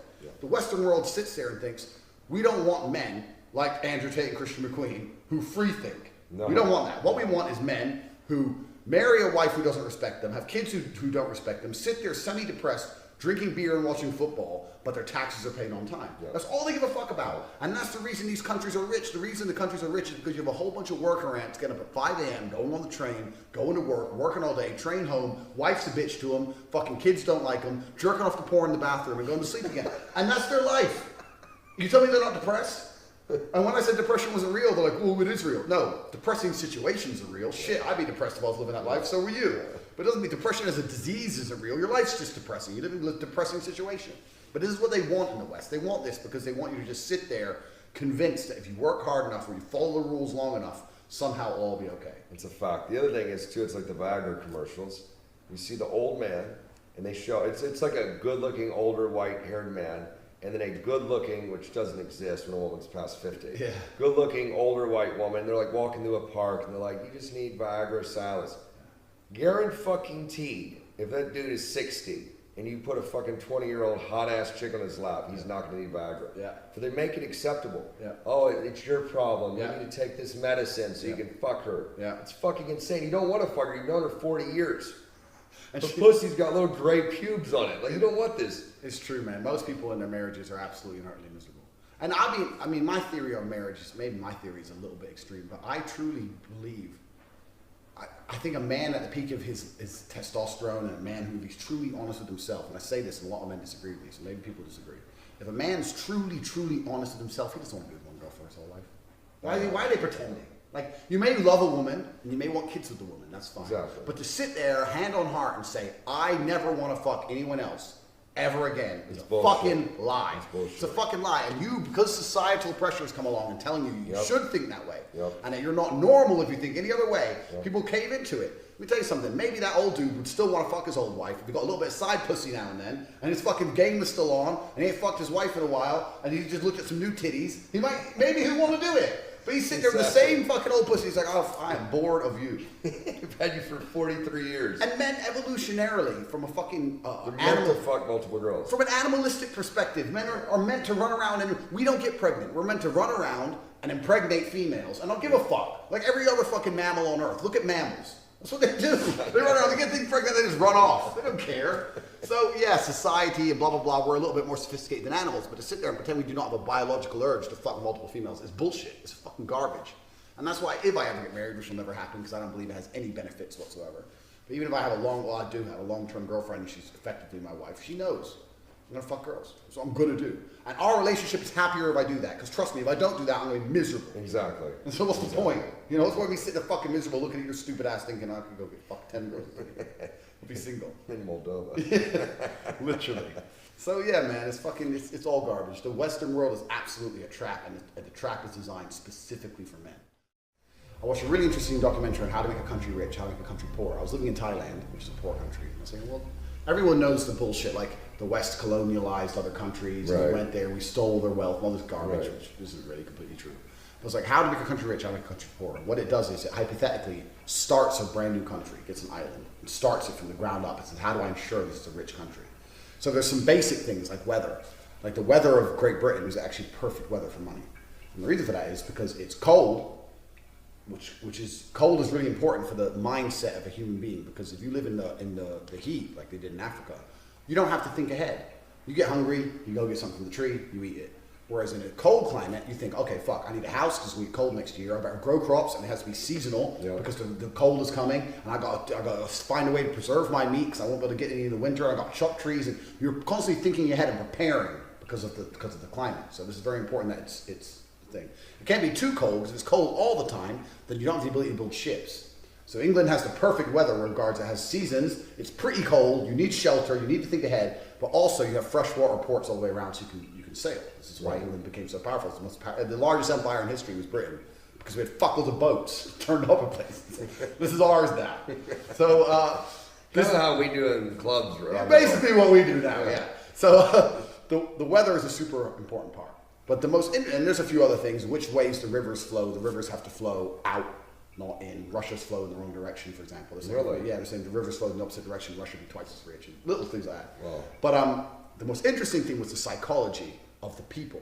And they're saying that to ensure the wealth of a nation, the psychology of the people have to be completely and utterly believing that if they work hard enough, somehow they will no longer be depressed. And it literally says that, depressed. It says clinical depression, they call it rich land. They say clinical depression will be rife in rich land. They say we will make stupid people, idiots, celebrities in rich land. We will convince men that if they go to work and they work hard enough, that one day they'll have a Ferrari. 99.9% of them will never have the Ferrari, and then they will die in rich land. Like, it goes through the fucking basics of how people just go to work and they dream if they work hard enough and they keep doing their desk job, one day they're going to pull it off and it's going to come together, and when they finally get this thing, they'll be happy. And they'll link happipiness to consumer goods, and they'll make consumer goods outside of the reach of most people, and that's how you keep them fucking slaving away in rich land. You have to watch it, man. It probably puts into perspective how people get fucked. What's it called? It's Richland. Google Richland. And it also explains why these fucking morons are famous. There's no coincidence they make complete fucking morons. Now I'm curious about that. What do you mean? What do they say about that? So they're saying that by making absolute idiots, if they made the people who are curing cancer famous, you wouldn't feel any type of envy towards him, because you'd say, okay, well, this person, like, he's brilliant. He's brilliant, and he's smarter than me. So take an average person, make him famous, and then other people go, well, I can do that too. Oh, I can do that too. Or even worse, what they're doing is they're instilling envy. Well, that fucking moron's famous, and I still have nothing of my life. And how does he have things? Maybe if I get a Ferrari, I'll be a somebody. It's all that. It's back into the consumer trap. Right. Back into the consumer trap. Like, this nobody has all this. Right. So how can I? There must be a way I can get all this. Right. And that instills people to be, hey, it works. It still us to be fucking consumerist and fucking think of our own ways to become millionaires. Right. We both sat there thinking, I need money. Yeah. So we fell into the trap like everyone else, but we won the game. But we won the game. Most people don't win the game. You guys will, though. So if you follow this advice. Absolutely. So you look at the game and you understand that it's absolutely rigged for people to be entrepreneurial and people to fucking do anything it takes to get cash, which is good for the country. But only a few people, the 0.1% like us, win. The rest of them are still stuck there going, well, you know what? Yeah, maybe in a couple years I'm going to have that. And they're never going to get it. And then on top of that, they get married to fucking, then it talks about the socio-demographics of why one man must marry one woman. Oh, they went into that. They go into that as well, yeah. Because it's good for a country if one man marries one woman. Yeah. This is the whole thing about fucking when I talk about marriage. Like, if everyone was a G, like, legitimately, the world would be burning. It'd be fucked. Because we're not going to be like standing on a fucking telephone pole changing wires and shit. Like, they need those worker bees. 100% you need worker bees. And who think, maybe I'll work hard and I'll get a bonus and my wife will be happy and give me a blowjob. Absolutely. You need to have you need a hierarchy of people. Yeah, I know that's how it is. And there are people down there who are happy with a lower level overall life. And that's fine. And that's fine. That's your choice. Exactly. But we never wanted to be that person. But if every man was completely true to his biological instinct and just run around fucked who he wanted and wasn't loyal to any of the women, then we'd have a whole shitload of kids. And who's going to look after the women? It would be a disaster. It would be a disaster. It'd be like Africa. Yeah, exactly. That's what's happening right there now. Truly. Literally. That's really what it is. Those dudes fucking a bunch of women and don't do it. Kids, no one knows who they are. They're all blacks and whatever. But it's very important for a civilized society that they convince men, you must be with this girl, you stay with her, you have the kids. Yeah, she's fat. Yeah, she doesn't love you. Yeah, the kids hate you, but you can't leave her because you're feeding them kids. You're feeding her. Yep. And you're paying your tax. So you're depressed and you're suicidal. That's fine as long as you keep this little unit, this little block that fits into the societal wall correct. And that's why it's all garbage, man. The way we make money fucking from the sky, running around fucking all these hoes. The whole world was like us. The whole world was like us. How many loads you dumped today? Fucking, I don't know, four. I think it's like 230. But yeah, we're not good for society. But what we are is we're good for our own health. Exactly. And we're good for Your own ourselves. sanity. For our own sanity, because some people are not programmed to be the worker ant in society. Exactly. Some people just aren't programmed to do it. And I knew that after getting fired from like the 30th job. I'm like, I'm just not designed to work for someone. Absolutely. This is not going to work. And when I say, you see this in everyone anyway. This is why people go traveling. Like, I'm going traveling. Why? What are you looking for? You're not looking for anything. You're trying to run away from a life of responsibility. That's all it is. They're desperate to go to Thailand and live for fucking 200 years on $10 because they can't afford to do anything else. But really, years for $10. But when I sit there and I talk to these people, they're reconfirming everything I'm saying now. They don't want to, but they just don't know. They don't know it. They don't see it. They don't see a way out, and they think the answer is to go become enlightened, getting fucking drunk in Thailand. It's like whatever. But it's, I'll go get drunk. I'm not getting enlightened. I'm not pretending I'm learning anything. Exactly. I'm just out there getting drunk. It's like whatever. But Exactly. But yeah, this is the reality of the world, and this is the reality of, especially if you're living in a rich country. So you have to understand the game is rigged, and you have to try your best to beat it. And that's literally invaluable advice, because you've probably been taught so many times by teachers who drive bullshit cars. Even, we love parents, but they can be good, well-intentioned. Yep. But are they fucking rich? Exactly. If not, then don't listen to their money advice. Just being honest. Absolutely. You know what I mean? Like all these people and your friends, when you start breaking free, watch this course, you actually implement it. Don't just watch it and sit there and jerk off. Watch it and implement it. You're going to have friends, oh man, like you're different now, man. Like you used to be cool. Because people start seeing their friends break free and they go into panic mode because it's basically a mirror on their life that they're not doing shit. Yep. Fuck your friends. Yep. If your friends are like that, they're not real friends. You'll find new friends. Absolutely. How many friends do you have? Like legitimate, you got friends, but you know what I mean? If the higher you get, you're going to have less people to hang out with. Bro. So then you link up with other G's. Absolutely. Why do you think we're hanging out? That's how it goes. Because That's the way it is. otherwise you're going to, two things are going to happen.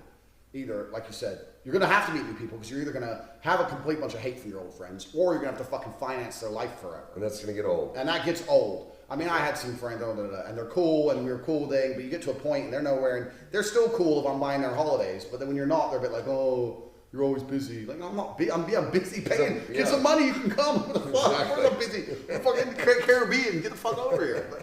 So, yeah, and you're right. People don't want to. The easiest way to make someone feel bad about themselves is to excel above them. Exactly. Start in the same place and win the race. They don't want that. Your friends want to try and drag you down any way they can. Everyone wants to drag you down. Like everybody.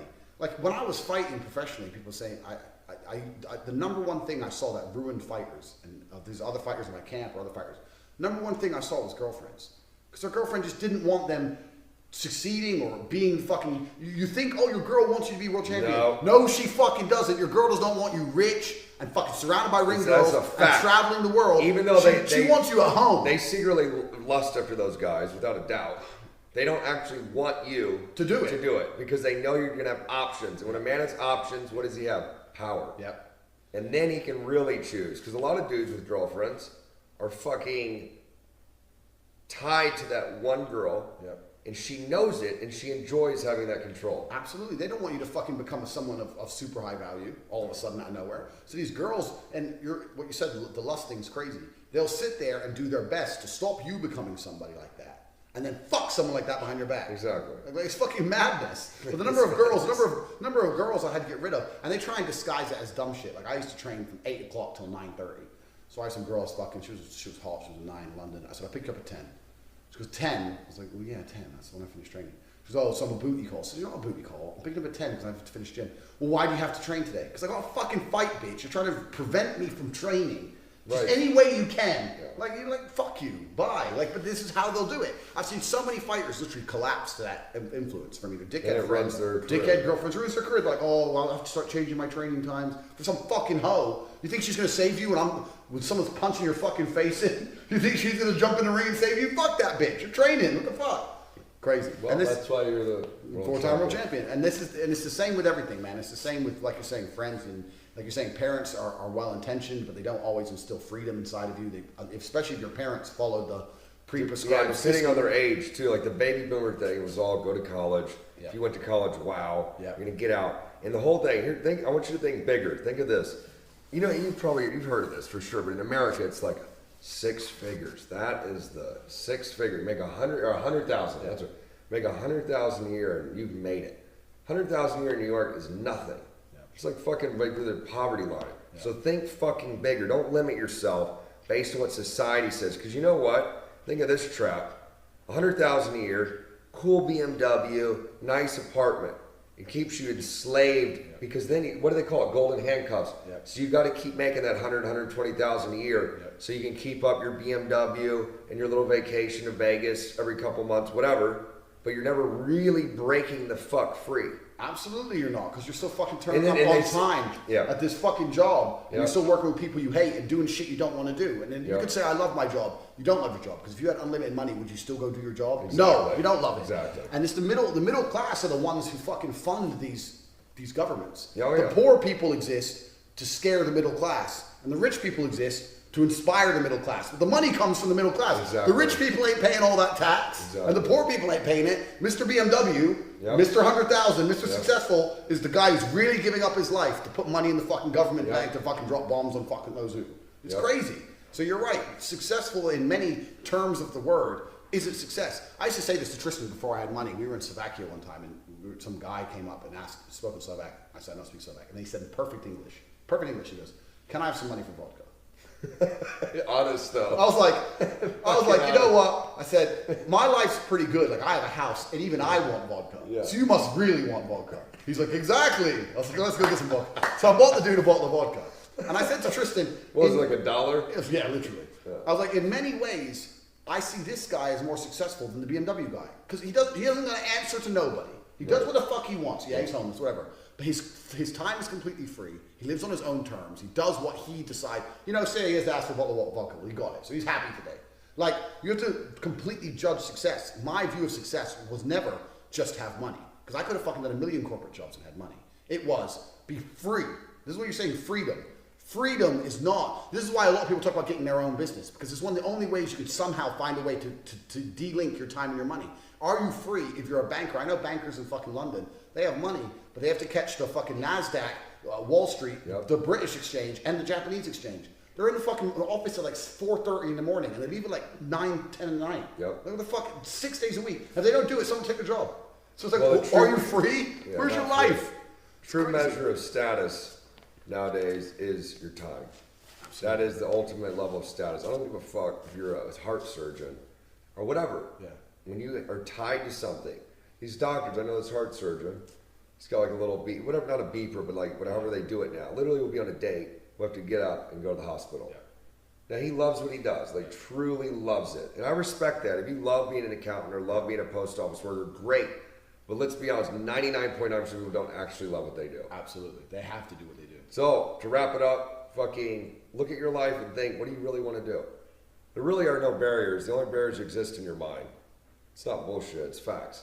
Be realistic in the sense, I wouldn't be like, oh, I'm going to go into the NBA. It's just fucking retarded. Yeah. I hate basketball anyway. But seriously, you know, in terms of money, in terms of women, you have to really think, what do I want? Not my parents, not my brother, not my cousin Kathy, not my cunt girlfriend who barely licks my balls. Chick this morning was sucking on the balls, bro. I did the face on, face off thing. You gotta do the face on, wax off. You've probably never done this. Take your balls, rub them on their face like this, wax on, wax off. Correct. Dead serious. They love it. I'm gonna wrap it up with that. No, but you're absolutely completely right, man. Like, be honest with yourself. I always knew I wanted a harem, and here it is. So fuck it. What do you call it? You call it a harem? Harem, yeah, like sheikhs in like in the old I thought it's harem, isn't it? Harem, yeah, harem, harems. Harem. I like harem though. It has more of a royal sound to it. Well, I always knew I wanted it, even when I had no money. I was never the one girl guy. I was always like, one day I'm gonna have myself a bunch of bad bitches. And everyone's like, yeah, all right, man, you can't pay the rent. It's like, you'll see, motherfuckers. And there you are. Here we go. Moldova, bro. Moldova.